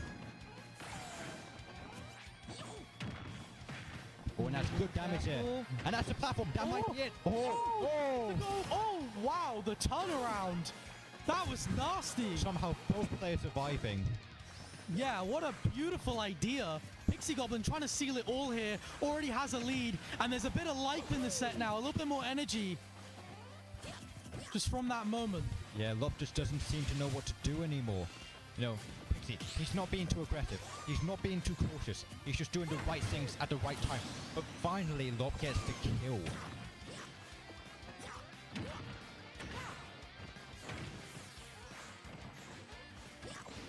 Right, really smart stuff from Lop so far. Just trying to keep Pixie Goblin out. Lovely up B to center. Just sneaks over Pixie Goblin here. Yeah, that high up be very hard for Mario to contest.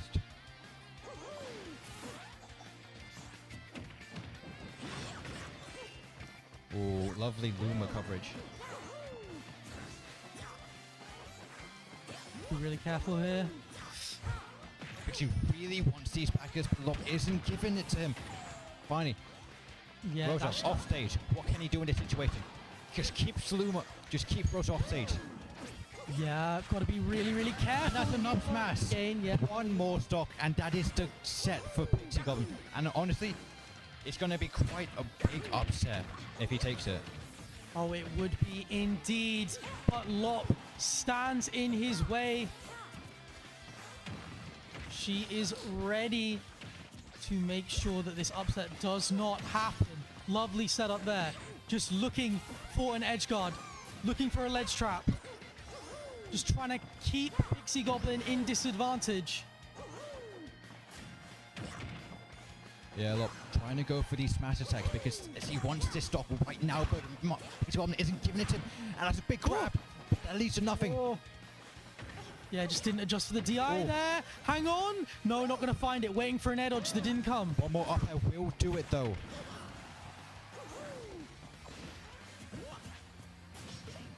Yeah. Careful here. Yeah, loving Pixie Goblin's use of the platforms here. You know, can't get too close to me or else you're putting yourself in too much danger. Oh, that sends at a gross angle. And that is the kill. The Lop makes it to last stock, but how much of this can see mileage? This is the winner's side stock for Lop. Pixie's just playing with such confidence here, waiting for these approaches.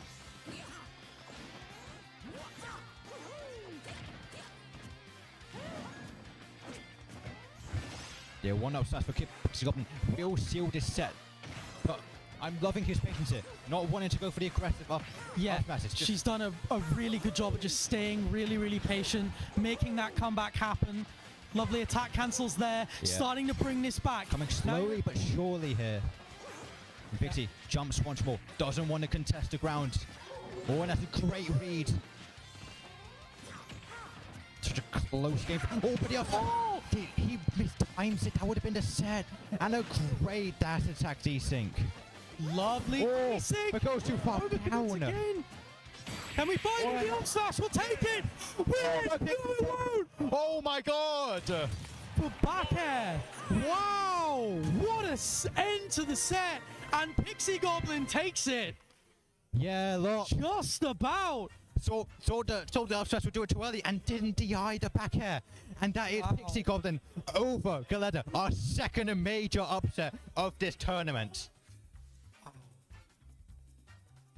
That set almost like sprung to life towards the end there.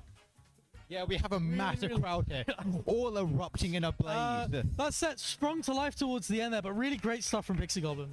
Yeah, good stuff from both players.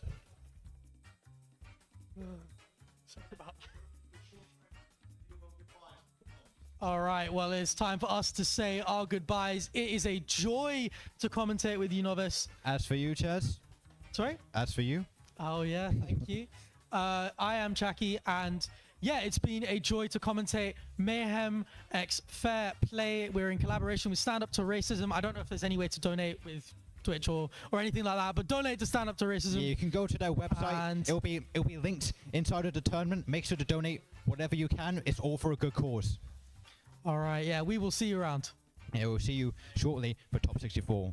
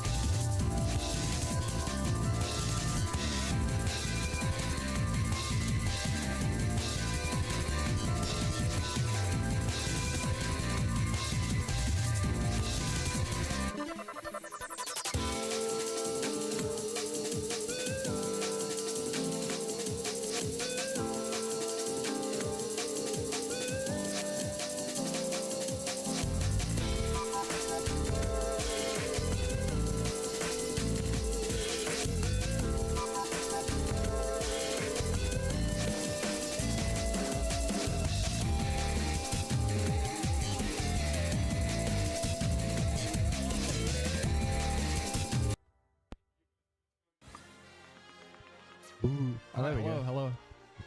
Right. It is time to get started with the Mayhem JBM crew battle.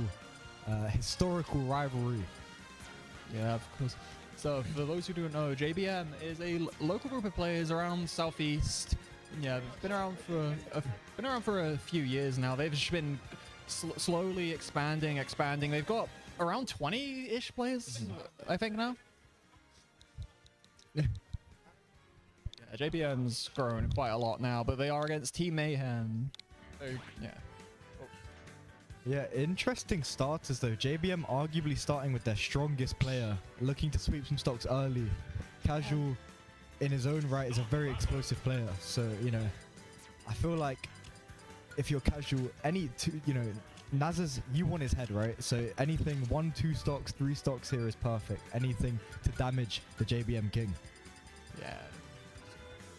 I actually don't know who's on both teams though. I don't know if there's just like 10 players and then they're going to pick 5 as and when, or if there's like a set 5 for each team. Alright, just immediately getting into it here. Alright.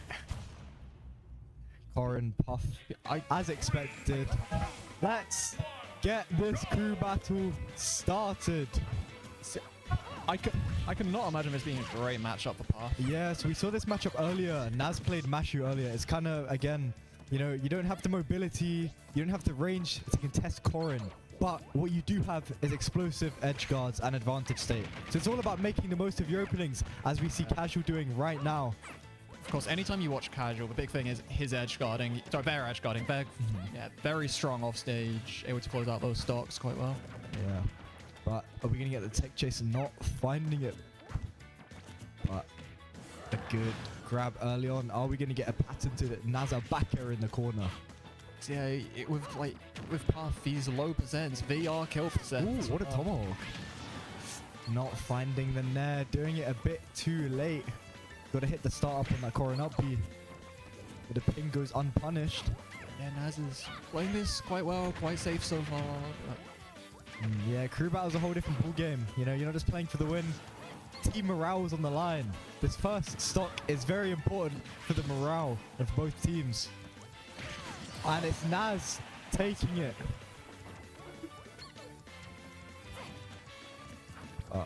You're not in a bad position at all if you're Casual. Mayhem, chance coming out for their boy. Because two very passionate teams here. Are you gonna get anything? Not finding the back air. Great patience from Naz, but that's no jump. Yeah, Casual is doing good to keep us competitive, but he just has to find a way in to close out the stock. Yeah. Puff really struggles with these sort of percents where you have no confirms and you're relying on a straight hit. You have max rage Corin. There's been straight hit after straight hit for Casual, nothing. Big air dodging back into it after falling out originally from an even game to a 3-stock lead for Naza. And if you're Casual, how do you kill here? If you're Peter, you want to get at least 1 on the board here. Won't be able to find it there. This is just so rough. Especially if Naz is able to use this momentum here. Ooh. Empty land delayed up tilt to catch the jump. What an option. Yeah, obviously Naz looking to close it with 2 stocks here, but Casual looking to say otherwise. Because with Puff, like anything is doable. If he finds the right tech chase, this is still doable. Hang on. Yeah, that could have been something right there if he found the hit off stage. Yeah, you're completely right though. All it takes is the right tech chase, the right hit for Puff to close the stock around these percents. Yeah, it just definitely seems that kind of not too comfortable once you get outside of some of their kill confirms. But good F tilt to wall hit. Scary roll in, but he gets away with it. And that's gonna do it. That's a strong start.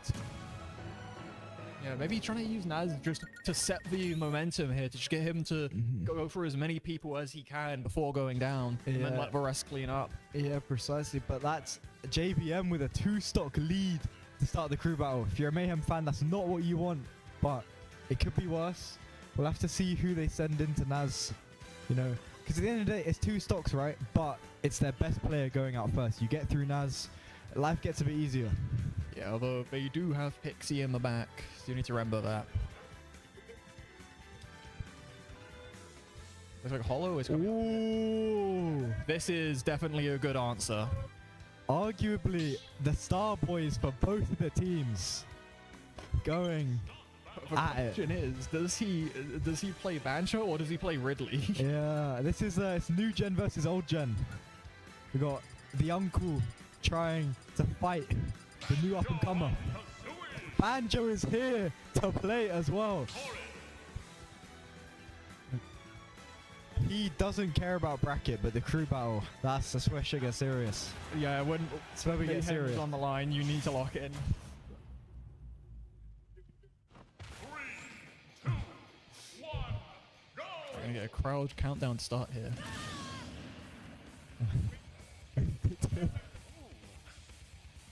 We're off. Yeah, we'll have to see how, if you know. I don't think Hollow's played Banjo all day, and so we'll have to see if he's able to warm up. Yeah, it's been all Ridley, but you can already see him opting to slow down the pace, kind of, you know, get his bearings back, get a feel for the character again. And, you know, he's doing so also for Untouched. Yeah, he's not afraid to play a bit slower against Scorin here. But I think if I recall, I think they played a local a while ago, and Naza kind of destroyed him. So we'll have to see if anything has changed. Yeah, already. The one doing there, that is like the one thing Hollow just hits every time. He throws out a one doing it hits like 90% of the time. Yeah. Yeah, that's what Hollow's known for. He's not, you know, the most disciplined Banjo. He's a bit ratchet, if you will. He loves his explosive, random options. But, oh, it's a bit scrappy. Finds the jab block, but slides off the stage.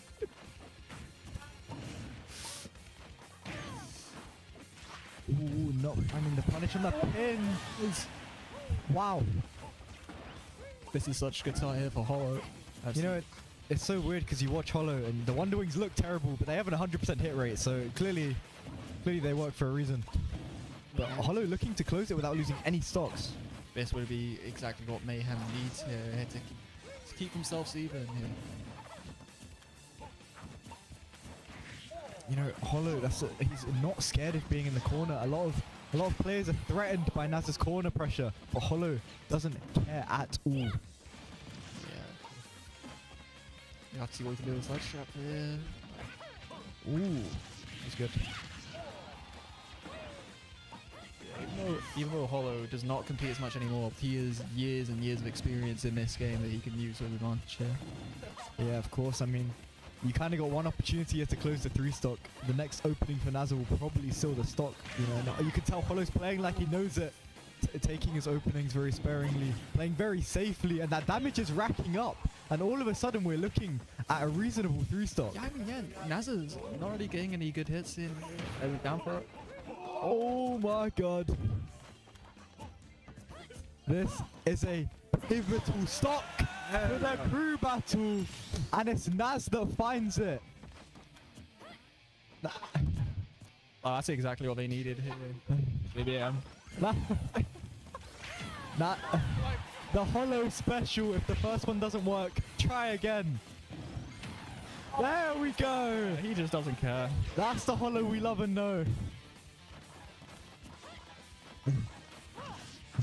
Nah. He's in a combo. Yes. It just hits. I don't know what kind of magic he has, but he makes these Wonder Wings work, and I have no idea how. They're all completely terrible, but they work every time.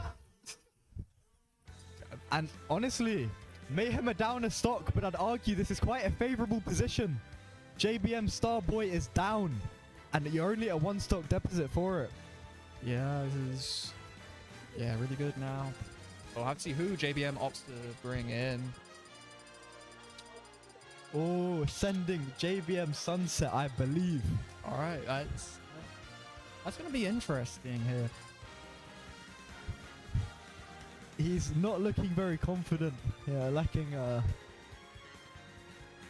Mikey, why didn't you do this in bracket? Why didn't you do that in bracket?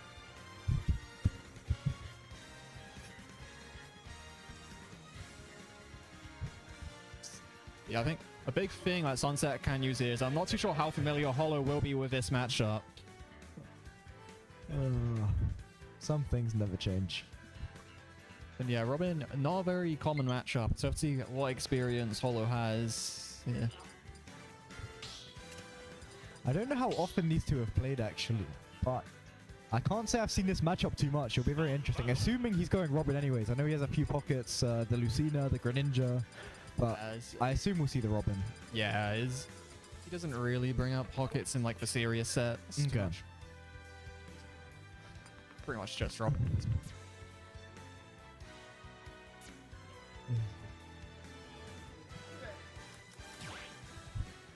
You know, a little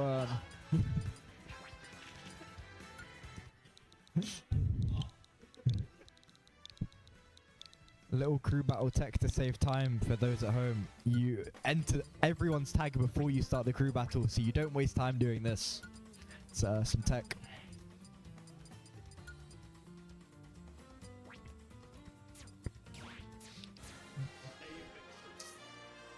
Yeah, Sunset looking ready to go.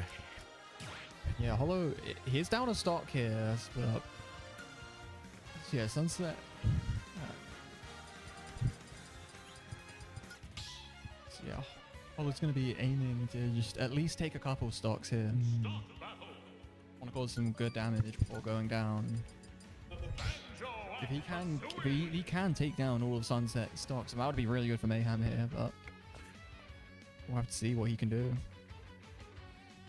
Taking his time, picking his song. Wonder if it'll be enough. Yeah, for those who don't know, this is the classic Sunset icing. The classic. Go white one. I like the white one. He looks like a polar bear. That's why. It's cool. That's the wrong skin, Mikey. I asked for the white one.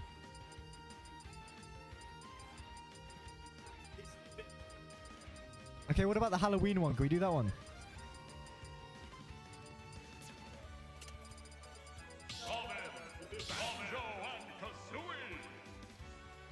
Alright. Yeah, finally Sunset ready to go into this here. You know, obviously Hollow would naturally be the favorite here, but Sunset with a stock lead is very important.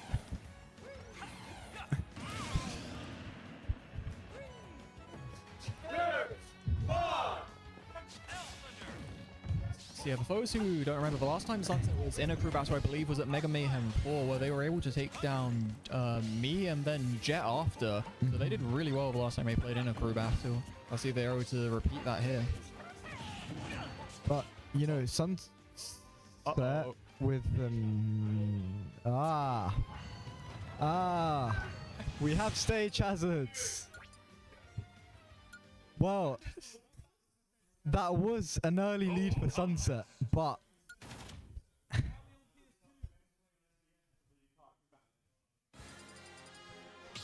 alright, we're going to SBF now. I saw the percents were 34 and 21. I'm curious as to if they're gonna take that or replay it. You know, if I'm a JBM fan, I'm quite frustrated with that one.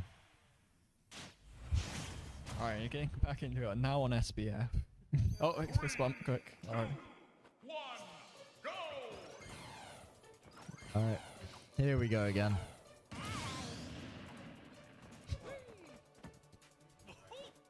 Alright,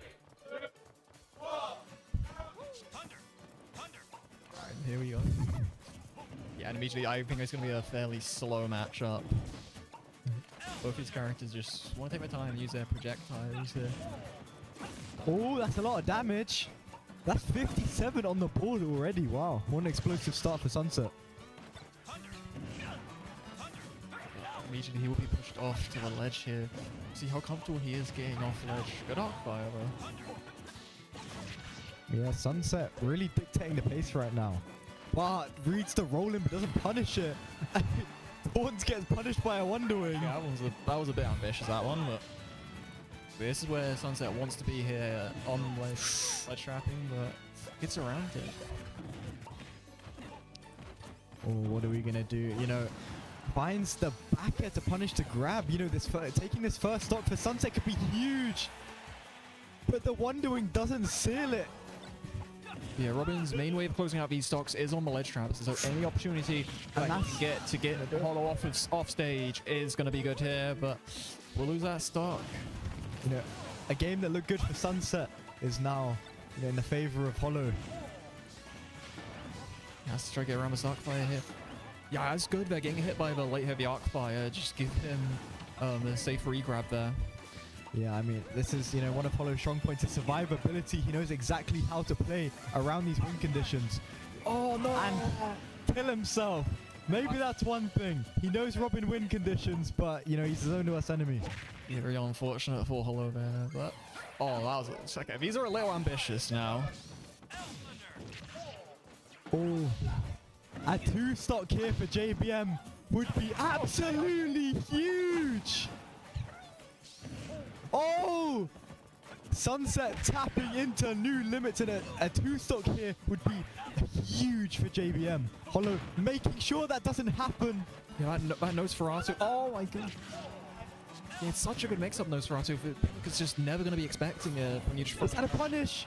We find the dash attack. How do you get off the ledge versus Robin here? But he's out of...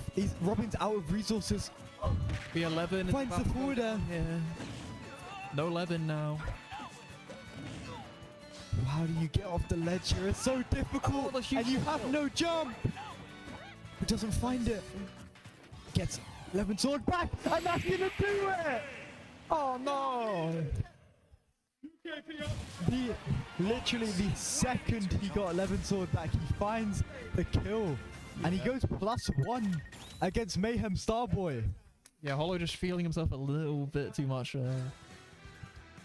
Wow, Sunset might be the first player in history to not get hit by 5 Hollow Wonderwings. Very, very impressive. But yeah, no, Sunset already looking very strong, looking to repeat this successful last crew battle. It's going well already here. It's going to be, yeah, Predosia coming up here now. You know, this is such a big lead. Team morale is high. That's the thing, like, crew battles is a whole different aspect when it comes to that mental space. You have your entire team morale lying on you. And Sunset has that momentum. But yeah, Sunset is fairly confident against Predosia, I'm pretty sure. Has a couple of recent wins, so we'll have to see what you can do here. Sunset trying to be nonchalant, but we all know he's very, very happy about that one.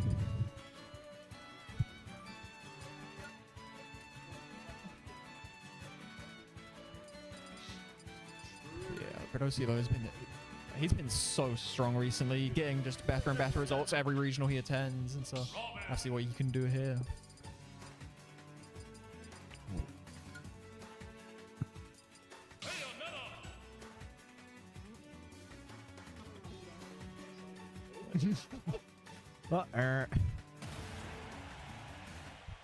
Yeah, I'm really interested to see how this one goes here. It's honestly could go either way.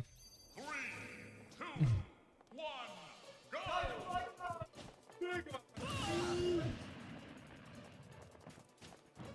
If you need to learn how to talk to a lady, ask your mum. Alright, going into it now.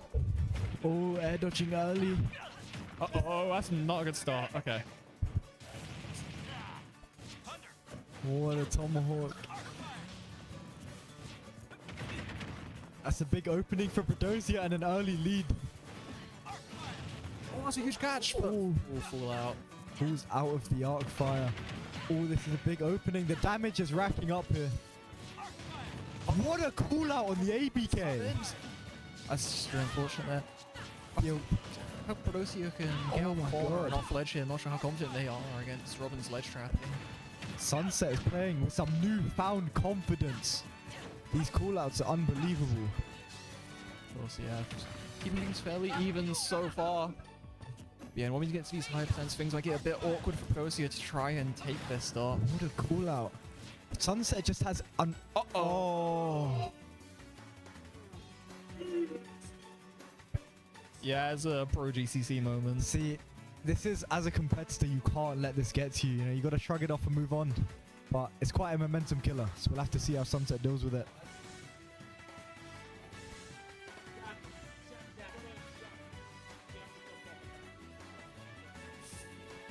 TOs are saying the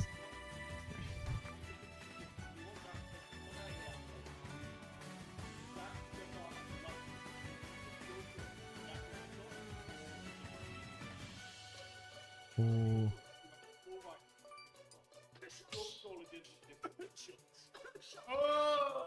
All right. Decision has been made. Sunset will forfeit its stock. I respect this so much. Prodosia's not messing around. Yeah. Everyone's rioting. And I was gonna say, Sunset has unrivaled confidence in all of his decisions, but I wonder if that will shake him. Oh, that was so good by Prodosia, timing the nuke up shield perfectly, then rolling through to not get caught. Yeah. But you know, Sunset not looking like that got to him. That could be such a huge turning point here for Mayhem.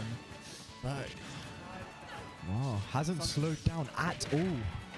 yeah, Sunset has to at least try take this stock here. There we go. So they will at least maintain their lead after this game. This is an incredible performance from Sunset. We'll have to see if he can get another stock off here. That would be huge for JBM. Yeah, we didn't get to see it earlier, but we'll have to see if Prodosia is able to close out these stocks. Yeah, I mean, Prodosia is reacting to SDI really well. It's 137 on the board from what seemed like nothing. Yeah, this is such an awkward percent for Bayo where a lot of your kill confirms are just not working anymore. Yeah. You've got to find the right straight hit here. Looking for a rapid jab. Gets And it. that's going to do it. Yeah. Yeah, maybe he could have SDI'd it if they earlier to the jab, but Yeah, you know, I mean, that stock take is going to be spoke about for years to come. Sunset clearly not happy with the outcome of that. He was playing, honestly, some of the best I've ever seen before that. But what can you do? The rules are the rules, and you have to continue nevertheless. You have to prevail.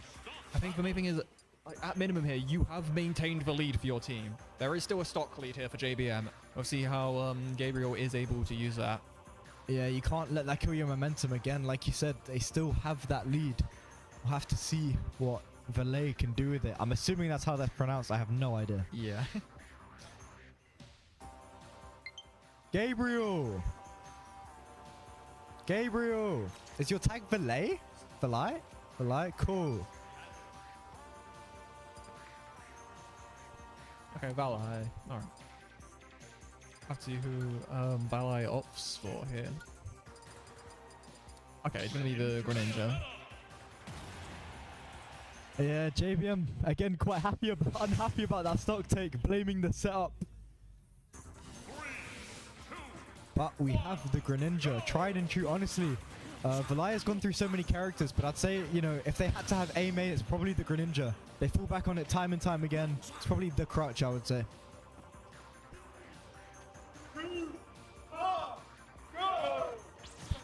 Yeah, I think Prodosia does actually look pretty good head-to-head against Valet. They've won against them quite often, so let's see if they can repeat it here. Early damage for Prodosia. Obviously, Valet looking to get revenge for the potentially unjust stock taking. This is a very, very strong start here. Oh, that's been gonna work out there. But yeah, good SDI will not be dying there. Oh no! Oh no! Oh. You know, yeah, but the Bayo test has to come eventually. Some could say that SD was karma, but again, it's this pivotal stock for both players. Yeah, it's a difference between a big lead and a small gap. Here we go, good opening here. Yeah, both of these players, just like they'll be just taking their advantage states back and forth here. Very advantage-heavy characters on the screen. Valet so aware of Bayo's resources while just playing the bait and punish around the ABK, waiting for Prodosia to store all their resources and punishing afterwards. Again, it's just pure patience from Valet. I think so far, I've seen Valet's been really good at catching Prodosia's landings with dash attack. It's set up for some decent openings. You know, we're looking at percents where down to up smash starts to kill here. Yes, yeah. is that could do it. And it's gonna do it. And yeah, it's just really unfortunate SD there just changed that completely. But yeah, you got to give credit to Valai there, closing out very well. And yeah, extending their lead now to 2 stocks. You know, Valai reinstating that lead that JBM once had, getting revenge for the stock of Sunset. And they find themselves in a very comfortable position, in a very good spot to take this crew battle. Yeah, of course, and when you still have Bidon and Pixie Goblin after some very strong players left over, but this is a good answer. A new contender appears. I completely forgot Giggles was on Mayhem. Yeah. So, wow, this is a game changer, to be honest. A crew battle that, in my head, I thought was fairly set in stone, said and done. But that means nothing when Giggles walks up onto the stage. Yeah, he's one of the most explosive players in the UK, easily capable of bringing back any deficit. Yeah, I can't imagine the fear playing this guy in a crew battle, knowing he can delete your stock at any given moment. Yeah, he's going to be aiming to at least take a few stocks here. He ideally only wants to lose 1 stock. So if you go down to your last stock, it's not going to be looking great for Mayhem. All right. Yeah, I mean,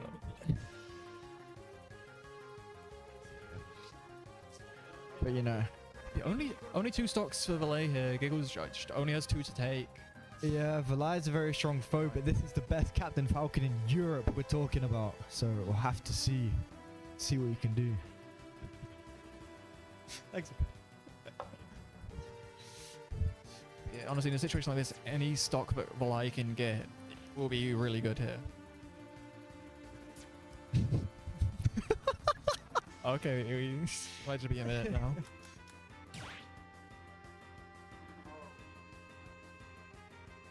Technical difficulties. Murasaki to the rescue.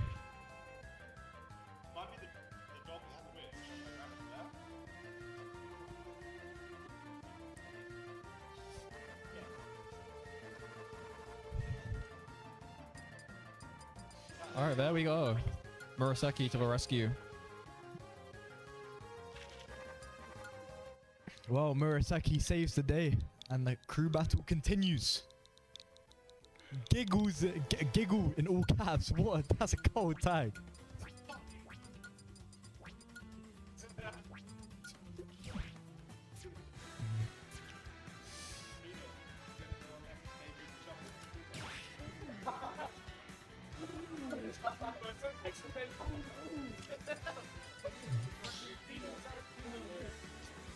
Yeah, Giggle's going down to Giggle here to show you he's not messing around. Yeah, just trying to do what he can to bring this one back for his team. Here we go. Again, JBM with that 2-stock lead. As long as Valai can, you know, maintain this lead, that's all you can really ask for here. Yeah, Valai is going to at least want to take a stock here. That would just be enough to try and let... And we are off again. Yeah, I think even 1 stock for Valai here will be good enough to let teammates follow up. But of course, you do want more than that if you can. Ooh, catches the roll in. Really good start for Valai. Oh, what a pivot up tilt to catch the jump. Yeah, look, really confident here so far. Down air will get stuff out there.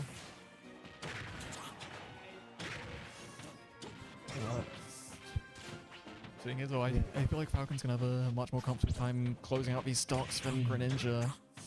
Yeah, that's the thing. It looks like Giggles down, but Giggles is never down. Yeah, of course. Falcon kick. And I love when the Falcons just throw out Falcon kick because it just works. You know, Giggles' ledge trapping flowchart is so good. Constant option coverage and reactions. But how do you get out the corner here? Again, reacting to that roll. Yeah, just the option coverage is so strong on the ledge. But down there. Wow. Big down there. Reads the shadow sneak and finds the punish. Is this going to be JBM losing their lead they've had for the entire crew battle? Giggles looking to eradicate this lead. Who can stop him here? We'll have to see. Not finding it.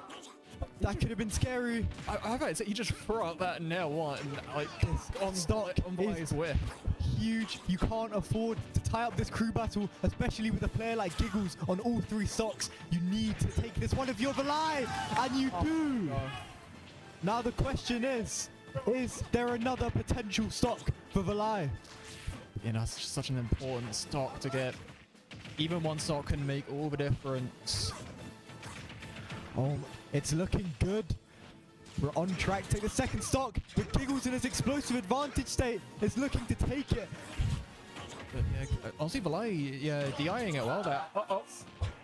Doesn't find the knee, doesn't get the short hop. This is big. Doesn't quite find the conversion. Giggles, you need to close it from this ledge situation. Looking for the up B, but doesn't find it in a good punish. Yeah, smart delaying the up B there to not get caught by the win box. Doesn't find the shadow sneak, but honestly, down tilt, up smash, tech chase, down tilt, up smash with his kill now. Doesn't get the turnaround. This is huge. Both players desperate to close this one out as soon as possible. And that's gonna do it. Well, it was, yeah, very late rapid jab. Will come out eventually, though. Yeah. And that's Giggles closing the gap by 1 stock. And a crew battle that looked very good for JBM is all of a sudden only 1 stock apart, with Giggles still on 2 stocks. You have to see who. JBM also is either Beedon or Pixie Goblin. Who wants to go up? It's the man, the myth, the legend, Pixie Goblin stepping up. Yeah, if you remember, see, at last crew battle, he was able to close that one out. We'll have to see if he can help his team out again here. This time representing Team JBM.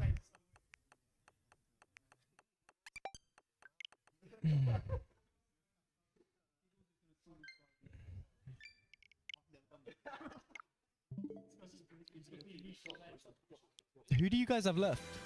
Who do you have left? Oh.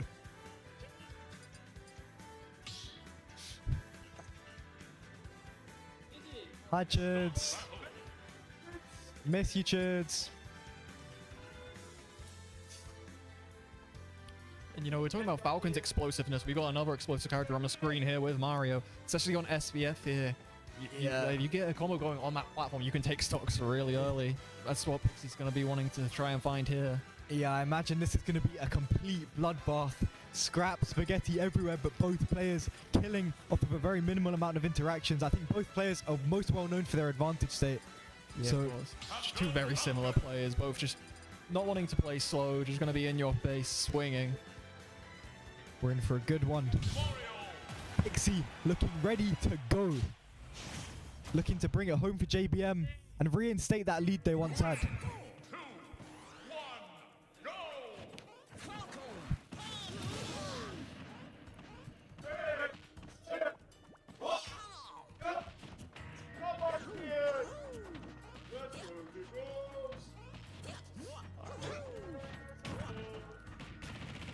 Fine. Usually a very slow start. Finally, Giggles will find that hit there.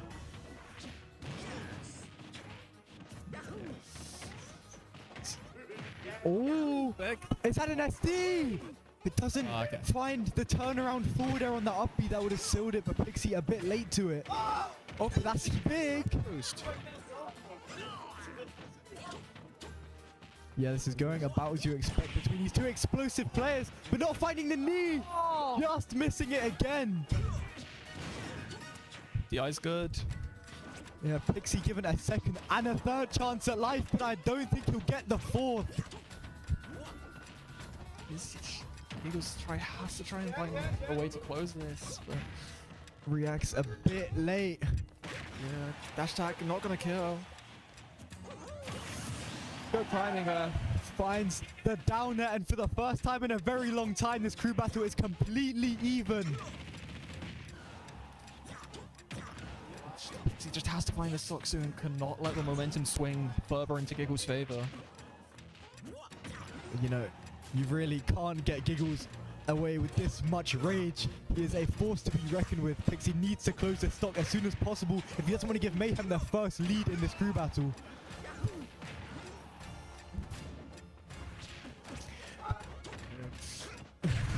Oh, big up smash. But catches the landing, and that's a lead back for JBM, and Pixie looking to extend it without dropping another stock.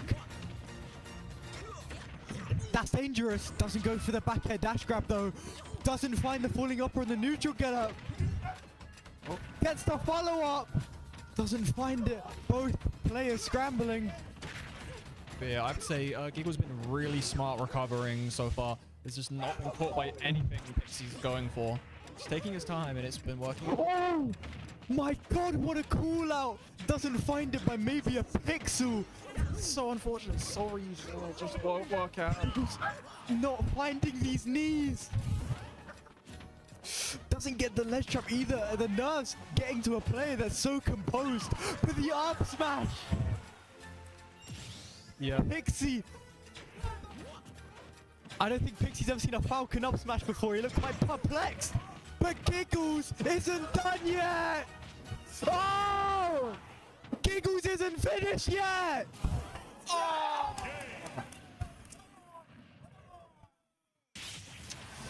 And you know, that is a very Giggles way to go out. You know, so close to grabbing ledge there, barely off. You know, honestly, that is probably the most Giggles thing ever, choosing to go out on his own terms. Perhaps betting the entire crew battle on the up B. Now, looks like we Sip It. It is Sip It Gamer. His resurgence. He's back. Alright. So yeah, big thing with Sip It is you really want to try and take this stock without losing yours if you can. To try and have an even playing field against Speed On, but it's going to be hard against Pixie. Yeah, I mean, Sip It, known for piloting several characters. We have the Steve, the Banjo, the Min Min. I know they're experimenting with Joker for a bit too. So, I think I've seen the Banjo earlier, so... Alright, let me gas it up. Alright, well, yeah, news. To be fair, bro, Banjo, Min Min, Steve, all +2.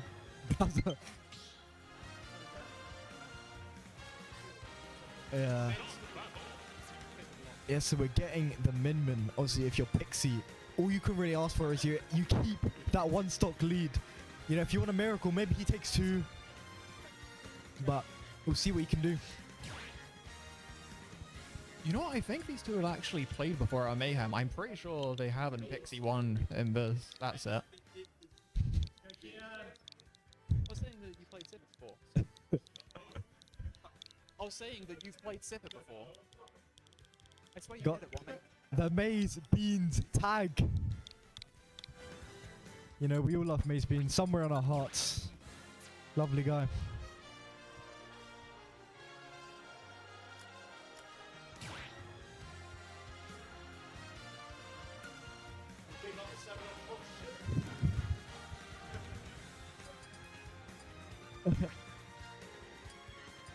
All your hard work disintegrated.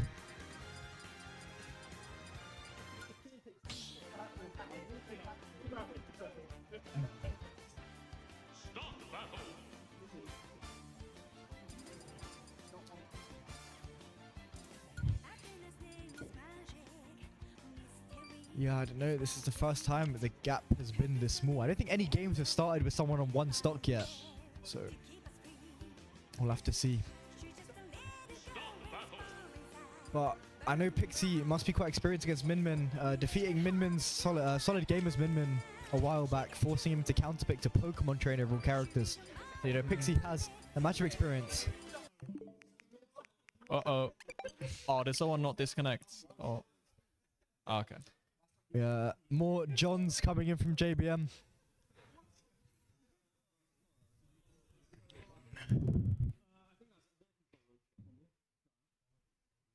He said his controller's drifting. There you go. What? Don't update it!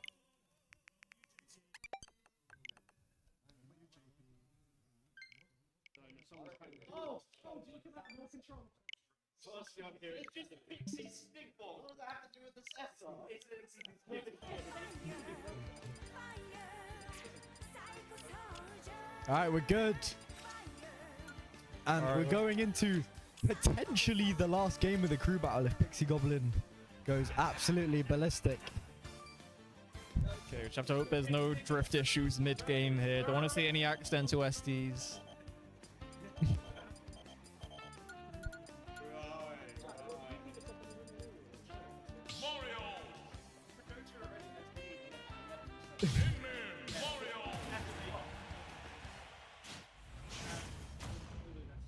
Alright. Yeah, this is such a pivotal game here for this crew battle. Oh. Yeah, trying to get into it a bit too quick there.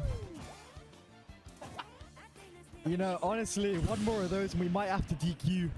It's a bit cheeky. As we get into either the last or the penultimate game of the crew battle. It's a big opening. What do we get here? You know, Pixie's reactions have been so on point, following up off of everything, regardless of combo drops. Yeah, and any stock Pixie can get here would be so good for the JBM. But Finds the back throw. This is a precarious position. This is so dangerous. That's the thing about Min. Any offstage interaction is potential death. of course, yeah. Oh.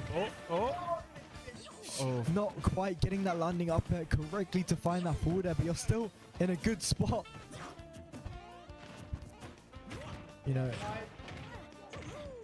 What? Yeah, we'll use this double jump to get it off. Wow. Oh, that's a little ambitious. Yeah, looking for the call up, but not quite finding it. But you have to respect making big plays. That's no jump on Sip It, but not capitalizing. That's unfortunate. Oh.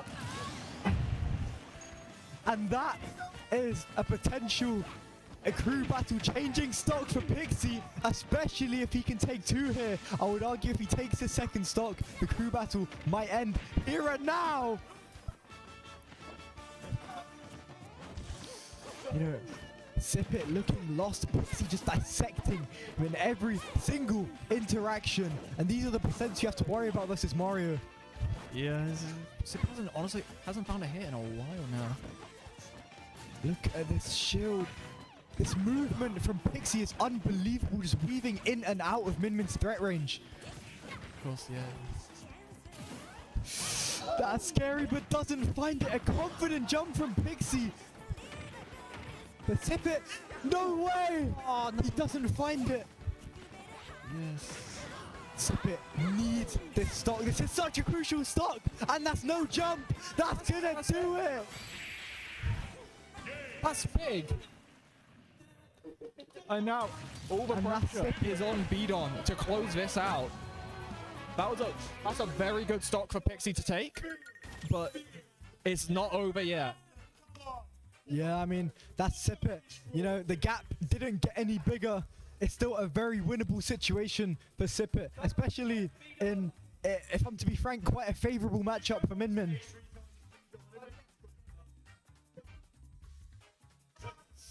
You know, Bidon may be revealing some of his tactics too early. But,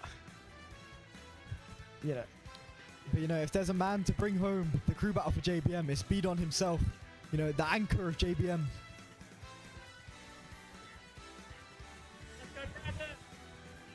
Uh-oh.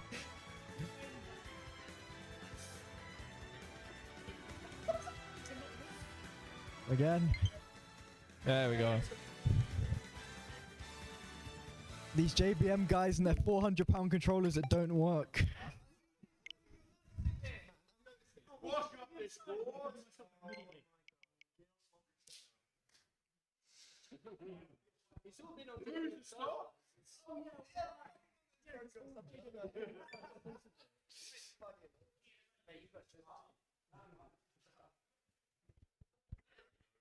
Uh-oh, is someone else connected still? I can't see a thing.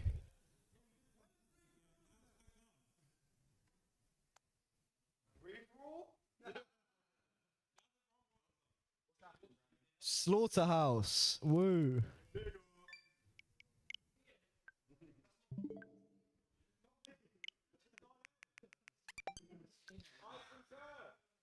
You know, Oh, they're honestly, gone the now. games are taking less time than the controllers.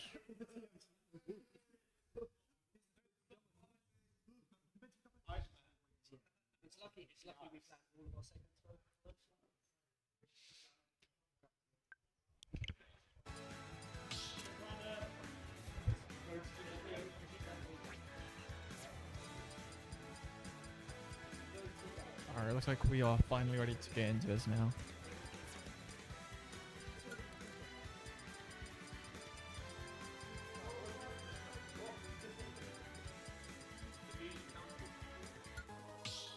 Ooh, it's a good tune. This is a very good tune to end it. The grand finale. What a fitting song. Yeah, honestly, quite fitting. Beaton does use the Dark Bowser ult. See if I can give him a bit of a power up here.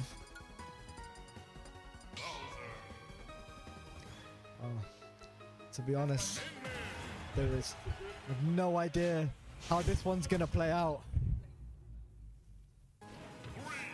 So,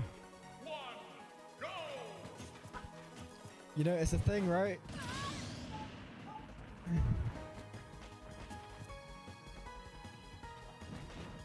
You know, it's quite a tough situation to be in. Both players playing with their entire teams on the line. Especially if you're beat on. That fear of choking that stock lead is something you don't want to deal with. But an early lead to set the pace. Oh, it's gotta be careful. Doesn't find it. But this is a fantastic start for Beaton. Oh. Doesn't take his push. Oh, pick up slash. Oh, wow. Sip it. Struggling to find its footing. But all it takes is one interaction like this to seal a stock. You're never out of the woods when it comes to Min Min. Yeah, guys, Sibit knows exactly what he wants. Yeah, Sibit just wants to try and force these offstage interactions. Try And this is Mayhem's last chance to claw this back. But if there's any character that can win this, it is Min Min. And that is a start to this reverse 3 stock. You need this stock here and now. Doesn't find the 2 frame. But if there is a way you make this reverse 3 stock, that's how it starts. But Beaton not slowing down by any means as he looks to extend this lead as composed as ever.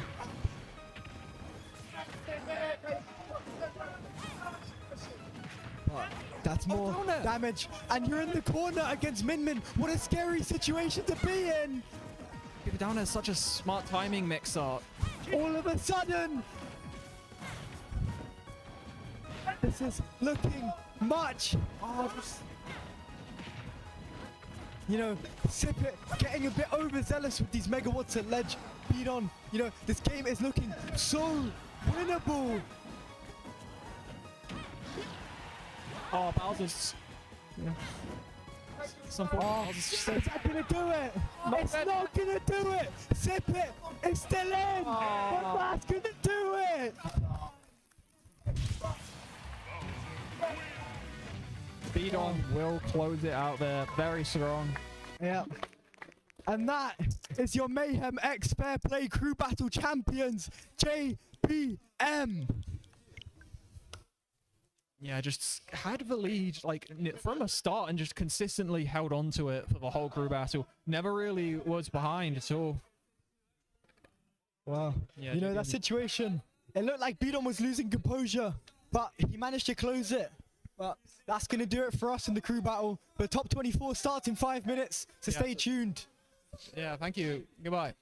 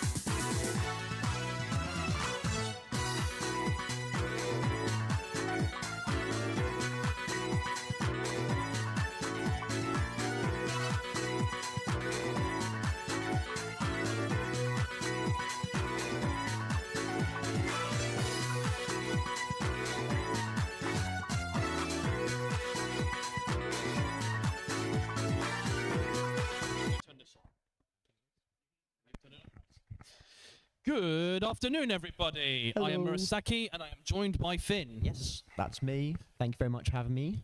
No problem. And we're getting things off right away with a good old classic Southeast matchup between Pixie Goblin and Predosia. Yeah, something that, I mean, it's a treat for me to watch. I don't really get to see these guys compete often, so, you know, seeing it on the big screen.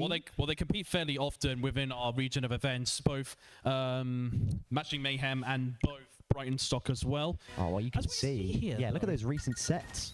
Yeah, Pixie Goblin actually has won the last 2 sets here. But I don't think that's going to let Predosia down, you know? I think, look, we don't know what could happen coming out of this match. You've said that they've been going against each other often. Look, anything could happen. All's to play for. Yeah, no, absolutely. Although it's worth noting, though, that there has been like a 5 to 6 months gap between Avalon Encore and the more recent Brighton Stock event. So, look, there could be some, you know, kind of developments. They might have been putting some stuff in the lab, bringing out some new combos, I don't know, or just, you know, like really decisively analysing each other's game Both plan. players' combos, they're pretty standard from what I've seen. What, Bayonetta and a Mario, right? Yeah. Yeah. I know, I've played these guys, I've seen their combos plenty of times. So I'll be very surprised if I see something new cooking for both players. Damn. Well, I'm excited. Excited you shall be. As you can see there, Pixie got 9th place in dubs, although they did struggle to get here on time though, so a little bit unfortunate. Yeah. And Predosia getting 5th place in dubs. And off we're going into game 1, Small Battlefield. So, I mean, we're seeing like the discipline already, I dare say. Not that much like risky interaction, and we see one thing get messed up by Pixie Goblin, and that's a 50% combo already. Yeah, no, good point there. I mean, both of them are going to hold back a bit, but I feel like Pixie in general, I think he's a bit more aggressive with his aerials, because Mario's aerials are fairly safe to approach. I mean, especially back air. Yes, exactly. And I think the ledge, like we just saw there, is going to be really important in this, and how both of them deal with it with each other there. I know that Bayonetta's edge guarding is really good, especially with that nair. You know, just getting out of ledge as well, that afterburner kick that he has to be able to like escape and possibly turn that disadvantage into advantage. Oh, got the sour hit of the dunk there. That is such a classic Mario finisher there. Yeah. But it's really good DI though from Predosia. Exactly. I dare say pretty even. I know he's up a bit more, Pixie Goblin. Got that extra 50, but like right now he's got the ledge trap situation right now. Reading the afterburner kick in there with that F smash, but unfortunately he was just a little bit too late for that.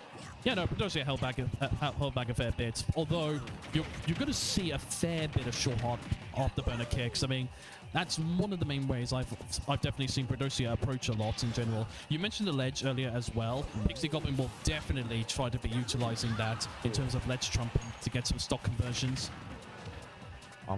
being attacked right now. Anyway, yeah. I mean, we still haven't seen a stock getting lost. I'm lying. There we go. Yeah, a bit of a Hail Mary. Up. Bit of a Hail Mary down there. I'm not too sure what Pedosio was trying to get there. He's been fishing for it. You saw it trying to read the jump at ledge, but I think the last hit just missed. Oh, good old witch side. Oh, I'm really surprised he went for the down there. I mean, sure, the knockback does decrease slightly in witch time as such when you try to go for he was at 200 after that hit, right? Like, as anyone would have said that Mario was dead there. You know, absolutely. Again, these ledge situations could be a potential combo for both of them, especially at these percents. I think that, like, these are going to be the important parts of these matches. Well, it's a good thing that Pedosio is playing Bayonetta, because Witch Time is very useful to get out of those low percent ladder combos. Exactly, and like if Pixie Goblin's being a little bit too lazy with the fireballs, or maybe just throwing out attacks, just getting a crucial Witch Time could be a kill. Oh my goodness, what a punish on the Witch Time! Oh my goodness, he stays alive! How is this man living? The DI has been really good from Pixie Goblin so far. Or maybe he had plenty of spaghetti. But classic up throw down air there. Trying to get the cape kill. No. Ooh, dash attack there. Either a cape kill or trumping the ledge there, probably. One of the two. But, I mean, an early kill with that will mean everything, not only for this game, but for the mentality going into the next for the rest of the set. Oh, I think Pedosio wanted a full second hop back air. That's usually when a Bayonetta would take a stock. Now, Pedosio is doing all the hard work, lots of percentage, but Bayonetta is one of those characters just struggles to kill. Yeah, we saw there, had a grab, got all the pummels, but only forward throw, and he's at 204 because of it. And not getting this kill? Nearly, but I mean, you know, we're seeing Pedosio getting a little bit too comfortable using that Witch Time in neutral. I mean, we saw that F smash. We all saw that F smash. There's a good landings here from Pixie Goblin, just timing his air dodging just right to avoid the afterburner kicks. Again, Pedosio goes for that so much in neutral. Ledge trump, doesn't get anything off of it, climbs edge a little bit too early. I don't think he wanted to lose that situation. No, definitely not. I mean, Bayonetta is definitely a much more tricky character to edgeguard. I dare say, though, he's got the stock. Fishing for that like aggressive option with those back airs. Yeah, and as I said earlier, I mean, Mario's aerials such as back air, it's just so safe in neutral, and you can find a grab, you can pull up shield so quickly, or in this case, even pull up a nut smash. Yeah. Whatever it takes, really. He's up 1-0. Now, the main thing here, are we going to see now any adaptation? Are we going to run it back completely, or stage changes? I wasn't paying attention. Well, both players, they generally don't change their playstyles too much. Right, okay. I think we're still going to see the short hop afterburner kicks in neutral. All right, that's a nice little approach to begin. Yeah, good start here from Pixie Goblin.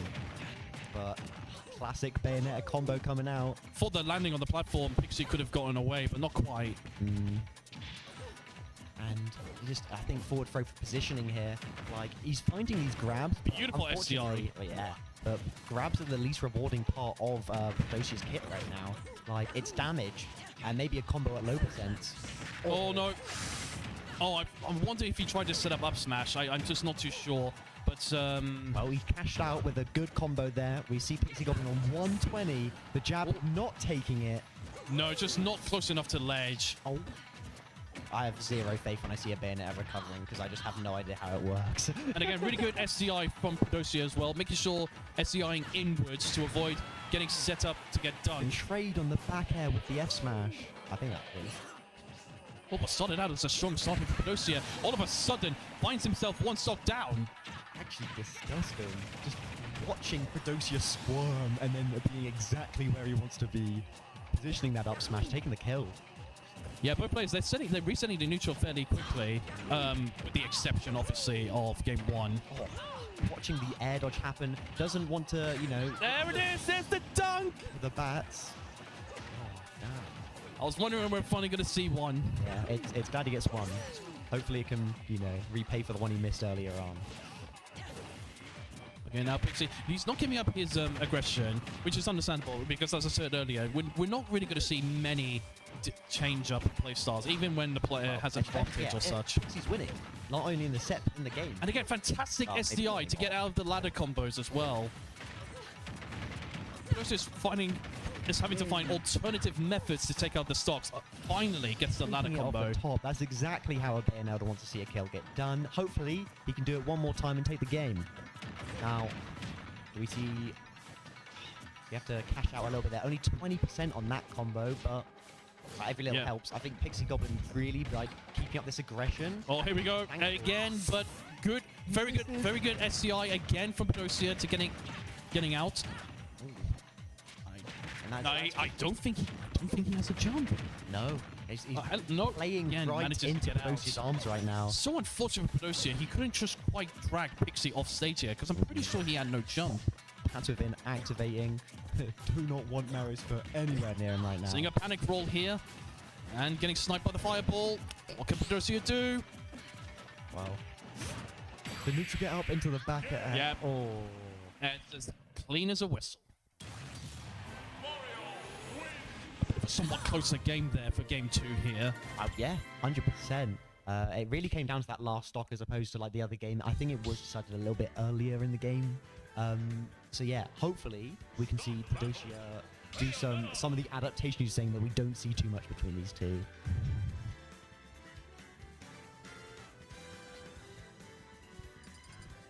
Yes.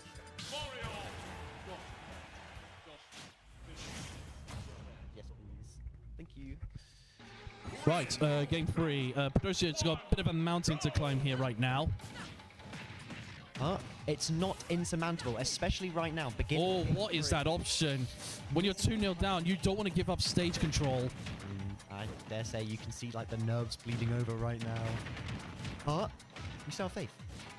Well, manages to find the short hop afterburner Kickstarter. Ooh. That is really coming into play now here for Pedosia. Getting a lot of pressure. Watching Mario air dodge right in front of him and not do anything is hard. It's hard to watch that. 118%, no response. Not even the fireball is going to even add a bit of damage. Yeah, right. I know I just said what can the plumber from Brooklyn do now? They just... Finally, response. Yeah, you see what was that, an F-tilt or back air? But this Mario's at 166. Pedosia, I mean, all this damage is good, but the kill is what matters right now. It matters right now, yes, but for the meantime, I was going to say, Pixie, he's really struggling. Rapid jab. We can really sense a bit of tension from Pixie's gameplay. I mean, he's been like, you know, maintaining this aggressive game plan in order to just snuff out Bayonetta's options and keep her in a... Oh, hello, he's got pushed off. I think that special landing lag there meant he couldn't really do anything, and the double. Oh my word! Where did he find that from? And it's now even again, and that's exactly something that... Oh, we say it's even, but I don't know, buddy. I just don't know. Missing that last hit of the fair there. Could be really good SDI though. And True. I mean, what matters is that it happened, and now Pixie Goblin is got stage control. No punish on the panic air dodge. My goodness. Oh, he's getting landed. No, he escapes. No, that's wise. That's actually wise, since you can quickly fast fall down. Okay, he didn't get anything from it. This is the edge guarding that we've been talking about earlier. That nair. And again, you know, Pedosia getting a little bit too comfortable with that witch time, because it's a bit of his undoing right here. Okay, he's still doing fine on the center stage. Still has a jump though. Oh, unfortunately, couldn't get the second one before it got snuffed out by the Mario up B. And he's just so much patience. Does manage to escape back to ledge and dodges that F smash. Yeah, super critical. He snapped the ledge. Oh my word! Leading the air dodge there.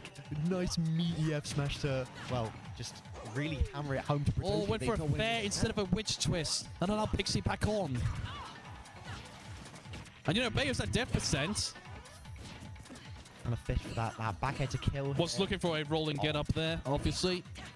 Yeah, you'll definitely see that from Pixie. When he's struggling to take a stock, he's just going to start throwing out up smash. Well, yeah, well, especially out of shield. Doing it with great tact so far. And unfortunately, it didn't pay off then. Oh, I think the platform disrupted Pedosia there. Wanted to get the third hit of fair and then find an afterburner kick.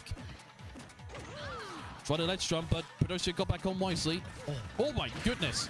There it is. There's the up smash I was talking about. Yeah, unfortunately, Pedosia couldn't confirm anything out of that ABK there. Nice choice there to use the flood, pushing Pedosia to a corner. Oh. Unsafe options, getting laddered. Oh, the witch time comes to the rescue. Sorry, bat within actually is what it's called. My apology. Pixie Goblin is just watching Prodosius sweat right now. Just reveling in it. We saw him watch 2 air dodge reads happen in that combo just then. Now. Man just did a normal air dodge and manages to win neutral. We do see the recovery. Oh from no, Prodosa. this could be it. Back throw. That it is DI'd perfectly there. It is. Oh, just narrowly missing the fireball snipe. Oh, great. Got up just in time to avoid that ledge trump I was mentioning in game 1. Is this it?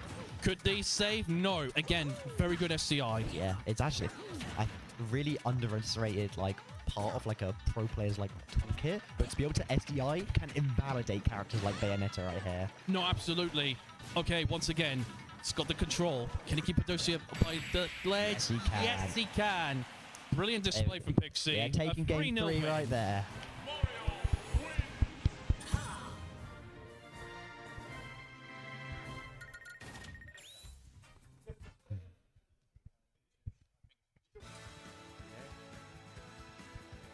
And moving right along, we now have Mondi and Apple. Lovely stuff.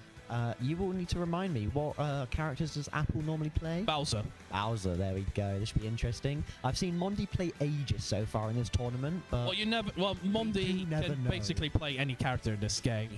Yeah, I'm aware. I have to tell him which... You're only going to see Mondi go Ness in a... whenever his tournament life is on the line, effectively. Yeah. Which, on the one hand, it has like a level of like intimidation to it. He's whipping out the nest now, so I get to lose. But at the same time, it's showing weakness. He needs to start playing Ness. So hopefully, we can see Apple intimidate Mondi to the win here. And I think we just got Apple's most recent results on screen, and yeah, beating Frank and Bag. Which are very good wins to have. Does quite well at his regional events. I mean, especially front runners. And we have Mondi now. Okay, he's telling us that he got DQ'd. Yeah, no, I can attest to that. But guys, I just need to explain this quickly. Yeah. Mondi signed up for Brighton Stock Ultimate, and he forgot about it. Yeah, that is a... How is this man seeded 2? Come on. Why is he seeded 2 with those results? That's quite hard to deny. He's really just appealing to us to believe him right now. Anyway, so hopefully, he can change that losing streak that he's been having. Yeah, and I'm going to say losing Now, you mentioned Aegis. I mean, obviously, Mondi has been practicing a lot with Shanique, and Shanique, has mostly been using Aegis in the UK events nowadays. Makes sense. So a little bit of bleed over from that. You never know. We could see anyone. We could see random getting selected at this character select. And I mean, if I'm in his Apple seats there, I would be sweating. I do not like You would most likely see Mondi going random in a local rather than a... Oh yeah, I have to tell him to not do that. Just that he can actually play Ness against me. I don't know. I thought they were talking about us then. Anyway, so I think winner plays Pixie Goblin for winner semis. So this is for a place in top 8. Very nice. Just see set up controls, the usual gubbins you have to set up before doing this kind of stuff. Now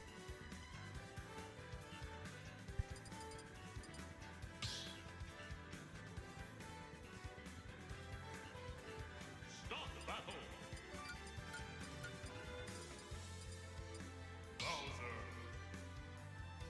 Bowser. well, Apple going with the Jack Black ult. Oh, sorry, that's the regular ult. The Jack Black ult? He voices Bowser in the Mario films. Oh, right, I see what you're saying. Sorry, I'm just... I mean, technically, anyone plays Default Steve. That's also Jack Black. Yeah. Pyra and Mithra have been selected. All right, let's see if the practice with Shanique pays off here for Mondi. This will be nasty for Bowser if in regards of Mithra. I mean, when Mithra wins neutral, what does Bowser do, really? Yeah, and, I mean... My goodness, he's so lucky to get away with that. Yeah, Mondi has been, I mean, in the matches that I've seen, he's been really using that F-Smash at ledge to try and, two-frame or intercept recoveries. And I feel like Bowser's could be one of the ones that are more vulnerable to that kind of strategy. Yeah, no, definitely. And once Bowser reaches about 80% or so, we're going to see a switch. There you go, right there. To Pyra. Oh my goodness, what is that? How is he still alive? Because Bowser's a big boy, but unfortunately, Monty couldn't find the kill there. No matter how massive Pyra's sword is, it still takes a lot of effort to take down the King of the Koopas. All right, there we go. Pyra up smash seems to be enough effort to take down the King of the Koopas. So, going into the second stock here for Apple. Just getting whip punish here. Oh, these platform combos. And that's 56. And he lost one interaction. But Apple isn't taking it lying down. We're seeing, like, the thing is, we only might see 1 or 2 Bowser hits, but that is enough for, like, a... Whoa. Oh, my God. All of that stems from a B reverse fire breath as well. Oh, unwise.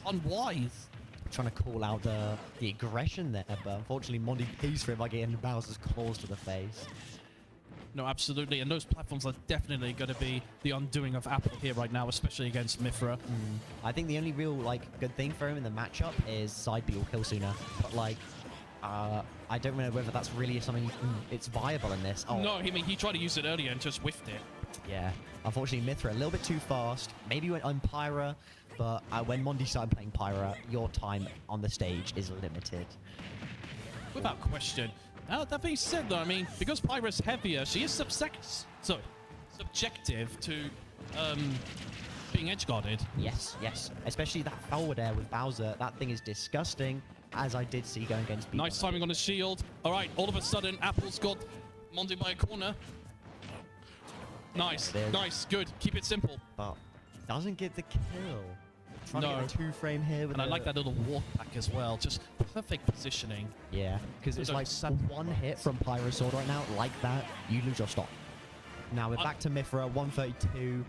Mondi not going for Oh, I don't think he has a jump either. I think his jump is gone. He does get back to ledge. The side B there. The footstool. I can't really find anything at these low percents, though. Yeah. Oh, okay. Oh. Okay. Really setting up the space, allowing Mondi to get back on ledge there. Beautiful empty short hop just to watch Mondi spot dodge. Oh, that's so unlucky. Oh, what is that up B? The wrong way by the looks of it. What's he doing? All right, quickly switches back to Mythra. Wise choice. Oh, again, just looked the wrong way. We're seeing a lot of panic switching. Well, I think game plans are changing as he's taking more and more percent. Oh, that missed opportunity from Apple. Unfortunate, but he is Bowser. He only needs one more opportunity and he could get the kill. No, that was not the right option because he was getting punished for that earlier. A beautiful air dodge. He does it again. He lives. Somehow. It may have been good DI there. It may have been good DI. Bowser's weight, I think, is inarguably playing a factor right now. He can still find this kill. Oh my god, he read the roll, just whiffed it. Well, maybe not whiffed it. Do get a down throw here. Oh. Oh, what's this? Is this? He's got a switch. Oh. No, just couldn't. If he parried it, though, that would have been death. Oh, no, and then unwise landing. Yeah. My goodness, that was tense. That's an unfortunate reality of Bowser. As soon as he commits something, he commits. And we saw that air dodge get pressed, I don't know, maybe like halfway between the top and the bottom of the stage. And he paid for it as soon as he landed. Yeah, no, but Bowser's one of those characters where when you stop panicking in neutral, he's going to eat you alive. Oh, we were seeing signs of that as well. Exactly. Like, I think we saw a grab through Mondi's shield that he wasn't expecting once, and that was an edge guard situation immediately afterwards. Like, from basically like 30 to possibly taking his stock. It's, you know, you just have to keep getting right. Yeah. Oh, very aggressive landing. Lovely. Racks up 49% in just 3 moves. He's still going in. Absolute bulldozer. Oh no, he's given up control of stage. He's paying the price. Yeah, and that was just like Nair 2 that led to that combo. But look, Apple is still in the lead right now, and the fair snuffing out Mondi's jump. He has to recover, misses that. Unfortunately, landed just before that fair hitbox could come out. Yeah, a bit unfortunate. Panic down unwise. Well, I wouldn't say panic, just maybe a bit unwise. Yeah. Whoa, okay. Somehow swings back in with that strong back air. Yeah. That's good. Good. Don't panic air dodge into it. Yeah, he's 30 for trying. Oh my god. I wonder if he tried to do that suicide dive and such. Yeah, it was looking like it was going that way, and then I think Mondi hello, remembered that he could influence it. So all of a sudden he's got Mondi by the corner and a stock down as well. Ooh. Down there, getting called out with a grab there. And Yeah, now just retreats. That's good. Get up attack. Saving Apple. He gets to live another ledge situation. Maybe even this one. I mean, Bowser's size, you're just going to get two-framed a lot. Yeah. And we've seen Apple try and go for like the other way around. He's been trying to go for those F tilts, but Mondi has been able to just, circumvent them basically every time. Yeah, not too sure if if Apple's a player who uses smash or tilt stick. That being said, though, Apple's really turning this around after game 1. But in comes Mondi. Lovely opener there. And again, Apple primarily focusing on snapping back on ledge, not trying to reverse Mondi, which is important.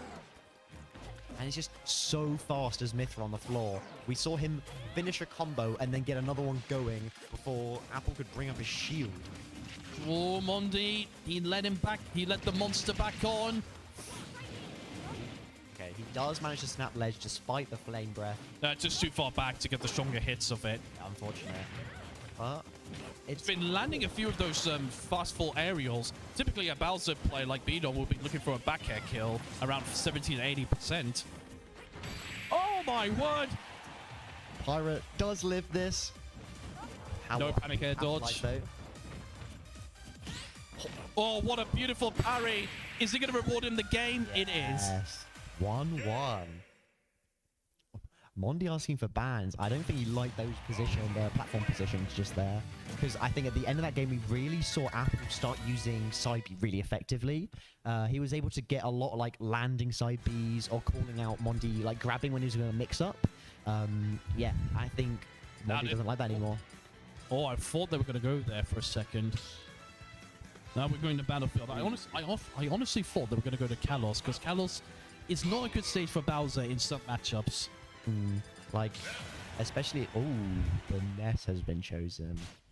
He's not messing about here. Yeah. And this top platform is no joke in any matchup against Bowser, especially since you're playing such a puntable child. You get side B'd and taken into that middle platform, you will start dying at stupid early percents. Oh my goodness, just whiffed that. That's a bit unfortunate. Oh my word, he still makes it. What a recovery. But the PK Flash being put in that combo? Oh, poor Apple, man. Poor Apple. Well, but Mondi whips the yo-yo, so he's still keeping it alive for a bit just to toy with him. Yeah, this is disgusting how effective this Ness has been on the first stock only of it being seen.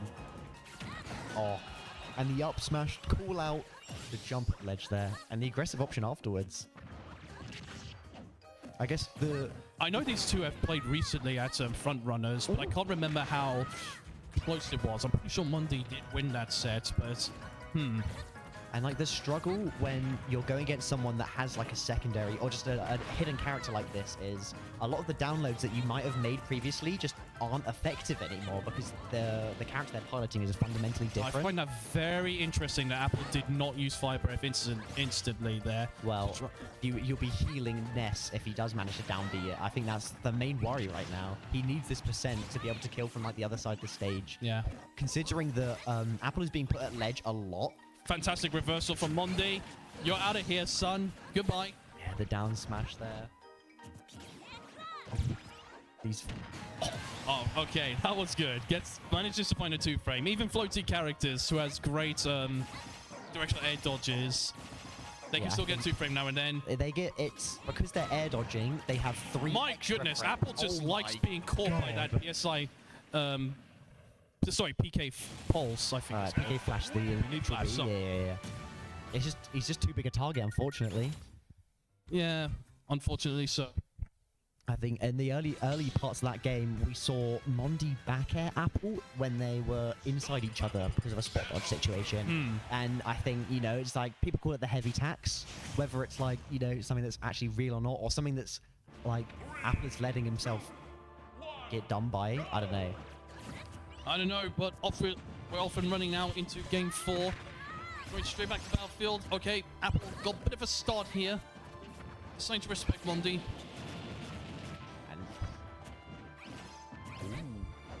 Is he setting up a PSI magnet train, probably? I mean, Bowser's... Oh, what are you doing? And he's holding it. Apple My not man! looking proud of himself for that one. Mondi healing, what, like 30%? Half his stock? Man clearly want this game over and done with by allowing Mondi to recover. Apple does manage to get back, though. It's just, you know, it's just he's going to have to do a bit more damage before he can get that kill. Yeah, but we're seeing a lot of desperation now for Apple, throwing out that back air and such. Just not really having a proper neutral game plan. But the up B out of shield there, catching Mondi. And that up smash. Okay. Ooh, there was a little bit of a read on possibly like an air dodge or something there. Ooh. Oh, okay. Yeah, got back in time before getting... I think the plan was to soak up the up B projectile there. Because, like, if anyone can tank that, it is Bowser. Apple may need to look for a bit more of those, like, neutral standoffs. I think he can do well in those. Possibly, but at that point, it's your nerve against Mondi's. And I think Mondi's feeling pretty confident. Spot dodging the forward tilt. Does manage to weave the down air through the platforms, though. And Mondi is off stage for it. What? Okay. I think Mondi was sure to snap ledge off and let it going of the up, or hitting him with the up Mondi B. probably anticipated the PK Thunder hitting Apple. Yes, Him to get back on. Well, this is surprisingly close here for game 4. All of a sudden, Apple coming in like a steamroller, effectively. Oh, can't get the 2-frame with the flame breath, but... No, not quite. Unfortunately, losing that kind of interaction now means that it's Mondi at the ledge and Apple that needs to recover. Oh no, that was just not the right option because he suddenly gained stage control and then tried to assert his dominance. Oh no. No, not quite. And now Mondi up stock against Apple. Apple's potential last winner's side stock. Beautiful parry, but oh my god! Wow, he does find something. I was going to say he wasn't going to be able to. Apple reminding us that he does deserve to be in top 24 right now. Can he make it to top 16? That's what this game is determining. And Okay. Mondi's here to stop him by the looks of it. No, try to rely on those short hop aerial approaches, but Bowser's a big boy. It's just a free punish, really, for Ness. Whips the forward air. And we're seeing Mondi beat him to the punch with his forward air. Doesn't quite catch Mondi's option earlier. Almost beat it out to the PK fire. Ness forward throw and the back air does take it. Yeah, not much Bowser could really do. Has to jump out of, just has to really go high, really. And Mondi was just waiting for that. I think Apple put up a good fight there. Absolutely. But the switch to Ness, where it gets everyone.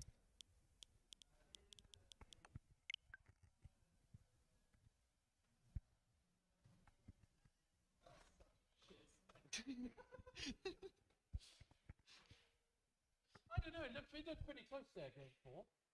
It was good. Oh well. I didn't know the results were that bad though. Oh, you got 90 something in the 100-man tournament? Yeah.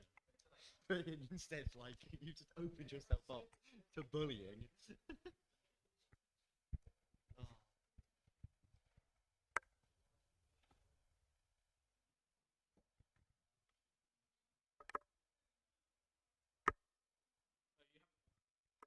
Matt asked me to tickle you onto the armpit.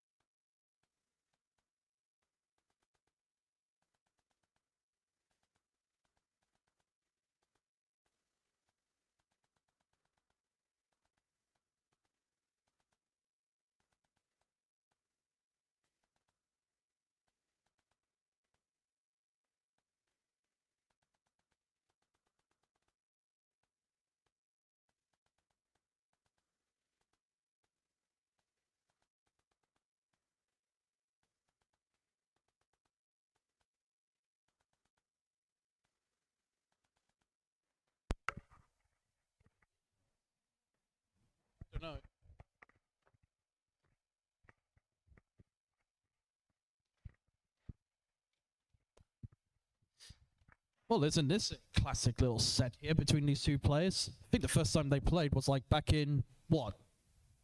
The ancient days? I know it was like early Brighton-Stock Ultimate days and such. I feel like it's like 2019, something like that. Yeah, something like that, yeah, both players. Yeah. I mean, like, both very big veterans in the South. So it's going to be interesting to see them play. I remember them playing, I think it was the last Mega Mayhem. And it was a great set. No, I think the last two these two played was actually Vanquish 2. Losers Finals. Yeah, that was it. Ah, I guess it's the last time I saw them play.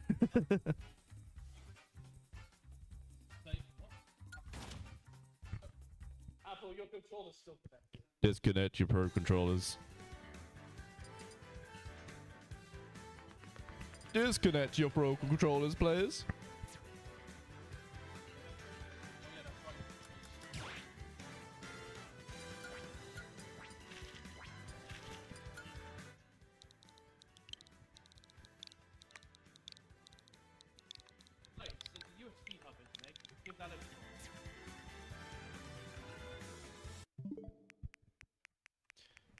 Sorry, ladies and gents, we're having technical difficulties.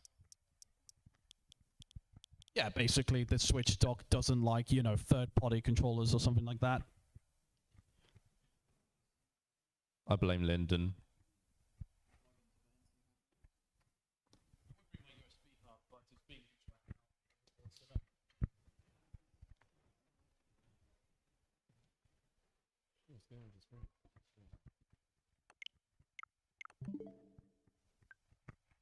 Alright, we're all good. All right, so this is beginning of top 8. Well, it says top 6 up there, but I'll say top 8 for now. Yeah, top 8 between both players. Now, Shanique actually has been playing in the last couple of months or so, but has some really good results outside of the UK.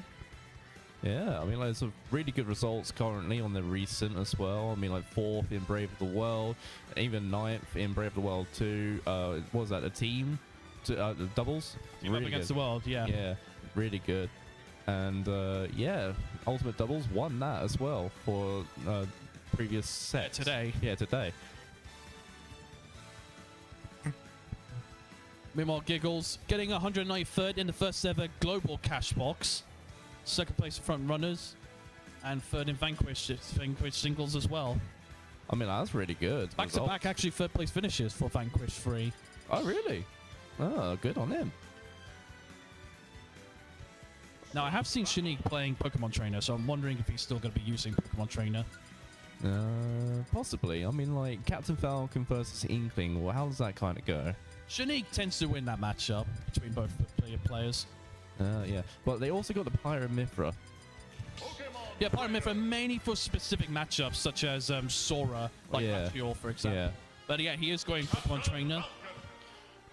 I like the Pokemon Trainer pick. It's rare to see Pokemon Trainer at a high level. We don't really see many Pokemon Trainers around nowadays. No, I mean, like, for good reason, probably. We used to have Micro, who was like our best player. Who was our best Pokemon Trainer in Brighton and such. Right, well, starting off game number 1, we're on Hollow Bastion. Right now, they're just playing a bit of footsies, getting a feel for each other. And Shanique coming in with the combos right now. Yeah, couldn't quite keep Giggles by the corner here. Well, however, putting him back.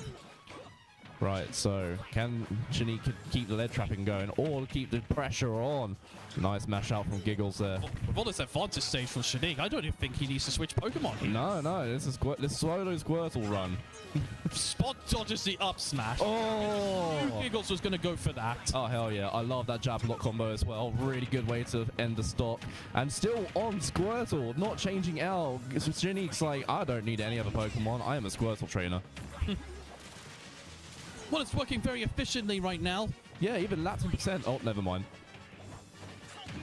Wow. Order now in a bit of a state of peril right now. In comes the Ivysaur. Yeah, finally switching Pokemon. Giggles has forced his hand. Going to have to switch to Charizard to get the recovery, and they are dead. And it all stems from ledge dropping as well. It just gave Giggles a free punish. Personally, I think he lost the stock because he changed from Squirtle. Well, anyway, back to Ivysaur, and Giggles getting the combo because he's a bigger body character. Yeah, no punish on the jump option there, but could be punished later on. Nah. Oh, nice juggling it, and then Shanique being able to reverse it a little bit. Yeah, very nice recovery from Giggles. Going high, just narrowly avoiding any gimp option from Shanique. Yeah, evened up the game quite a lot here from a bit of a dominant start from Shanique, but now it's looking very even. Not too sure if Charizard's going to be much use really for Shanique. No. I mean he's lost 2 stocks with Charizard. Yeah, I don't know the Charizard play is what we want to do here. Bigger body character, Captain Falcon loves that. Oh my goodness gracious. Yeah. Okay, yeah. I think Shanique is already counter-picking. I'm not surprised. That was a really good start from Shanique, but Giggles just came up and had a little bit of a chuckle. Should have stayed Squirtle all the way. Should have stayed Squirtle all the way. I agree with that. Doing really well to Squirtle at first, but yeah, the moment he had to start changing characters to recover, Giggles took advantage of that. Pyramithra, right. It's Pokemon Trainer Part 2. What's the stage what we're going to? Swamp Outfield or Pokemon Stadium 2? One of those two. Pokemon Stadium 2. Alright, good. Nice neutral stage for these two characters. And I honestly think the best matches start on this stage. Yeah, and already Shanique off to a flying start here. He's got Giggles by the corner. Raptor Boost is going to find an approach though. Yeah, but Shanique's going to be able to answer back with a nice snare to escape the combo. Actually surprised to see him switch into Pyrex so quickly. I mean, it's good to get out of like jail free card when it's like not a true combo. So it helps a lot. And you can still get your air dodge afterwards. Unwise grab. Oh, nice. He's not messing about here, Giggles. Nah. He's not here for the laughs, he's here for the win. Oh my god. My word. Really asserting his dominance. Yeah. I mean, like, it's mental how, like, quickly it can steamroll. That up smash doesn't even connect. No, that's all going wrong for Shanique. If it was Mithra, the extended hit, but like it will probably stay for a bit longer. But yeah, no, Pyro doesn't. Oh, nice recovery though for Shanique, and then getting the up B from ledge, get away from me. We're starting to see a bit of panic options here from the top seed. And then there's down tilt as well. My god. Still on free stocks here, Giggles. Could we see a free stock? I mean, like, a free stock would be a great way to continue the match. Drops shield at the wrong time. Oh, but misses the up B. There's two things I want to see. I either want to see a 3-stock or a reverse 3-stock. I don't want to see anything again, else. Fantastic DI from Giggles. That was great DI. Oh, and there we go. This might be the start of a reverse 3-stock. I don't know. The captain of the Blue Falcon has tremendous pace right now. Could be a Formula 1 racer in real life. Oh, he's good old Sebastian Vettel from back in like 2007. Let's go. Absolutely. It's the only time I watched it. All right, and Shanique coming in with the combos again. Yeah, no, good platform pressuring from him. Yeah, I like the pressure being played, but now off stage, Giggle's going to take advantage of this. No, not quite. Oh! Wants to keep the stage controlled. Nice reversal from Shanique there, getting off the ledge, and it gets in a lot of extra damage on top of that. Going to the Mithra, wants the extra speed, matching the speed of Captain Falcon. It's like a fast fly, you can't swat. Indeed, and it's working well so far now. Once again, in a corner. Oh, there we go. Jab's not going to kill. Not quite. But maybe this will. Yes, it will. Nice up B from ledge. And that's going to get a kill. Now, will Giggles close out the stock? Or are we going to see what I said before, where it's going to be a reverse 3-stock? Oh, goodness. Giggle close out the stock. He was facing the wrong way there. That's why he didn't snap the ledge. Yeah, that's very unfortunate. Maybe a bit of nerves got to be reversed. 2-0 to Giggles right now. The first seed going down to losers, maybe? Oh, too early to call. It is way too early to call. We're going to see a reverse 3-0, maybe. I want to see a game 5 here, ladies and gents. Sticking with the ages, I can respect that. I do agree with that as well. I think the pace was a lot more even compared to the Pokemon Trainer. The Squirtle worked fine, but the bigger body characters just didn't help. Alright, running back onto PS2. Nice Lumino City theme playing. Nice relaxing gameplay from us. It's not going to happen. Yeah, Shanique perfectly distancing himself there from the dash attack. He's being rewarded with a combo, but a good escape from Giggles. Oh my gosh. Right, going toe-to-toe together, or trying to go for the early kill. The audacious air dodge, but it's worked out fine. Yeah, it works out pretty okay so far. Both characters are still alive. Giggles getting off the ledge, going for an excellent combo maybe. Oh no, Shanique said, no, I'm going to be doing the down air to kill confirm. At long last, he finds his own stomp finisher. Oh, nice. Avoids the knee. Classic. Narrowly. Getting the jab in, racking up the damage. What do you think's better? Foresight or Bat Within? Oh, Bats Within. I've seen so many people die stupidly because of Foresight.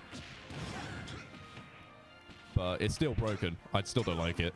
I don't think it should be the game. Oh my god, nice back air coming out from Giggles. Yeah, Shanique choosing to back themselves into a corner. Was hoping for Giggles to approach unsafely, although that time it didn't work out. Oh my god. Shanique is dead again. Oh my god. All out. That's mental, that is. Shanique on his last stock in winner's side right now. What can he do? Win from here. You get the comeback. Come on. Oh, nice B reverse up B. That's it. He's had enough. That's it. GG's. My goodness. The pressure was just a bit too much. Clearly had some training from Lewis Hamilton to play at such a great pace. Oh yeah, absolutely.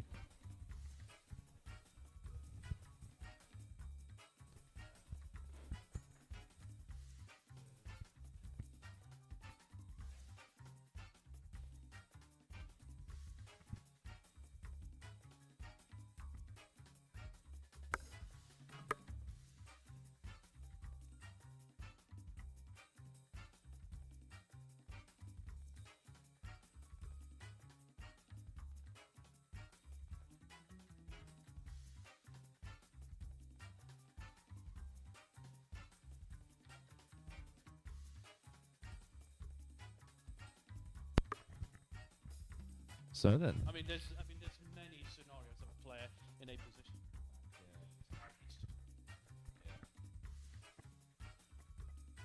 So Giggles makes it into winners finals now.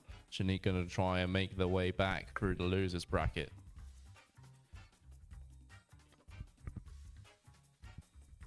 Oh, that's fine.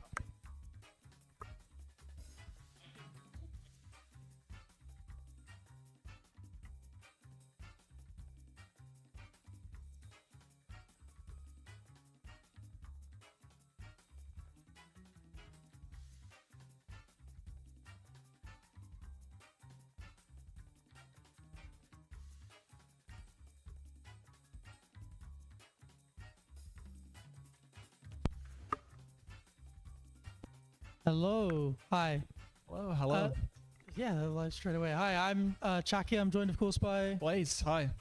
Hi. Yeah, we are here for top 8, which started in a very explosive way with Giggles 3-0 over Shanique. And yeah, what a start it has been. Of course, now we have Mondi against Pixie Goblin. Pixie Goblin coming through sort of as a surprise after beating Lop or Easter. Yeah, that was a very fun set. And dude, it was so close. All came down to that star KO at the end. If anyone watched that earlier. Yeah, insane way for that set to end. And then dispatching of Prodosia, who beat Hollow. So really solid run from Pixie Goblin so far, starting to take it all the way. I'm not seeded to be in top 8, but now in winner's side, in winner's semis, with the winner facing off against Giggles in winners finals. Yeah, Pixie has always been solid. This is the kind of breakout run that he has been looking for. He had a very good run at one of the rises not too long ago. Yeah, I think he beat Grishasva, which is pretty good. Yeah, and of course today getting some good wins and now finds himself in winners semifinals against Mondi here. Yeah, we'll see what he can do. He's very capable. It'll be interesting to see what Mondi goes for. Somebody who likes playing a suite of characters until the chips are like really down for him. So there's definitely something there that'll be a lot of fun. And we are just getting our players for now. Yeah, getting them ready to go.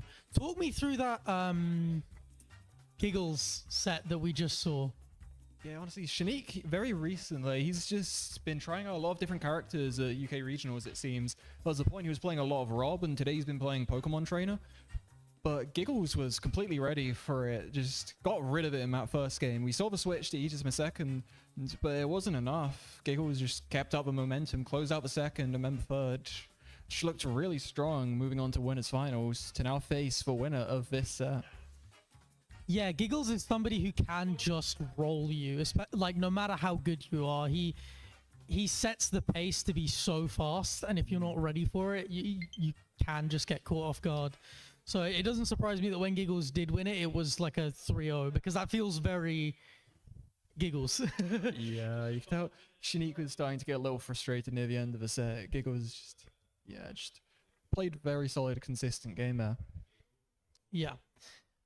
Off we go. We have Pixie Goblin and Mondi both ready to go. Pixie Goblin here after a series of upsets. Mondi, we expected to be here. Yeah. Comes in as the favorite. Yeah, it'll be interesting. It'll be really, really interesting. So yeah, for those of you at home who do not know Pixie Goblin, he's more of a local player. He doesn't travel around too much. But yeah, he plays Mario. His very exciting and aggressive gameplay is always really fun to watch. So. Yeah, Mondi, in case you don't know, you know, UKPR, Area 51 in Europe, very, very promising player who's seen this very consistent rise through the ranks and just picks up a lot of really, really amazing wins and really consistent performances in the south of England in general. I mean, it's very rare that you don't see him in top 4. Yeah. Especially what I really like about Mondi is his resilience. He has these worse events where he will underperform sometimes, but he always just knows how to bounce right back and get big results right after. Yeah, he has a really strong mental, and he has very good fundamentals as well. Like, don't get me wrong, he knows all of the Ness cheese, but he plays so many characters.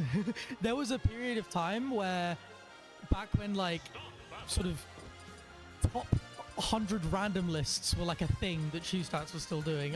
He was like top 2 alongside Gogista, like pretty consistently. This is like one of the best random players on the planet because his fundamentals are just that solid. He has an Aegis, he has a Palutena. It's not just about the Ness. And the Aegis is what we're going to see first. Yeah, has been using it a few times today. Used it in his previous set as well. I already forgot who I was against. But yeah, has used it quite a lot of his bracket. It's been working. So. Yeah, great stuff so far. And we're going to see the Aegis again. This is a matchup where, like, Aegis does do quite well. Flood can present an issue, though. Yeah, offstage is always rough for Pyramithra. Having that Flood could cause some issues, but we'll have to see how well Pixie is able to utilize it. Yeah, I mean, interestingly, Mondi has actually played Pixie in the crew battle earlier today. Yeah. Which is definitely something to take note of. We'll see if he learned anything. But yeah, Aegis does tend to do really well, especially in neutral, because you can keep up with Mario in terms of mobility, but you also have more range. So you've got like the frame data to scrap with him and the mobility to catch up to him, but also like your buttons are just bigger. Yeah, so he's going to be struggling to find these openings, which makes it just so important to make the most of the ones that he does get here. Nice early catch there just to get out of disadvantage, because being edge guarded is like the main issue here, and you've got mix-ups as Aegis more than people really give her credit for, but you have to be very smart about how you use them, because otherwise you're toast. Yeah. Oh, let's see up killing maybe weird DI. Yeah, confident start from Mondi to the beginning of this set. Yeah, these are the momentum that he wants to try and build here and just try and play with it. Yeah, really composed so far.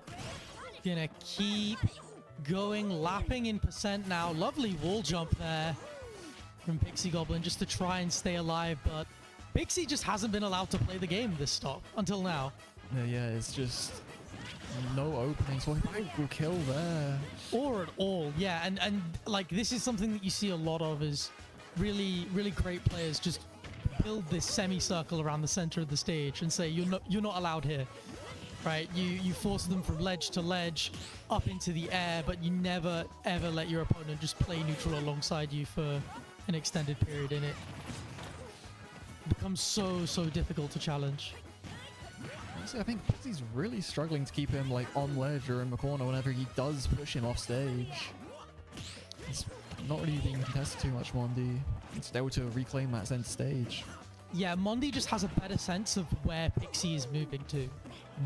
Like, he's less scared by the threat of Pixie's options, and he's better at using the threat of his options to condition Pixie to go into the corner or jump or do whatever he's looking for. Yeah, but can't count Pixie out just yet. There's a bit of rage on this Mario here, but it's going to be hard against Pyro, and one good hit can just kill here. Yeah, you've got to be very, very careful. Yes, we are on small battlefield here. He gets a good up air landing on the platform. Yeah, we know Pixie can hit these confirms, and the up airs keep coming out, but it's not enough. Down tilt up air, just going to take it. Yeah, looks like he's starting to settle in towards the end of that game. Could potentially be just, a decent momentum booster for him coming into the second game. Getting what information he can now. Just try and bring this one back. Yeah, I mean, let's see how this goes, right? It'll be interesting. I feel like there is a little bit more momentum at the back end there with Pixie starting to figure out Mondi's disadvantage a bit more. Yeah. And that's one of the things. We didn't really see Pixie win neutral very often and really get going. And his advantage state is one of his strongest assets. Yeah, of course, yeah. Like, what Pixie can do when he hits you is scary, and we haven't seen enough of that.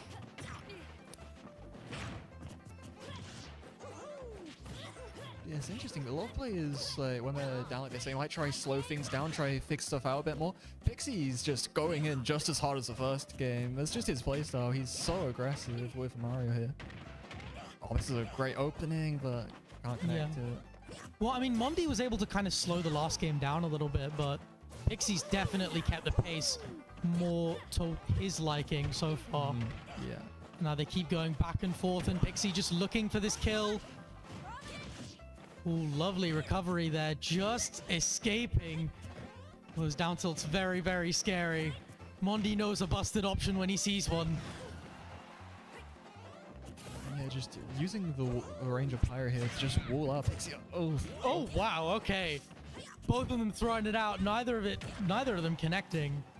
A little bit of fear coming in now. Lovely bait, gets the up smash. Little shake of the head, the first lead for Pixie in the set. See a lot of those up smash reads from him to catch those rolls, but loses stock right back. Lovely stuff. Yeah, it's like Mondi's not afraid to play slow, but then you got to be careful.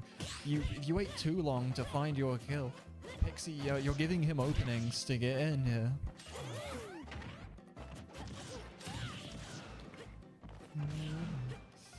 Be careful. That was really smart, but lovely stage spike there. Pixie just not quite ready for it, and all of a sudden, the lead that Mondi had at the beginning is right back. Pixie can go and take it. Lovely idea. Oh, beautiful cape. And all of a sudden, Pixie is back into it. And that is the nature of Mario in this matchup, especially with Aegis' recovery. We need to see more of that from Pixie. Yeah. Push that advantage as far as you can. Especially like he didn't overcomplicate it. He just knew exactly what he needed to do to kill that. No forward air attempts or anything. Just playing it safe, taking stock. Speaking not overcomplicating it, blink and you miss it. That's 87 to Pixie Goblin. Just some clean bread and butters from Mondi. Keeping things simple. Trying to steal a bit of these capes will work out for him there. Oh, what a catch! What a catch! Beautiful idea. Just knowing the double jump was gone, using the flood, knowing that Mondi had to air dodge after that. Lovely, lovely little setup there. And again, it's those big moments that Pixie found, those little edge guards to just rob stocks early. That's what he needs in this matchup. Of course, yeah, just gotta make the most of those big openings. Yeah, found a huge run there. Just drained Mondi of all his resources. Mondi had nowhere to go, and so he was just able to finish him off. Yeah, sounds like we're going to get a nest switch here. Okay, interesting, interesting. Okay, yeah. I mean, Mondi, again, he is somebody who will switch to Nest when the chips are down, and I think he spotted something in Pixie Goblin, and yeah, he wants to win this set. He wants to win this set badly. He can win this event if things go his way, so... Yeah, of course, yeah. Especially now Shanique is down in losers bracket. Giggles is very strong, but Mondi has had the advantage against him as of late. Yeah, I mean, like, this event is definitely on the line for him, especially with Shanique in losers. He's in a very good position to take it. Maybe that's played a little bit in his mind, but right now, Pixie looks even more comfortable than before. Yes. Oh, it's unfortunate they will land on stage where I get punished by a down smash, but won't lose his stock for it. Beautiful recovery there, just finding a way back when one looked impossible. Here comes Mondi again. Looking for that up smash, can't find it. He's got to be careful here. Beautiful way. Yeah. He sat there specifically for that option. He was sitting there saying, I know what you're going to do. And he executed on that really, really well. And now Mondi going to try and find an open, try and really take advantage of the lead that he has built up. Yeah, Pixie's honestly, he seems like he's taking his time a little, just trying to find something, but keeps getting caught. Yeah, just stuck in the corner for so long, and Mondi will keep doing that to you, and you will keep taking damage, and you're almost lapped in percent. It doesn't matter if you're lapped in percent, you're almost lapped in stocks now. Another stock could go here. Mondi potentially overcommitting there. The back throw going to take it. Yeah. Yeah, we'll even out the stocks here. Oh, be careful, he went so far off stage. Oh, lovely bonk, and okay, no. Yeah, they both killed themselves, yeah, all right? Just slipped the bad ending. Yeah, she couldn't make it back. Now he's given Pixie a chance here to take this. Yeah, I mean, even things up immediately. What was a massive percentage deficit is now like dead even. Yeah, matchups like this against characters like Mario, giving them second chances is never what you want. Oh, I like the grab attempt, but won't work out.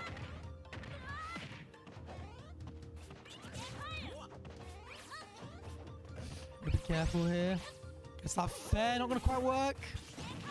Oh, and again, it's just forcing you at ledge with those frame traps, with those setups. You know what, the Thunder will actually help Pixie out there, let him land on stage. Yep. Okay, nice wait. And again, like a lot of it is sensing Pixie Goblin's sort of antsiness in disadvantage. There isn't like quite enough patience there, and Mondi just ready for those aggressive options, ready for the, you know, the aerial that comes down off of ledge or the fireball, all of these little things that Pixie is doing because he's under a lot of pressure, because he feels a little bit nervous in disadvantage, because he's so tired of being there after so long. Mondi's just ready for it and ready with the punish. Yeah, especially so with how well Nest can cover the ledge. It's making Pixie sometimes a bit scared just to grab the ledge. So he's trying to go high sometimes, and he's getting punished for that. Mondi, he's covering the ledge, and then he's punishing the jump over. Oh, lovely from Pixie, but can't quite get anything going. Oh, gets caught. He's down, but he's not out, but things do look quite down right now. 80 to 40. Gotta be real careful here. Gets the back end. Not gonna find anything. Yeah, I think just the main place Pixie's been struggling. Whenever he gets sent off stage, it's just such an awkward position for him to try and recover, because he was saying about his disadvantage so far. And he just really has to try his best to not get knocked off stage here. But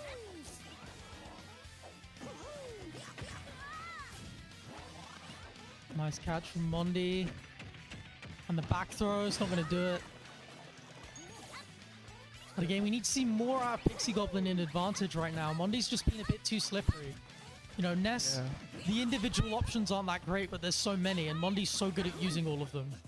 And so it becomes really awkward to get the edge guards that you feel might need to be reliable. Yeah, Magnet Bear won't kill there. Pixie gonna... yeah, a little too slow. Too scared to get up off the ledge. We'll get up smash for it. We gotta be careful here. Mondi just trying to extend the lead, poking with some PK fires. Now some aerials. A little misinput. Yeah, Mondi's he's not being afraid to just try stall a little, but we'll get caught by up smash or evening things out. Not dead even now. Pixie Goblin playing for his winner's side position. Mondi looking to send him down to losers, looking to take that winner's final spot against Giggles all for himself, and doing a good job of it so far. Oh, that down smash sends such a disgusting angle, and the Thunder will clean up the stock. That was so good by Mondi. He dropped the combo he was going for there, but still picked it up again in center stage with that jab reset, and was able to find the stock from that.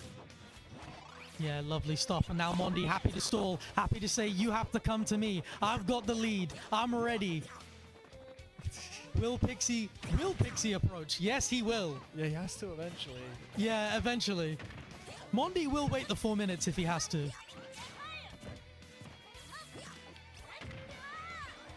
Pixie does. He just can't find a way in though, but now he has. Some things are kind of scrappy here, just swinging at each other. Yeah, there's a lot of swinging from Pixie, just saying, you know what? I can do 2 aerials and a short hop. I'm going to press some buttons. I can press a lot of buttons on this character. And it was working out. Let's see if it can work out anymore, but Mondi's movement just a little too evasive. Lovely catch from Pixie, but unable to take advantage. Nice. It's very rare you see that. That's a very Smash 4 thing to do, like run behind pivot grab. Yeah, Yeah. I love that. Okay, we're not going to find it. And again, it's just putting you in the corner and keeping you there forever. And Pixie needs to find a way out, and he needs to find a way out quick. The thing, he keeps given these chances. Mondi's not able to find these edge guards, but your chances will run out eventually. Just parry back throw, won't do it. Oh, nice idea. Trying to scout a jump. Oh my god, Mondi is eyeing the crowd there. He needs to stay locked in here. Be careful here. Still with a full stock lead, and Mondi again saying, Pixie, you have to approach me. I am winning.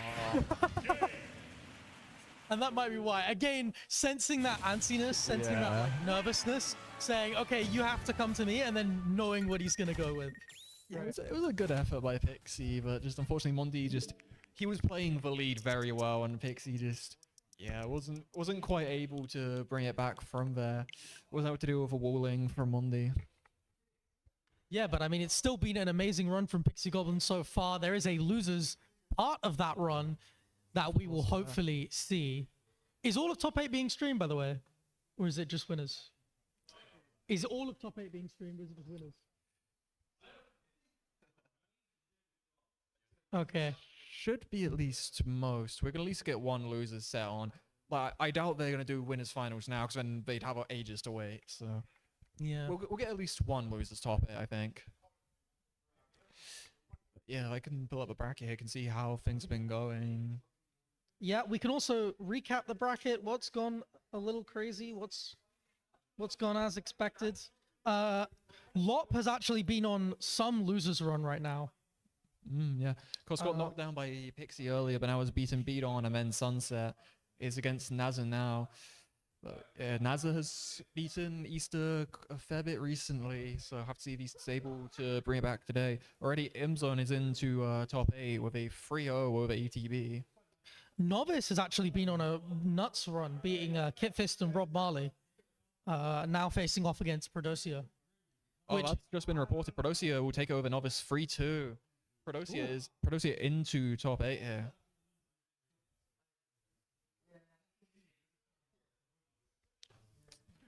Prodosia taking it over Novice 3-2. Apple. Okay. Cool. Hey, is it Apple Hexa? Yeah, Apple Hexa we're getting. Yeah, okay. Apple Hexa, this is actually a top 8 qualifier. Yeah. But we need to wait for losers to catch right up. So we're going to put Apple Hexa on real quick. These are two really interesting players. Both are players who, on their day, can make huge upsets happen, go on these big runs. Yeah. Two players who have taken many a name at many a frontrunners, and who are very capable of just getting these these crazy wins, right? They're two of the players where, like, if you're someone from the north and you're coming over to the south and you want maybe players that you haven't heard of as much that you need to worry about, these two are on the list. These are two hidden bosses, I would say. And so the two people that you really have to keep aware of, two people that can just take names and can be really solid, and a very interesting character matchup. Bowser Jr. Bowser. I was gonna say, they play really unique characters. You don't see a lot of Bowser or Junior in the UK. Like, we have a couple scattered across, but not a lot really. So, yeah, I guess probably the two best reps of their character, right? Yeah, I mean, I'm trying to remember. I'm forgetting any. You used to see a lot more Bowser Juniors in the UK, but they all like stopped playing him. Hexa has stayed with him, a true Bowser Jr. soul main, I think. But Bowser Jr. was like a relevant character for a while, right? Especially in the sort of South. Like, I'm sure that Apple has a decent amount of experience. But yeah, I think it'll be interesting. Again, like, I'm sure Hexa probably has some Bowser experience. I don't think Bowser's a matchup that requires too much to adjust to. Like, you might need to know what crazy setup you've got and something like that. But yeah, I mean, Hexa's current run has been really cool as well. Obviously, he lost to Imzon, but he beat Dijon G, he beat Strong Pig. He's on his way up. He's done quite well at Cathedral Clash, at Monday Meltdown. In comparison, yeah, I mean, top 8 of Vanquish was an insane run from Apple. He's beat Frank, he beat Bag, of course, who made an upset as well, and lost to Mondi. So really, really solid run from him so far. And again, look, fifth at Enigmatic Smash Clash. Yeah, they're repping Milton Keynes here. Yeah, already just noticing around instantly into this one here. Yeah, I think especially I really like Hexa's advantage state. Let's see what he's able to do, especially with such a big body like Bowser. And already we are seeing it. That is 80% on Miss Bowser. Yeah, that's how this works. Yeah, that's how this works. The Koopa Kid hits harder. The Koopa Kid hits harder than the Koopa King. You've already taken 126. Can you get off the ledge now? Because the scary thing is trying to find the kill here. No dumb setup is going to take it. You need to go in and hit him yourself. Can you scrap? Yeah, now it's Apple's turn here. Find a up here. And now pushing him off stage. Oh, ready for that though. Apple prepared for those shenanigans. Not going to get hit by the day ones.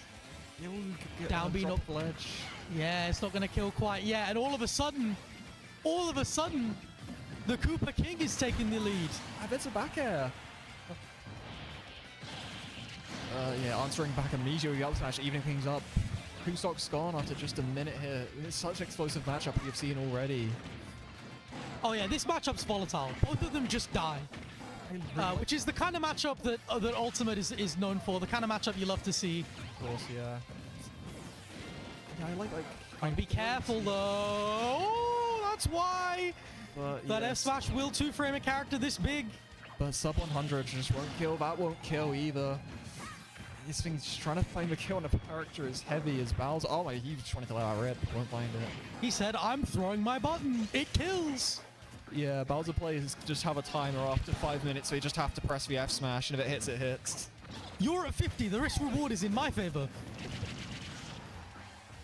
Right, hits the up B. Ooh.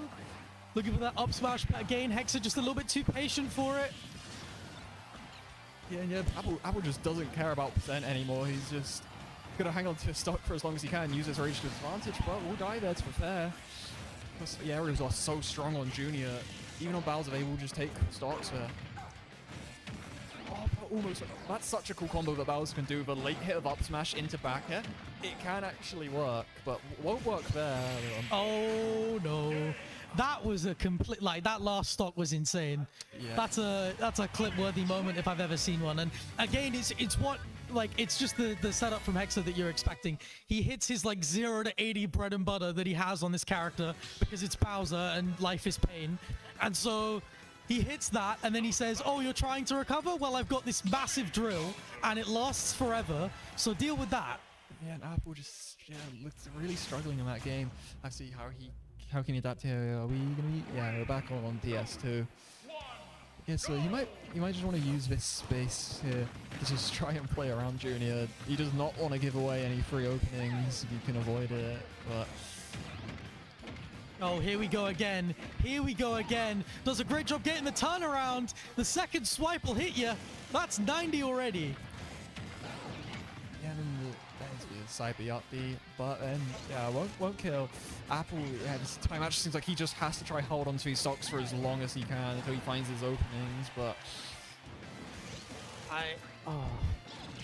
Apple is just trying to swing out of disadvantage so often. He's trying to get a foothold back in the game, constantly throwing out big moves, but Hexa's just ready for it.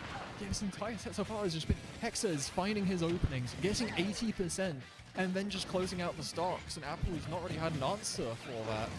Oh, yeah, and again, like, Apple's just swinging wild here, trying to find anything, but Hexa's just not getting hit by it, and instead, he's dealing big damage. Yeah, and just such a bad position here.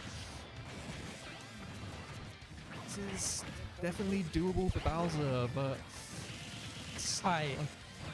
Apple looks lost here. Yeah. Yeah. It's really difficult, especially when you have to scrap with a character like Bowser Jr. that can do so much damage, but also has faster moves. And it's just so awkward, and you can see that Apple is a little lost with what to do with the Hexa blender. Yeah, especially like how safe Junior can play with range on some of our aerials. Make it. Oh yeah, the second hit definitely going to come in. I love that, using the timer on the Cooper as well to make it extra safe. That wouldn't kill though. Oh, will it? He missed the platform. Oh, will it? Oh, if I hit the platform, that would have killed, but... Yeah, surprised Junior lives there. But is that a 3-stock? No, not yet. Could be, though. The Cooper cart will take it. Wow. Wow. I mean, game 2, that was... Yeah, that was just, like... That was an impressive display from Hexa, is what that was. I mean, even, like, since Hexa lost his first stock in that first game, he's just been non-stop. Like, all the momentum on his side. He's just been swinging. It's all working. Apple just not able to catch anything that Hexa's doing. Yeah, he's just not been afraid to throw some of these, up B's past ledge, just side being straight in. It just keeps working, so may as well keep it up here. Yeah, I mean, Hexa's pressure's just so hard to deal with sometimes, and the amount of damage that he does, especially in this matchup against this character, it is kind of insane. But this is a much better start for Apple already. He's just got to try and slow the game down a bit, because as soon as Hexa gets in, the amount of damage just climbs and climbs and climbs. But you do have a bit of a range advantage. You can go for mix-ups like this, but robbed by the Koopaling, by the little Koopa bot. Yeah, the Mecha Koopa. I can't have. He said, "I'll die for you anytime." It's such a long move, that side B. Oh, that's a bit more what we need from Apple. Beautiful catch on the side B out of the corner. Yes, exactly what he needs. Just try to get the momentum onto his side. But, oh, is that his jump caught? He'll have to go high, but we'll be able to punish it, send him back off stage. Oh my god, they are just fighting off stage here. Apple will get stage spiked under the stage. Oh, gotta be careful. It's the Nair. Side B. Nice. Okay, starting to build a bit of a lead here. Apple doing a successful job of just slowing things down a little bit. And yeah, he's not getting caught off stage now. His recoveries have been strong. X has not been able to put him down just yet. Oh, but Hexa right back into it. Just one up air chain is all it takes. Good patience. Taking the lead back out of nowhere.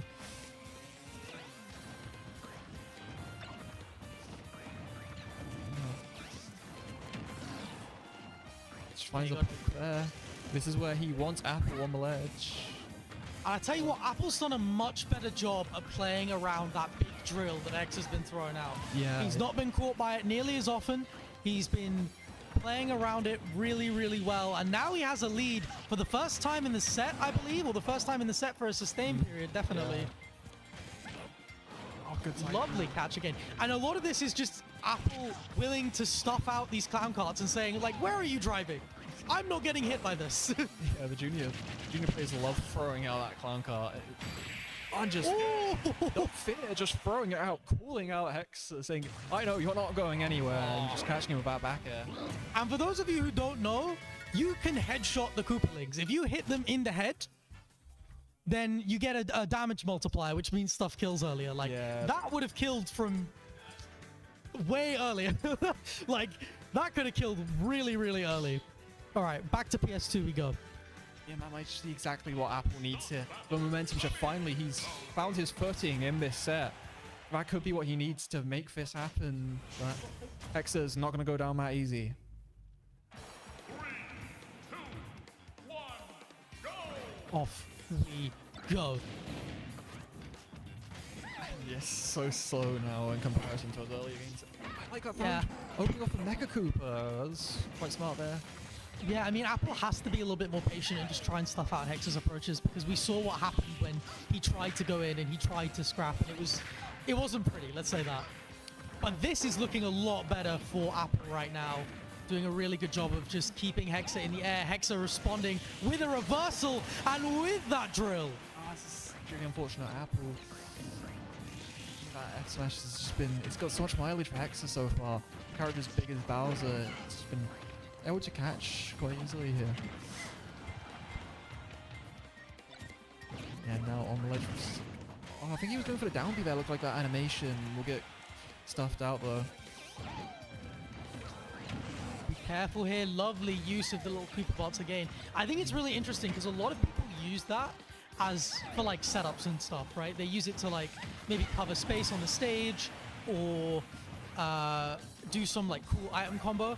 A lot of the time I've seen Hexa use it, it's basically just as like a get out of jail free card or as like a sort of slightly quicker forward air, you know what I mean? It's really interesting, but there's some of the setups that you expect out of Cooper, and there is the drill again. I'm surprised he didn't try to delay his recovery a little bit to try and drift around it. He just won't be ready for it, I guess, and we'll lose the stock for it. Yeah, just not as able to space around it the way that we saw in the last game, and it has cost him both stocks. Yeah, no, that's the big opening there. I love a turnaround up tilt to find all this here. Yeah, we'll be safe. We'll just go back onto Sage. 4 up tilts is the kind of combo that only works on a big body. If you're not playing Bowser or DK, that's a fraudulent combo. Yeah, can't get past the flame breath there. Be careful here. Oh, don't fall for it. Don't let it be you. Okay. I mean, Hexa might have been mentally humiliated there, but still with a big lead. Oh, there he goes. This could be the opening he needs here. Getting Hexa into the air, but he will find his way back down. Gotta be careful. Oh, my God, it was aggressive. Someone will die for it. Nice frame trap. And again, like those are the kind of things that you need to have in those moments, right? Yeah. Not the reads. That's not what you're relying on for closing out those situations most of the time. A lot of the time it is a frame trap like that. You're saying, okay, I'm going to force you to do something, and I know you're probably going to air dodge, and if you do, I have this. All right, we have a quick bathroom break, and then Hexa is going to play Providence on stream. Oh. Wait, so Providence is actually a junior player, right? No, it's not Providence. It's Novice. Yeah, he said the wrong person. And Novice has made a run all the way to top 8. Oh, was that a misreport? Oh, it was misreported. Novice actually took over Procia. So Novice in top 32, beating Gatdalf the Day or Kitfist, beating Rob Marley, beating Prodosia. What a loser's run it has been. And now he will face Hexa for the chance to make top 8. Okay, it does look like we'll be getting Naza and Imzon on one of our recording setups, so that won't be streamed. But the rest of top 8 should be streamed now. Yeah, continuing with weird characters, we have Novice now piloting Kirby. which is a very rare character. Outside of like Kerbo, you don't really see this character too much. No, I mean it's a little more common in Europe. There's a few Kerbo, European I guess there ones. was like Night Pixel. Usually Shock was around for a while. He's not really around anymore. But you know, there's a few, I guess. But in the UK, I mean, it is mostly just Kerbo. Like there's a few around, but nobody's really doing it the way that Kerbo's doing it. Yeah, but Novice is, he is working his way up because he's been improving a fair bit over time. He's got some pretty good wins in the past, and of course to get here, he has beaten Kitfist earlier, and then Prodosia. I don't know if he had a set in between. Yeah. So I don't know if there has been a set because I'm.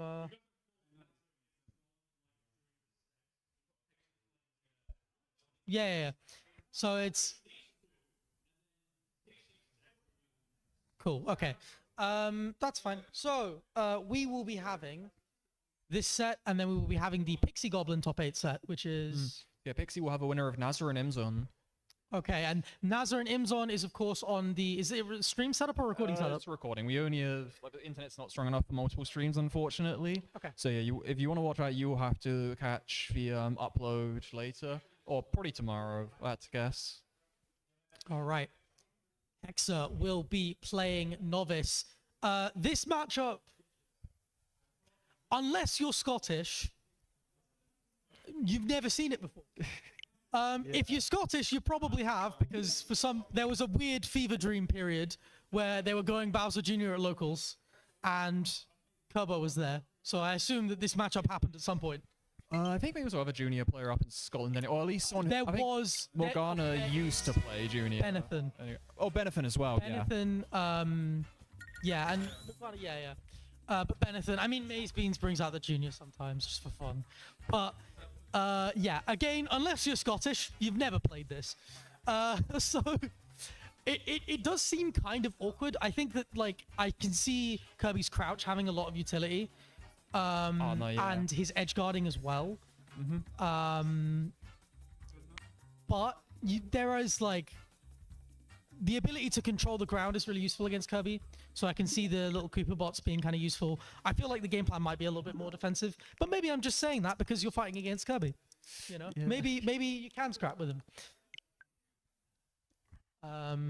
Yeah, but it'll be interesting because again, like neither of these two. I mean, there's a higher chance that Novice has played this matchup, but realistically, I don't think either of them have. There's a chance Novice. I mean, there is a chance. Like, there are some like. I think Novice London Kirby's, I guess, but it, and you know, Hex is not quite London; he's just sort of South General. But I just can't think of anybody who would match the level that Novice is currently playing at. So I don't. Yeah, I don't know. I mean, I think it'll be interesting to see these two adapt because I don't think either of them have played this matchup on a stage like this at this level.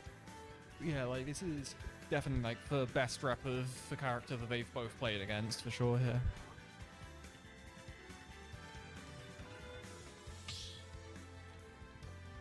Yeah, we'll be going on to PS2 here. Lemmy Cooper.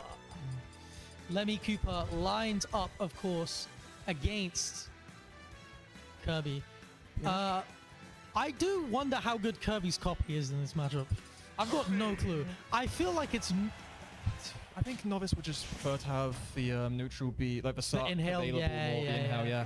He does use it a fair bit, so I'm guessing he would just prefer to have it online rather than just a cannonball. So it's a shame. I think copy is my favorite part of that character. yeah, it's just unfortunately it's pretty niche. There's only certain ones which are really worth utilizing.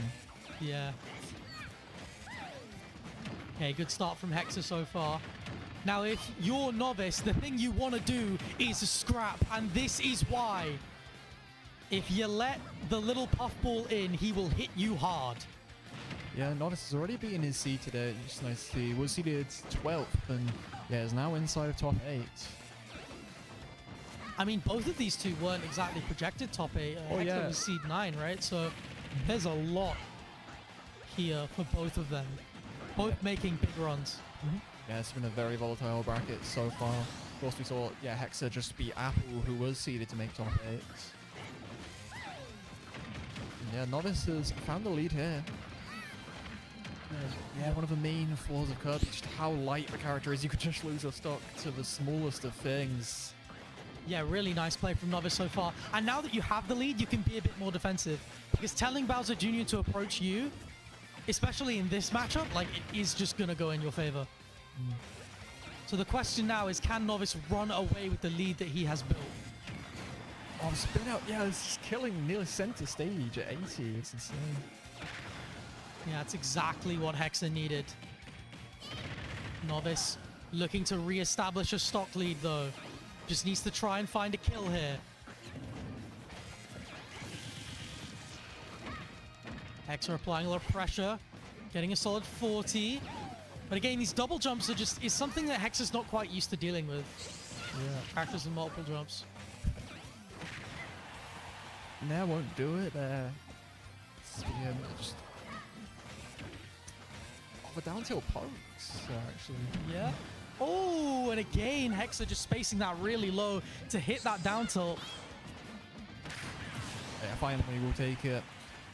Yeah, just not going to panic to try and find a kill. We'll just take his time, find it naturally, and we'll still have the lead here. Yeah, maintain that lead, but it is slowly slipping, and it is completely gone now. The drill coming out, and that will be really useful in this matchup. I think edge guards from Bowser Jr. are going to be really, really useful in this matchup against Kirby. Just having like a strong, safe option to contest that Kirby up is going to be really useful. It's a shame. It's not great that up. He fails to snap ledge a lot. And we'll trade there and almost kill Novice. And yeah, we'll run out of jumps. Oh, tried to go for the suicide kill, but Hexa just evades it.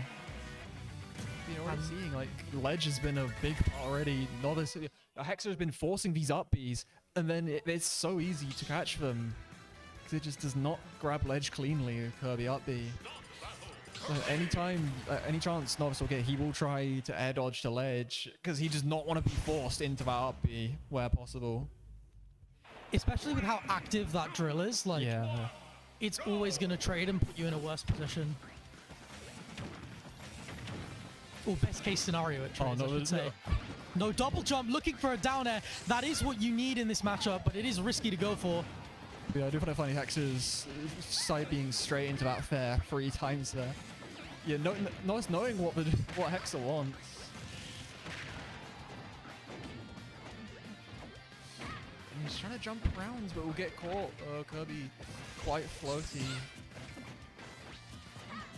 Lovely parry, nice idea. Staying real calm. Yeah, it's going right over the ledge there. Will not play that game. We'll actually have a mech group in hand here. We'll just throw it away. Won't try to do anything with it. Yeah, it's always interesting when you see people pick up an item. Like, some of them, it's really interesting things people can do with them. But yeah, Novice, guessing he doesn't have anything with items. 150% right now on Hexa. How far can he take it? Builds a lead now with the spin out. Yeah, that's... The weight is just such a big factor here. Dying sub 100 center stage is just so harsh to deal with. Especially when you're struggling to find these stocks. Up smash, we'll just let it rip there, will kill. Oh, nice.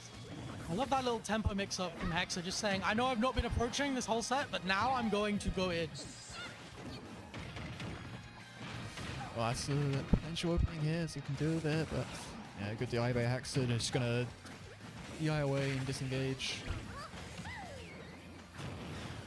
Oh yeah, just with that spin out, and Novice is gonna take advantage. Can he get the kill here? Oh, just didn't want to commit to it, a little scared to commit, and yeah, Hex be able to make it back to that. Catching a jump though. And nice and evasive recovery from Novice. Oh, robbed by his forward air. That's he's dashing back quite far, just not wanting to try and contest his recoveries by Hex though. Back throw, not going to quite take it. Hexa got to be careful. Wowzers. Yeah, using invincibility there to find the Mecha Cooper explosion. Yeah, that's really smart. Oh, that back air sour though. The cannonball will just take it. Why are you hovering there? What are you waiting for? I just could not get out of the way. Now. Oh, okay. Unstoppable force meets immovable object. Oh, and the spin out comes out again. And the spin out took like 2 out of the 3 stocks there. I like the way that Hexa is mixing it into his game. Yeah, just for confidence. To go full screen with a side B into the spin out. Hitting anyway. Honestly, it reminds me a lot of like the Wonder Wings we've seen from Hollow earlier. Just letting it rip and it's working. Because like, when you have that confidence, it can just work. Yeah, it feels like at the beginning of game 1 when Novice had that lead, Hexa was struggling to pick his moments. Yeah. When do I go in? When do I sit there and say, no, you approach me? And in game 2, he just had that completely down.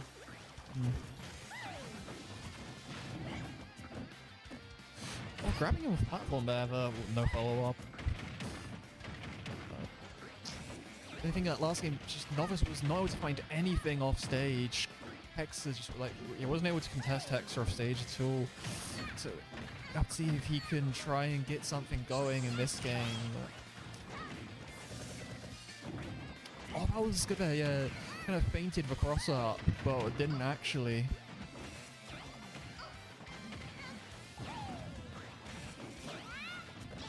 Will he catch? Oh, tried to go for the up smash. Yeah, But too small, Novice. Kirby. Yeah, you got to jump into that, and Novice not going to do it. Oh, good call by the high up B. Oh, not going to be able to take advantage of that. I love these little setups we're seeing from Hexa just to try and catch somebody at the ledge. But Novice is just going to respond with an up throw, and that will take the stock. And now Novice needs to start building a lead here. It's went for another up smash there, Hexa, but yeah, Novice has just been crouching under these so far. Nice catch again. Starting to build momentum here. Novice just forcing Hexa to approach, but he can't get back to center stage. Overcommits though, and another spin out. We'll take it. Yeah, last spin out with that one will hit though. Now Hexa's not in too bad of a spot, though he's not kind of deep off stage here. Catching him with a hammer. Not only does he make it back, but he also hits Novice with that reversal along the way. Novice waiting a bit too long for that to explode, and Hex is just going to take full advantage. Oh, whipping that spin out, expecting Novice to dash in a bit. Novice doesn't have to approach. There's some good patience on display from him here. Gets the forward air, starting to build a lead here. Yeah, that's exactly But can he hold on to it? Because he had a lead like this in game 1. Yeah. Yeah, Junior can just take this lead away at any moment. But let's try to find a way to close the stock here. Novice has been, honestly, he's been surviving a lot better. Just kind of just going around the kill options from Hexa. Hasn't just been dying to these spin outs.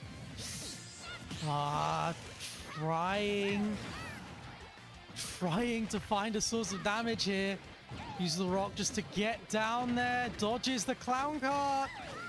Bobbing and weaving here, but overcommitting a little. Very lucky to survive. That back end will take it. Caught off ledge. Still, can Novice build on this lead that he's got? Or will Hexa rip it away? He already has. Comes the back air. Again, just forcing out all of those jumps. Yeah, I like with cannibals. It forces Novice to go over, because obviously he doesn't want to go under and then try out B to ledge. So yeah, exactly. Like, it's such an interesting dynamic, because you think a projectile that slow wouldn't be that useful, but the amount of, like, it covers so much space because of how slow it is, that you can force your opponent into situations like that. Yeah, I mean, you also pair it with Kirby being fairly slow in the air, can struggle to get around it. So you have to commit to those jumps. And right now, this Kirby is on his tournament stock. Struggling to find this kill here. Hexa living at 148%. Got to try find a kill of his own. Yeah, more mileage from that Mecha Cooper off ledge there. Yeah, and there's a big weight difference here. I mean, Hexa might as well be winning. Ooh, gotta be careful. Being really patient here.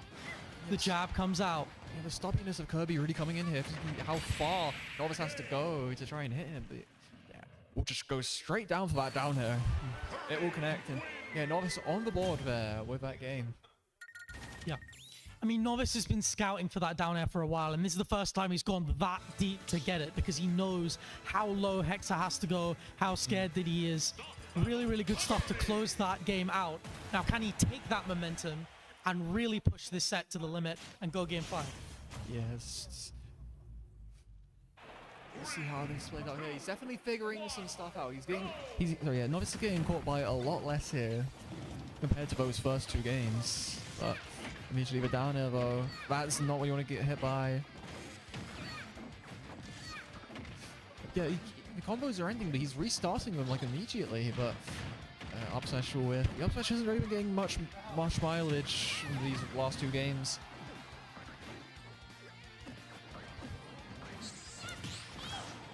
Aggressive. Unable to parry the second hit there. Finally an up smash with that. Yeah, lovely catch from Hexa there, just saying, I know you're floating above it. You're gonna do something there. Novice with some better counterplay against Clown Cart. Gonna be careful here. Some good edge guards from Hexa. Yeah, that forward air is just so active. Able to cover so much space because of that. Yeah, Novice just he cannot find his way back onto stage here. Hexa's just covering everything. Yeah, lovely catch from Hexa there. Just relentless in his pressure, and he's already 3 stocks to 1. Is this Novice's tournament stock, or will we see the kind of comeback we haven't seen before from him yet? It's just still will not lose his stock, Hexa. Oh, I mean, that Cooper there. It's just so big. Lovely use of the Cooper. What a tech, but it doesn't matter. Yeah. Can't ride that wall. It's half ceiling. Yeah, I think he just panicked a little, Hexa. I think he probably could have side beat after that. Oh my god! Whoa! He got stock with a Fortes. Speaking of panic, Novice needed something big and he found it. Oh my god, he found it indeed. And now Novice has brought it right back. So he's keeping up on momentum. Up to 80% on this junior. Hexa just needs to try and stabilize here. But what a comeback this has been, and Hexa's running scared. Yeah, he is running, but Novice is going straight after him, chasing him down. Just gonna go to ledge there, just try and slow things down, just stop the momentum on Novice's side. But it's just like that, 130% on Hexa from out of nowhere. Yeah, Hexa's just, we'll set up a cannonball there to make it hard for Novice to try and contest. Yeah, I mean, the question now is, can Hexa close this out? What tricks does he have up his sleeve to secure this kill? Or will Novice complete this comeback? Hexa takes it. Yeah, I really like that at the end from Hexa. Him feinting the side B to get Novice stuck in shield and then punishing from there. And again, I mentioned what tricks does he have up his sleeve. That's something that he could have gone for 3 or 4 times. Yeah, but he saved it for that moment because that's when it was the most important. When the momentum is against you and it's to win the set. Especially with how aggressive he was using those spin outs earlier in the set. The amount of them he was hitting. Yeah, that's just such a great trick to save right for the end. Exactly when Novice is going to be afraid of it. Because that is the one thing that would have killed him there.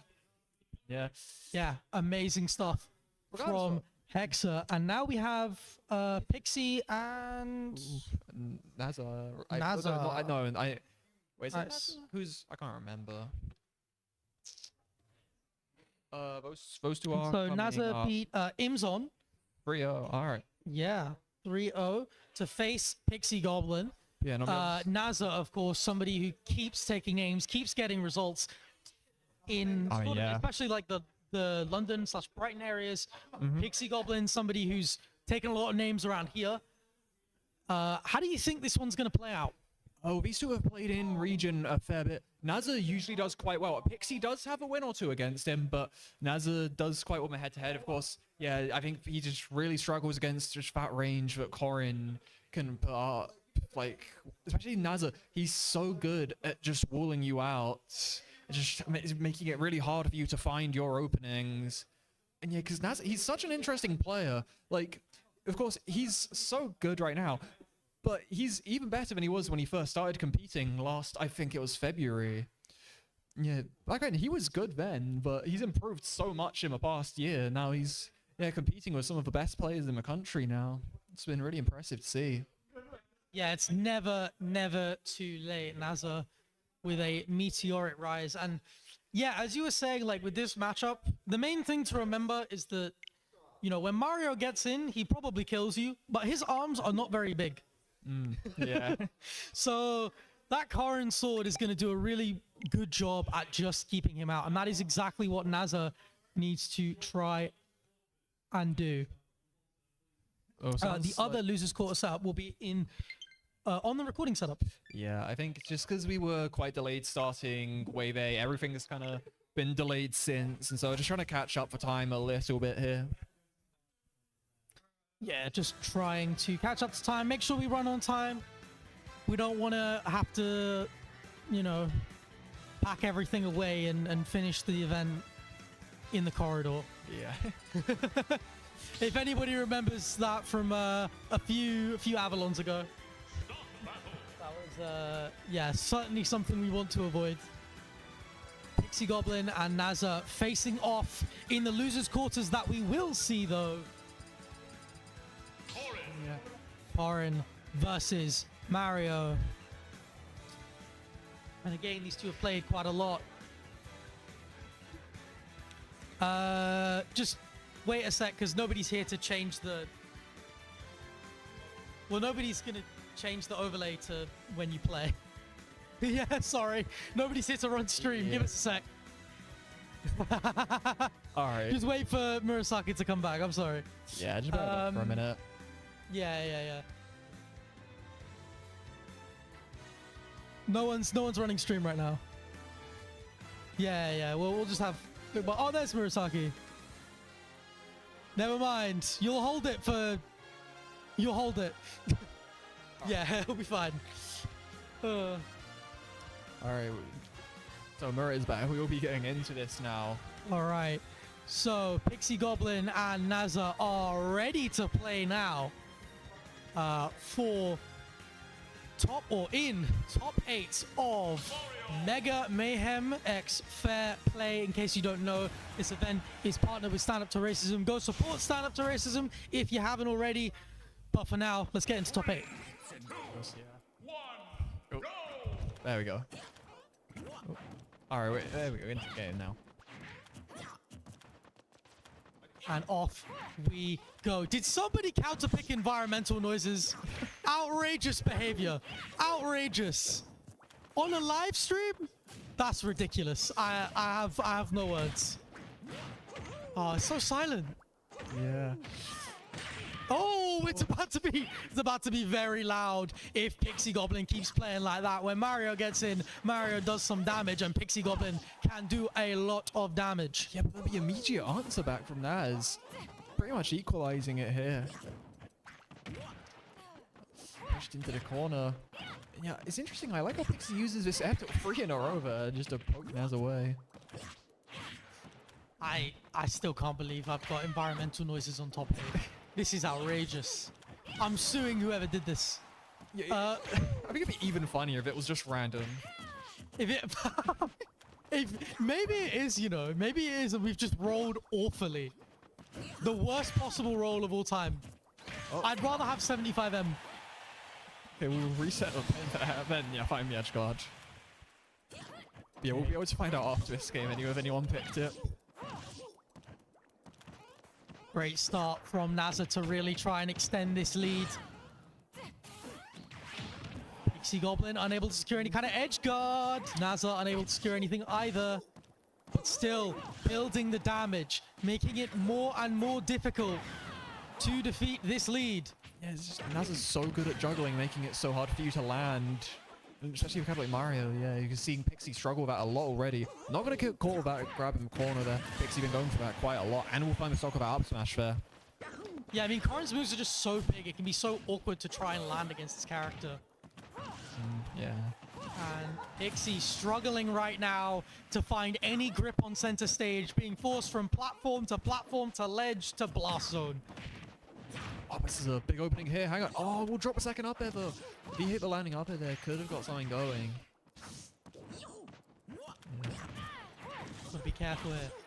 Down tilt, up tilt, trying to find some funky setup, but not gonna get anything going. Just nickeling and diming here. Got a lead, gonna make the most of it. Gonna just try and keep Pixie in disadvantage as long as you can. This guy is not allowed on center stage. It is blocked off. So aggressive off ledge there. Getting some good damage against stage control back. Landing down. I don't know. I've seen landing down there before. That is a wild mixer. What is he cooking? Oh, but the back air hitting again. Third back air in that game. I mean, Pixie just, Naza just had so much control over that game. So much of that game was Naza in advantage. It was like, I don't know if you watch football. Not but a lot. no, okay. Oh no, it was random. No one picked a song. No one picked a song and we rolled environmental noises. That was just unfortunate. That's outrageous. I'm going to ignore my analogy. No, you know what? It's like a team that has tons of possession of the ball. It's like a Pep Guardiola team. They're just passing it around the whole time. They're always on top. There's no way out. Pixie Goblin is like, you know, Sean Dash football. Catch you on the break. Visible start here once here, Pixie. Some good damage. And yeah, these kind of percents are where your combos are most effective with Mario around that 30-40% range. Just like with that down tilt opener there. I love the Nair extension. That's almost just for stock there.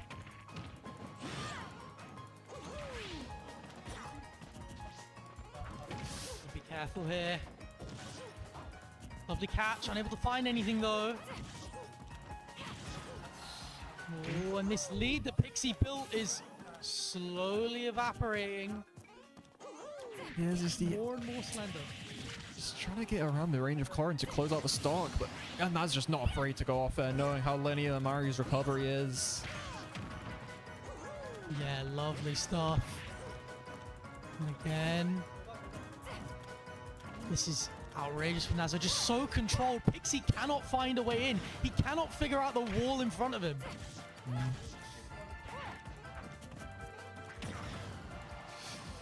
Yes, still hacking onto the stock now. Looking for a grab. Oh, we'll find it on the second attempt. Sorry. Be careful. Lovely instant wall jump though from Pixie just to find a way off of this ledge.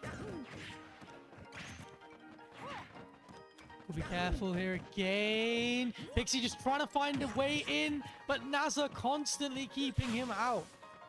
Again, just controlling the pace, controlling the game, but finally Pixie gets in. Great DI, but you can't get away that easy. You can't get away that easy. Just about escapes.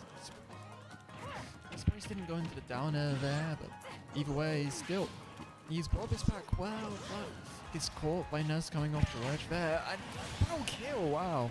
What a way. Knew how scared Pixie was of the up air and just secured a really early kill with the pin. The down air not going to kill either. And again, Naza just really, really controlled so far. Calming things down, comfortable in this set. Yeah, Pixie he's struggling so much to find these stocks here. Yeah, Pixie, I've seen him go for that same jump quite a lot today, but it's just not been working out, unfortunately. Yeah, another hit by Pixie, but these stray hits, they're just not enough so far. Oh, what a catch! And hang on! He's not making it back! He's not making it back! It's a two-stock! Out of nowhere, Pixie Goblin loses to Naza. What a combo from Naza. Yeah, being able to capitalize on those just awkward offstage situations against a recovery like Mario's, yeah, it's just very strong by Naza, just ready to punish there. Yeah, lovely stuff. And again, Naza, again, like so much of his game is just keeping you in disadvantage for ages. And because of that, he can just figure out those habits. And when he knows what you're going to do, that's it.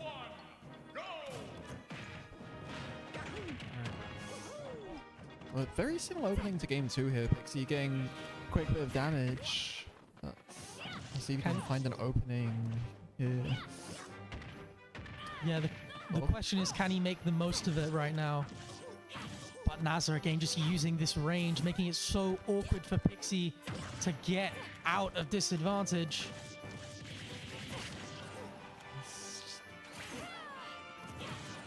He's getting the damage Pixie, but it's just after that where he's really struggling to get anything going.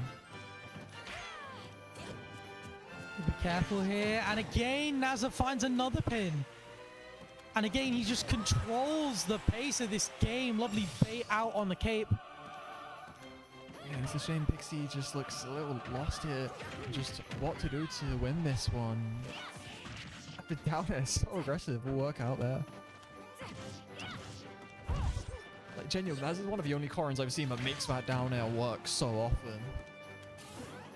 Yeah, it's kind of wild, isn't it? Like, normally when you do see it, it's usually like out of a footstool or something. But Nazar will just go for it raw. You're not gonna fall for that up smash, yeah. Pixie's keeping him on the ledge, but you need to do more than that if you want to win this game.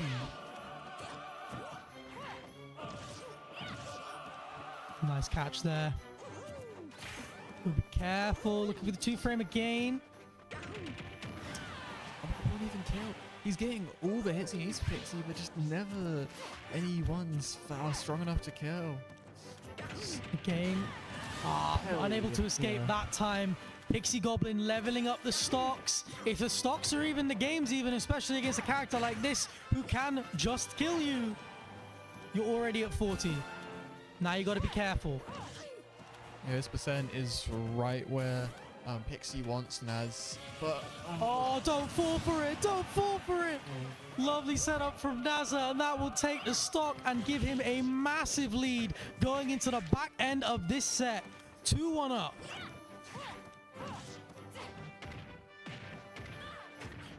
Oh, it's a big opening here. Oh. I think he just wanted to do the thing, but he knew for sure would kill there. Even if the up B hit, I definitely wouldn't have killed, but he just won't find his. Well, there's a certain fear going for something like that creates that you can really take advantage of. Yeah. Just reminding your opponent, like, at any point you could just die. And if you force Nazar to play with a little bit more fear, maybe you can get something out of it. But right now, it's looking a little dire for Pixie. Unable to take this stock so far. The up smash will do a little bit of headbang. Can Pixie take this game? Or is this his tournament stock? Yeah, I think he's definitely been playing a lot better this third game here. But this is a good opening, get the early damage. And now this puts Nazar at a combo percent now, where a lot of the starters will be working for Mario, but will get caught on the way down. And that'll be it. And that'll be Nazar moving on to top 4. I tell you what, we talked a lot about fear. That moment was sensing Pixie Goblin's fear, saying, I know that whatever happens, you're going to pick something. Yeah. You're going to pick something. Okay, you've caped, I'm going to wait. You've done something else, I'm going to wait. You're not going to stand there and shield and wait for me. Such a sign of his strong fundamentals. Such a strong fundamental player, because you need to be to pilot a character like Corin here. Amazing stuff from Nazar. It is now Mondi's turn. All right, I believe this is top 4 now. We are in top 4. Yeah, I will be hopping off the mic now anyway. I will go find, I think Strong Pig is going to be joining you for top 4 now. Okay. So yeah, I will go get him. All right, we have Giggles and Mondi ready to go. And again, this is a very storied matchup between these two. Something that we've seen a lot. And an interesting winners finals, to say the least. I'm very excited to see what these two players have in store for us. But whilst we're here and whilst we're waiting a little bit for a co-host and production, I'm going to let you know again that this event is in partnership with Stand Up to Racism. If you haven't donated to Stand Up to Racism, you should. Go look it up. Go do it. It's amazing that we are hosting a charity event in partnership with it. So please go donate to that organization. Go turn up to a protest. Go vote Green Party. I don't know. Do something.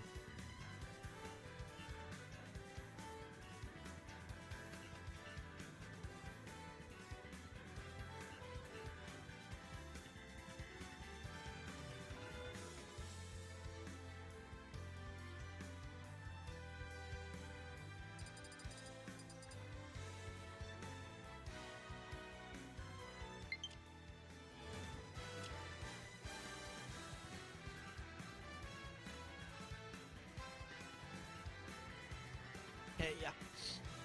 We're just waiting a little bit. Yeah, we're just taking a couple minutes again for production. It has been a joy to cast this with you.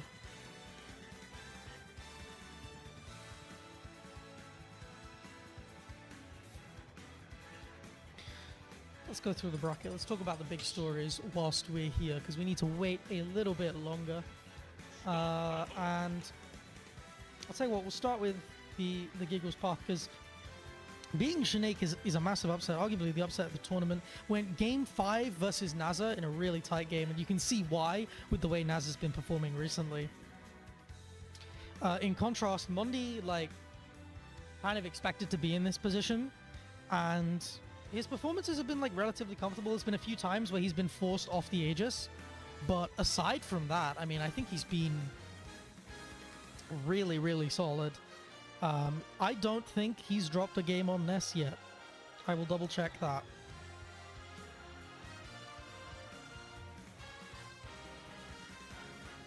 But as far as I'm aware,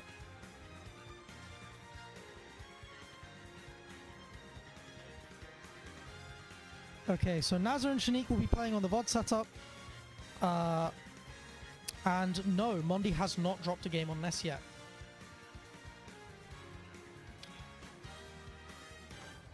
Off we go. We are, of course, in winners finals of Mega Mayhem X Fair Play, and I'm just gonna leave things for a little bit until we know when streams.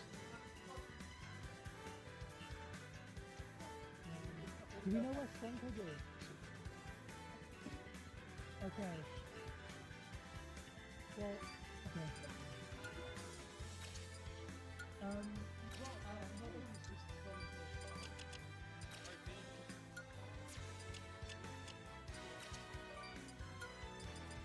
Alright, I'm rejoined, of course, by Novice.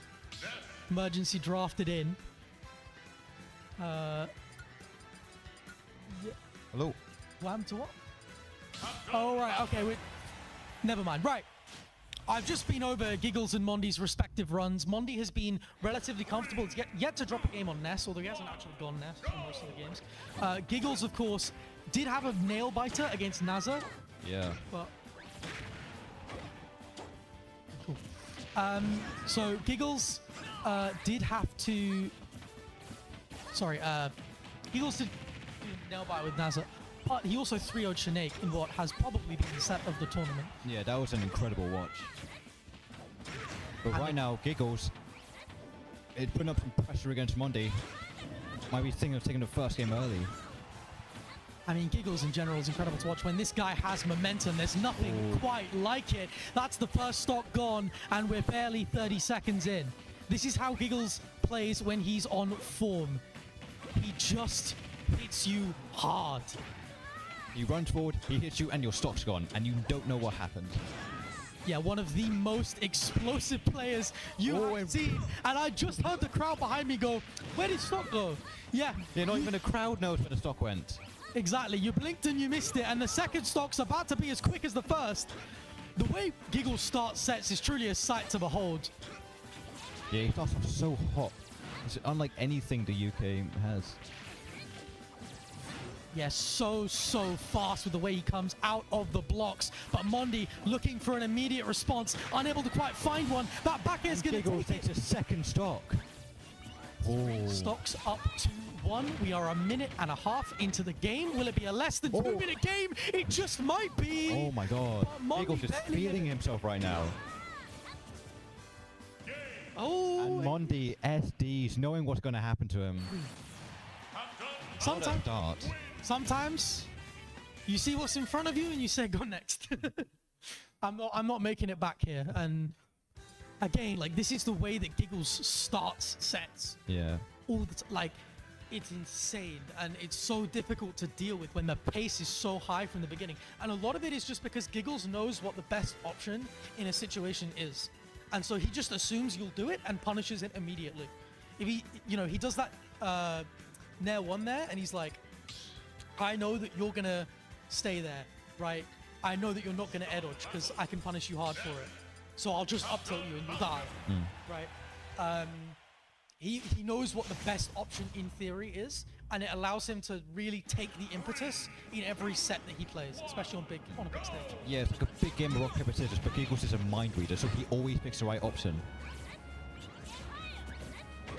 Yeah, he knows what the best option is in theory, and so he can punish it in practice. And it's really scary to deal with at the beginning of sets.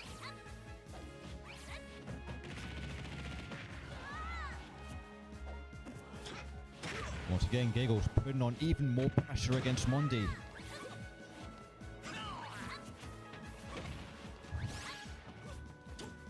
Gotta be careful here. Mondi's starting to turn this game into something he'd prefer. Something a little bit slower now. Breaking up that breakneck pace. Yeah, trying to go for these landing PK5s, but it's just not working out because Giggles, it just has constant advantage against Mondi. Oh, what a beautiful turn back from Giggles. Oh, and a nice down air. Great recognition of that situation. Just going, you know what? I know you have no option but this, and I will kill you for it. Yeah, then that jab rock through, easy 25%. Yeah, that is gross, but it is very much in the game. It's something you have to be really, really aware of. Oh, and the up smash, catching Giggles lacking. Yeah, Mondi bringing things straight back. Lovely mix-up from Giggles here. And just... Yeah, you see there's going to be a wait period where each player tries to slowly get in, but Giggles just goes in immediately, and Mondi just barely knows what to do about it. Yeah, it's so difficult to deal with, but again, Mondi has slowed things down to a little bit more his pace. He's keeping Giggles in disadvantage. He's without a jump, that's it. And that is the second stock. Mondi in the lead for the first time this set. Yeah, that's what you got to look for if you're Mondi. You have to look for stuff like that. Just try and make sure Giggles cannot get back to the stage. And a beautiful knee. What a knee. And immediately, it's his advantage now, but can't do anything with it. Oh, but Giggles evened it up really quick. Yeah, just chasing Mondi across the stage there to find that back air. And again, looking for something else here. I haven't seen many grabs from Giggles yet this set. It's just been constant hitting. Oh, and it might be... Again, just setup after setup, and eventually one will work. Beautiful. He had 4 different ways to kill you there, and you can't dodge them all. Lovely stuff. He has the urge to knee in his bones, and he hits it. Yeah, well, again, it's that relentlessness of like, okay, I'm gonna go for this. Okay, it didn't work. Okay, I'll cover the option you just did instead. I'll cover that one instead. I'll cover that one instead. I'm gonna keep going. You're never allowed out until you die. I'm gonna cover everything, and the game is mine. We're going to game 3, and possibly the last game that Mondi will have in this winners bracket. Yeah, and again, Mondi didn't drop a game on Nest so far in this bracket. Giggles has been on fire. And can he continue this run? Can he continue the momentum that he's on? Can he keep getting these early stocks? Ooh! Almost fights it! Lovely idea. And again, he just has all of this down. The fear that he strikes into his opponents is so difficult to deal with. I love how creative Giggles is as well. It's not just, oh, I'll down it, or I'll neutral. No, he goes for the option that you don't expect. We've got to be careful here. Mondy's slowing things down a little bit. Looking for an edge guard of his own. Can't find it. Now it's Giggles' turn to find the kill, but Mondy finds a way out. Beautiful catch. Just knew he tried dodge there. Yeah, but Mondy's at high percent, and we've seen what happened when Mondy's at high percent in this set. Lovely wait. Mondy's starting to find his way back into it a little bit. Oh, good parry. Oh, and beautiful reading the... Oh, but a Falcon kick comes in. Nice catch with the Thunder. Beautiful stuff to just protect himself. Mondy's doing a little bit better in disadvantage now. Living for a little bit longer. Got a nice lead for the first time in the set. Yeah, but Mondy seems to have found his footing in the set now, and he's succeeded out with the down smash. Mondy up a whole stock. Yeah, definitely the first time he's had a stock lead in the set. But Giggles is looking to take it away as quickly as he can. Ooh. Expecting an edge there, but couldn't quite find it. Expecting a roll away, but couldn't quite find it. But you can see what Giggles is looking for. He's looking to take that stock now. Yeah, trying to read everything as possible, but Mondy, he's locked in now. He won't give it to him like he did last time. Oh, but the down air hits. Really careful, just playing on reaction a little bit here. Ooh, commits with the up. Oh, and the knee comes in. Giggles evens it up again. Lovely stuff. Just using the threat of that knee on that platform, and Giggles has completely evened things up. Beautiful IDJ again, just trying to catch a double jump, but good recovery mix up from Mondy. Giggles still keeping him in disadvantage though. He cannot get out, and he cannot live. Or can That's he? a down air. Oh, misses it though. Both players scrambling. Just desperately find, and Giggles XG up smash. And that is a 3-0 victory. And they're spotting grand finals. And when Giggles wins, he wins quick. Lovely stuff. Again, with that last read there, just saying like, okay, I know you want to break out the corner. The last few times you did it aggressively, so I'm just going to throw out this up smash. And it's lagless anyway, so it doesn't matter if he misses. Yeah, such an explosive player we have here.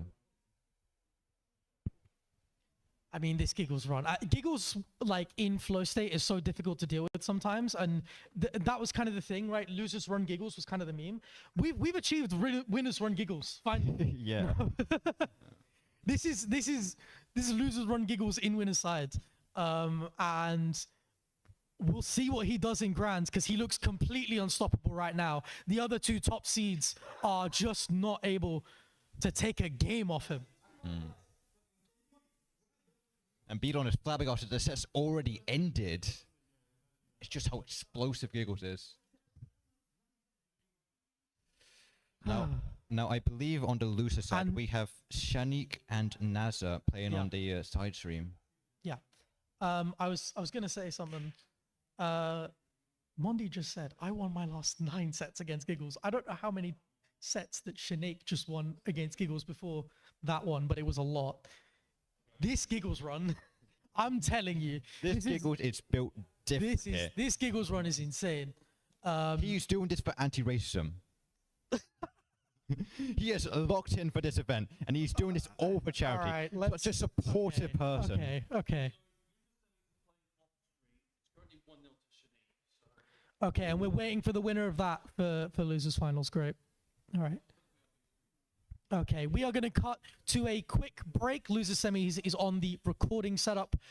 When it ends, we will be back, so stay tuned. Yeah, we'll be with you shortly.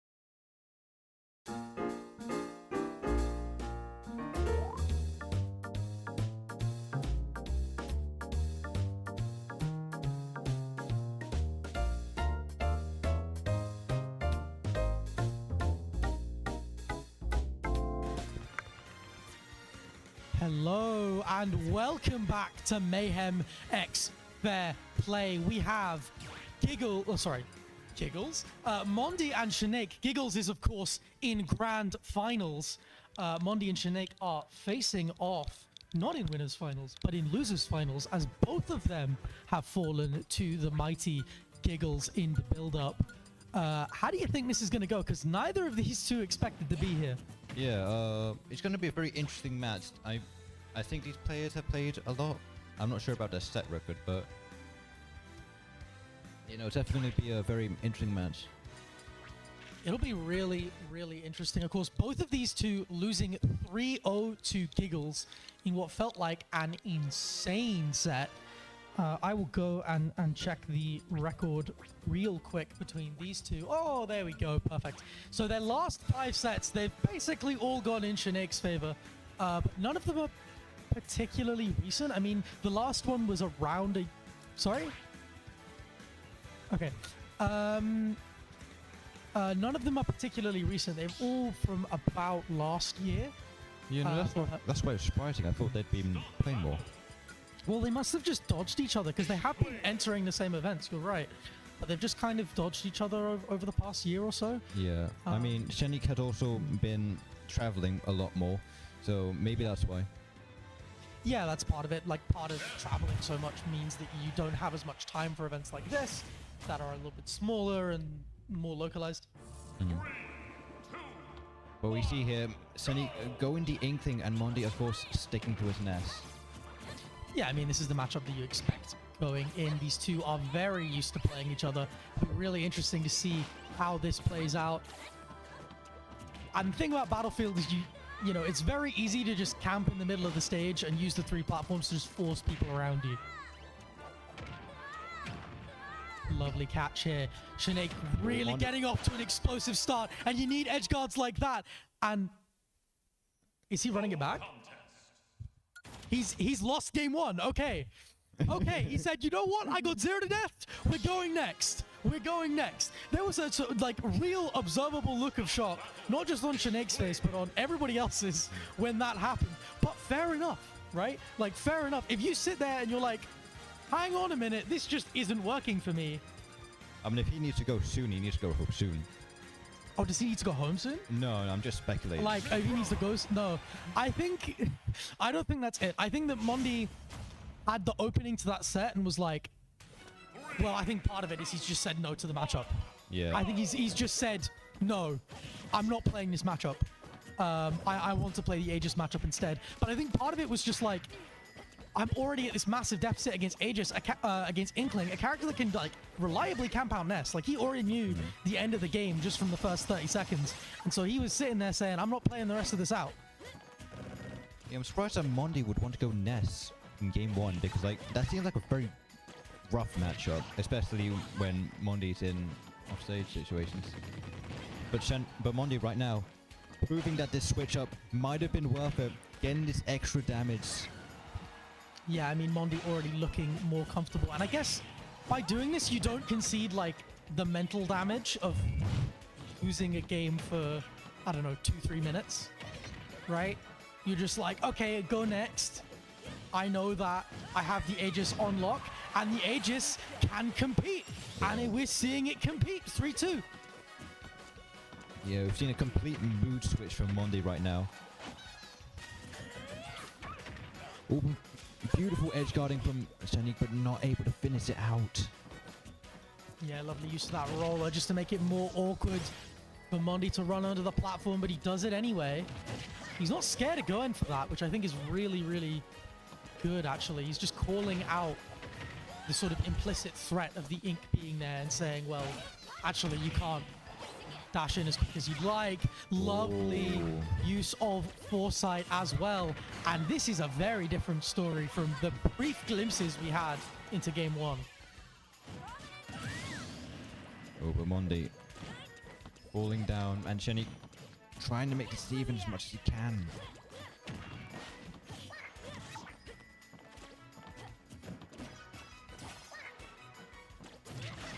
Oh, lovely catch on the double jump there. Can Shanique make it back? Yes, he can. But Mondi doing a much better job in this game so far. Still though, inked up and off stage. That is not where you want to be.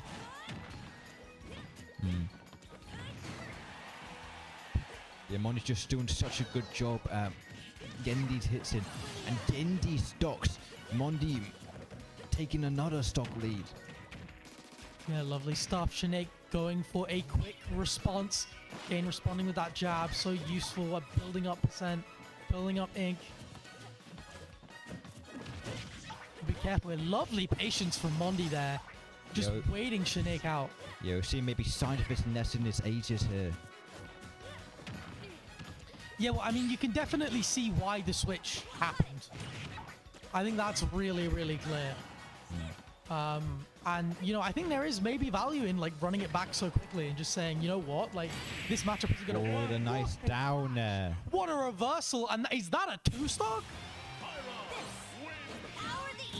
Down air will just take it.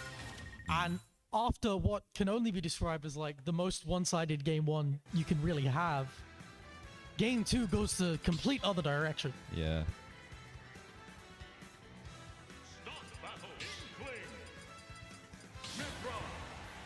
Oh, we've seen a run back here. Now, Shanique does have an Aegis, so maybe we might be seeing the Ditto later in the set. We might see the Ditto. That's interesting. We have been seeing the... Yeah, I mean, I think in losers, it's been mostly Inkling. I know that Shanaik got by Giggles going Pokemon trading, which is a character that he's trying out, and it's a character that he's flirted with a lot over the years. Hang on, look at this from Mondi. What a start. Shanaik also pulling up a lot of damage early. And this stage is all about controlling the space under the platform. Yeah, absolutely. But And the Roller roller comes good. in, and the up smash finishes it. Shanique having a stock lead here. Yeah, Roller very good at controlling the space under the platform in a bunch of different ways. You can leave the ink there. The threat of Roller means that you can get berries like that, which can give you kills. Just, Oh, but a nice down smash there. And the up smash. Mondi evens it out real quick. yeah, lovely response from Mondi. It's a very, very even set after game one.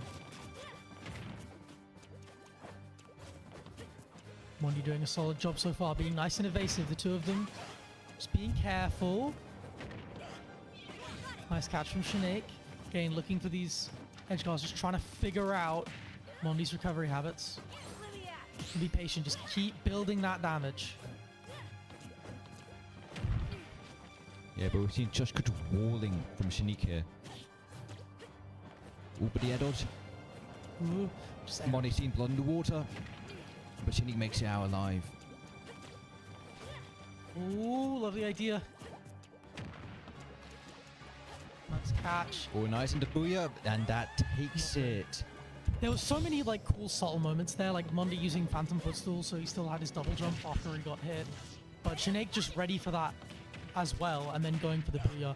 Really, really nice stuff. Really controlled play from both of these two, and Shanaik just slowly taking this game. A lot less explosive than that game one, but has a steady, large lead that Mondi looks to rip away. Almost did. I think so. An F smash coming out, but Shanique was just ready for it. And he's just piling on all of this damage now. Oh, and a beautiful read with the up smash. Yeah, that covers so many options in that situation. I mean, it's roll in or die, basically. Really good awareness from Mondi to go for it, to find that confirm. And here we go again. Just doing a quick 55 off the respawn platform. 60 even. Now you're right back in it. Any dumb pyro setup can kill now. But will you live to make that setup happen? Shanaik is going to make sure that you won't. At least so far. Can he secure it? Yes, he can. Secures it. Oh. Lovely. Yeah, lovely controlled stuff from Shanaik. Just getting that edge guard over and over again, saying, I know you don't have a double jump. You have one option. And covering it over and over and over again. And Shanaik goes 2-1 up. We are onto small battlefield This is Mondi's tournament game. Yeah, a bit surprising that Mondi decided to side B recover so early. I would have thought that he'd just lock in going downwards, because side B, it's just such a horrible way to get in, and Shanik knows exactly how to punish. Not with down air, not with anything else, but with the long lasting forward air. Really good use of ink and splatter shot to just keep Mondi out here. Ooh, lovely stuff from Shanaik again, gets the reversal. Oh, and that's it. Is that it for the stock? It is. And that is it for Mondi. We see Shanik 3-1. And another S. Well, another. Go next. Mondi just saying, you know what? I've seen this 0 to death happen. I know what happens when I'm trying to approach Shanaik with that kind of deficit, and I don't want to go for it. And fair enough, right? Shanaik takes it 3-1. And we have Giggles in grand finals.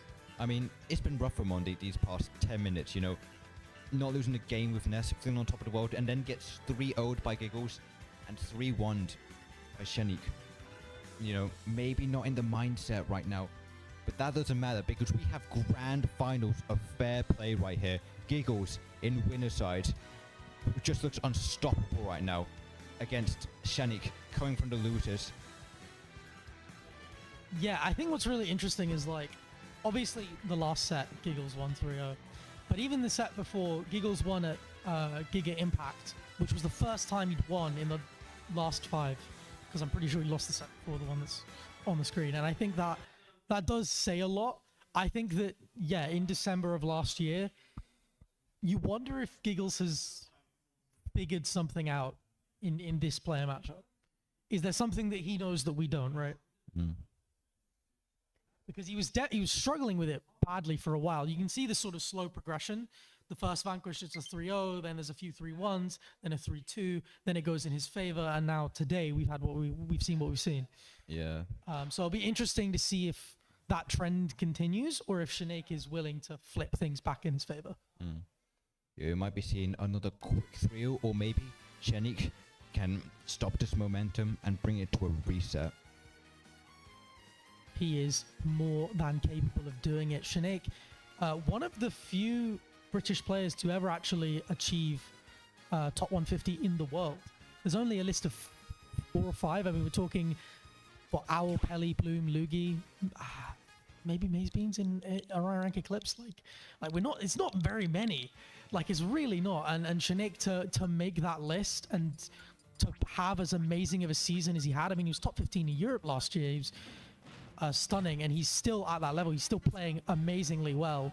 A truly brilliant player, and what a result that Giggles has had, and what a run that Giggles has had so far. Yeah. As he tries to take that name again.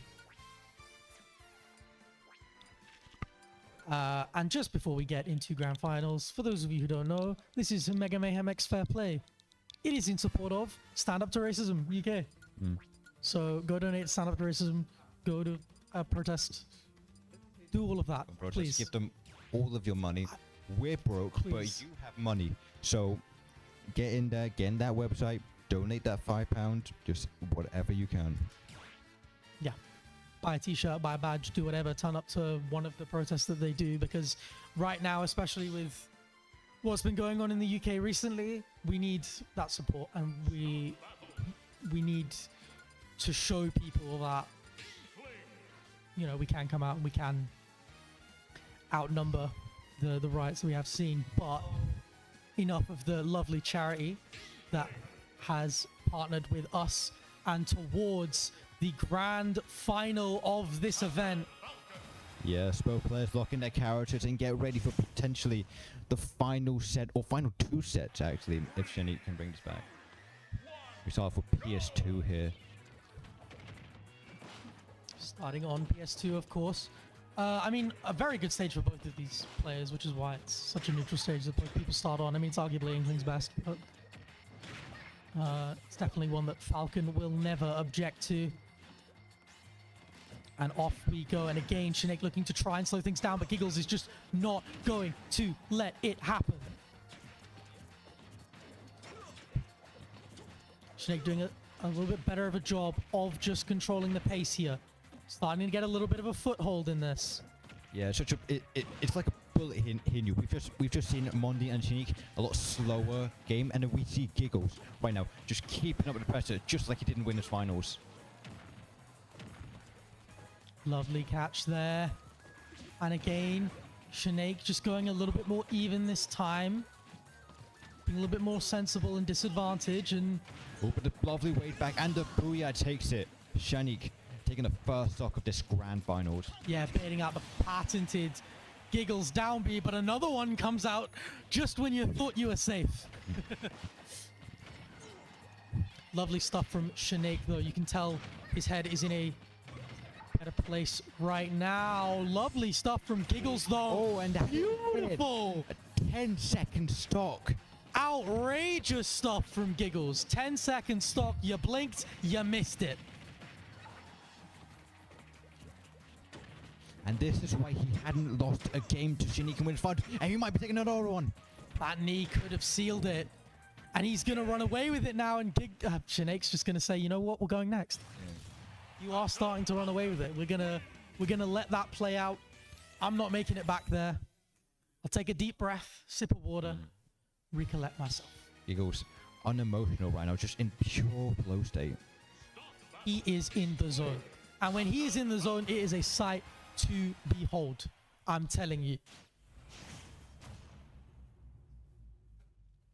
And off we go into game 2 of grand finals of Mega Mayhem X Fair Play. Yes, sir. They're running back to PS2. We might be seeing this for the entirety of the set, honestly. I don't know what other stages they could pick. I don't know. Maybe the problem is that these two characters do well on similar stages, so yeah, you kind of wonder. Right. I mean, like, if you're Inkling, you probably ban triplets. Because even though the Booyah is good for you, like the Falcon stuff is just better. But aside from that, like I don't really know when one is better and the other isn't. Ooh, lovely, lovely mix. Shanaik taking a really solid early lead. Again, just a few solid openings. Very clean play so far. Careful, back air's not going to seal it quite yet. Yeah, Shanique waking up a bit. Maybe wanted to take the first game he's taken off of Giggles in this event. And the back throw takes it. Shanique up. Okay, Giggles betting it all there. And Shanaik's going to make him pay. Giggles wants to end it quick when he's down and when he's up. So he's just never going to keep the pressure down. Yeah, he's not someone to slow the game down, but right now it's being played at Shanaik's pace. He's just so evasive, and Giggles just cannot get a hold of him. Oh, the lovely berry, and the up smash. Oh, Giggles. Brilliant mass. Oh, just barely missing the knee there. Lovely jab. Oh, another Giggles down B comes out. Looking to find a down air, looking to even up the stock count. Oh, and a nice up B. Yeah, I mean, that mix-up has done so much work for him. Yeah. Now Giggles might be down, but we've seen just how quickly he can just end these stuff. And he wants to end it all right now. Yeah, why wouldn't you go for that? I mean, you still got 40 out of it before you died. You'll take it any day of the week. Yeah, overextended a bit too much, and Shanique realizing it. Yeah, I mean, he could take that risk because of the position that he was in with the stocks, but now he's got to try and pull things back, make the stocks even. Lovely from Shanaik, just knowing what Giggles was going to go for to punish that. Unable to get the kill off it, though. Oh, and another berry. Downer. Nice stuff. I like the extra use of ink and just saying, I need to control the space on the ground. The Booyah's not going to take it. Oh, and a back air takes the game. What a lovely sequence by Shanique. Beautiful stuff. Really, really clean. And just forcing Giggles off stage, making sure he was out of options and punishing him. Leaning up. That was a beautiful checkmate from Shanaik. Yep. But again, a lot of this was about like Shanaik just being more willing to control that grounded space and also being way more evasive. And it's just so much more awkward for Giggles to find that initial hit. Yeah, Giggles might be showing cracks for the first time that we've seen on the stage. I mean, it's the first game that he's dropped against the top 2 seed. Which is a wild sentence, but it's true. So some cracks in the armor.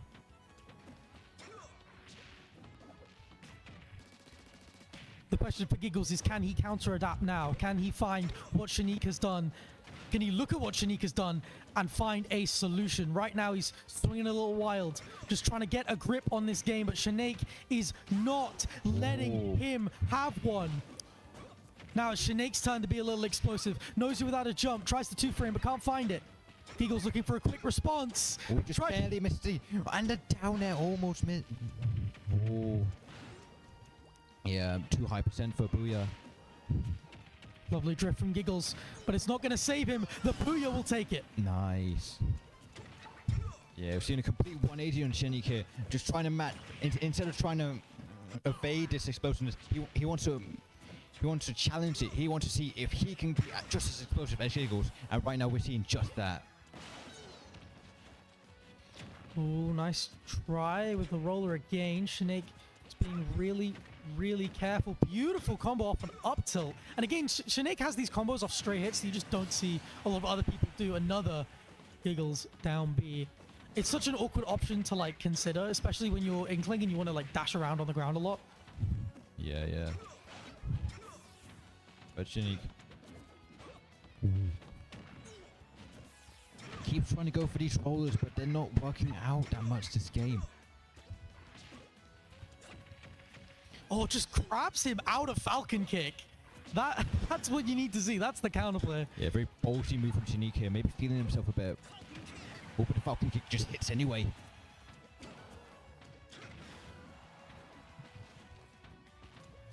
Oh, looking for a down there. Not going to find it.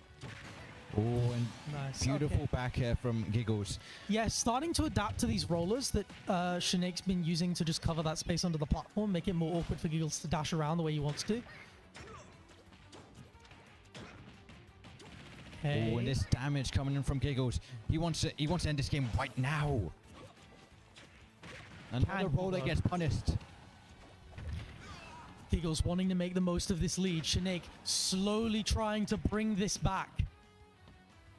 Just needs to find this kill here. Just needs to try and make these stocks even. Giggles wants anything but the up smash comes out. Hail Mary up smash works out in Shanique's favor. He said, I don't know what you're doing, but you're jumping. You're jumping and you're hitting me with something. Gotta be careful here. Lovely catch again. Beautiful evasiveness. And again, that up air shield just not quite working. Yeah, it's good, but it's not perfect. But Giggles has just been hitting all of these right now, and he just keeps putting Giggles in his loving arms.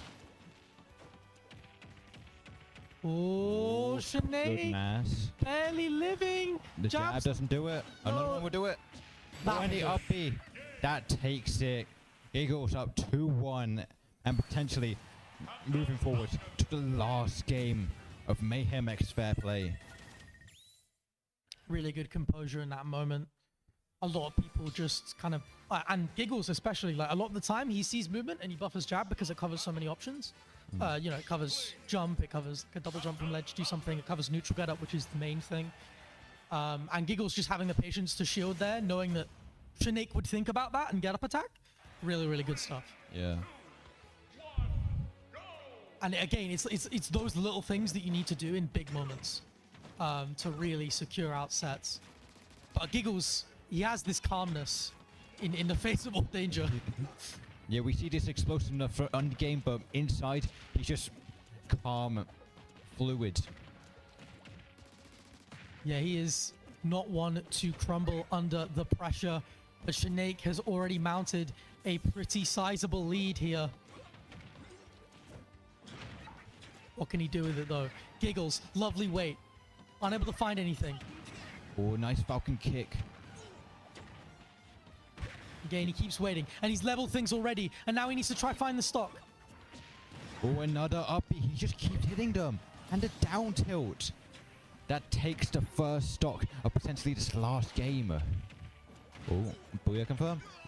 Oh, but it not doesn't gonna- kill. Yeah, not gonna kill quite yet. Oh, these are the openings that Giggles wants. This is the damage that he wants. And these are the kill times he wants. Oh. Can he run away with it? That is the question. It looks like he might. It looks like he might. Shanik already at 90. A big comeback will be required almost at tournament stock here. Yeah, Sonic just wants to end this right now. We see these rollers, we see these art smashes, but Giggles isn't the type of player to get nervous. Lovely catch with the up air. Beautiful mix up from Shanik. Can he make the most of it? Well, the Falcon kick comes in, and that is the stock. Shanik on his last stock here. This might be his tournament run. Honestly, like, it's subtle, but that little delay after he landed between the Falcon kick is the kind of thing that just throws people off. Is that like, oh, I'm safe now? No.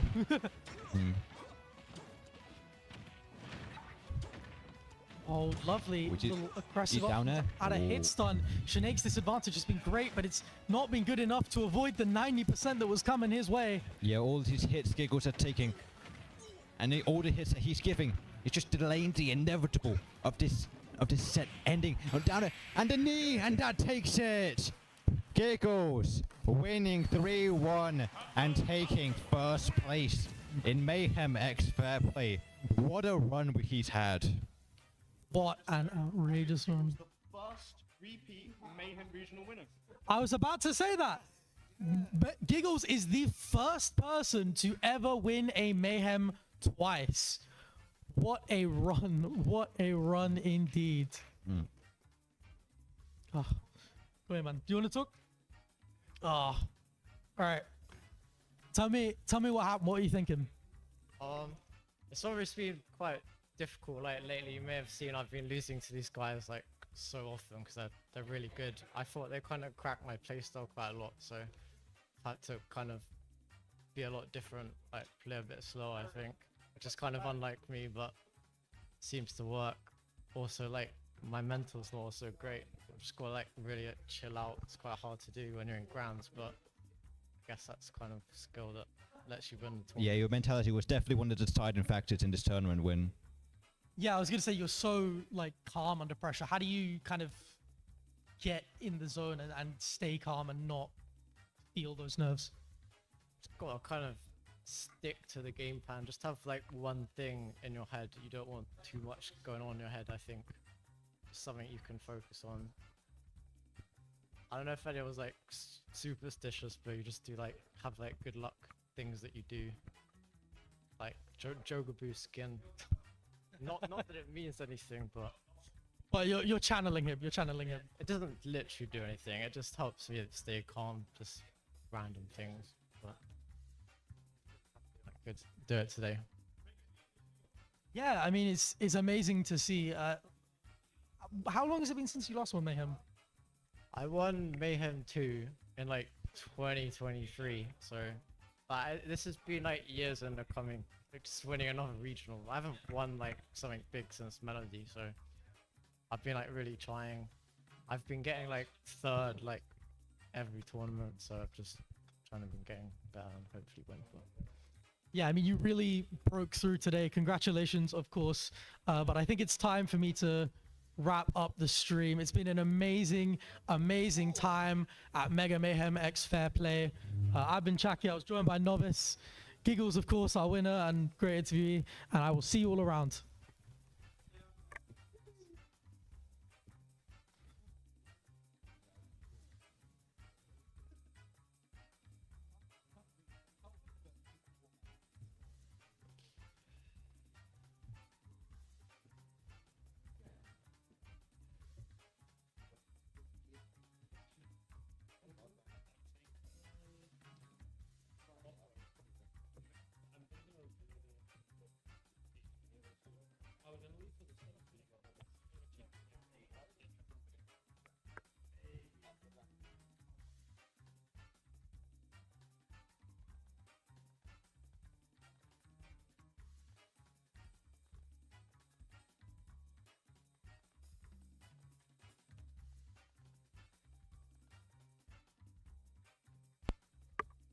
Hello.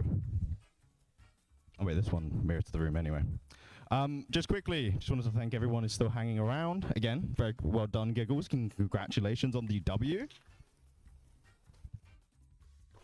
But yeah, it's run a little later than we planned, so it's a little quieter now. But I just really wanted to thank everyone for coming. It's really cool to get the community together, as always. But of course, this one was a bit different. It was partially for a cause as well.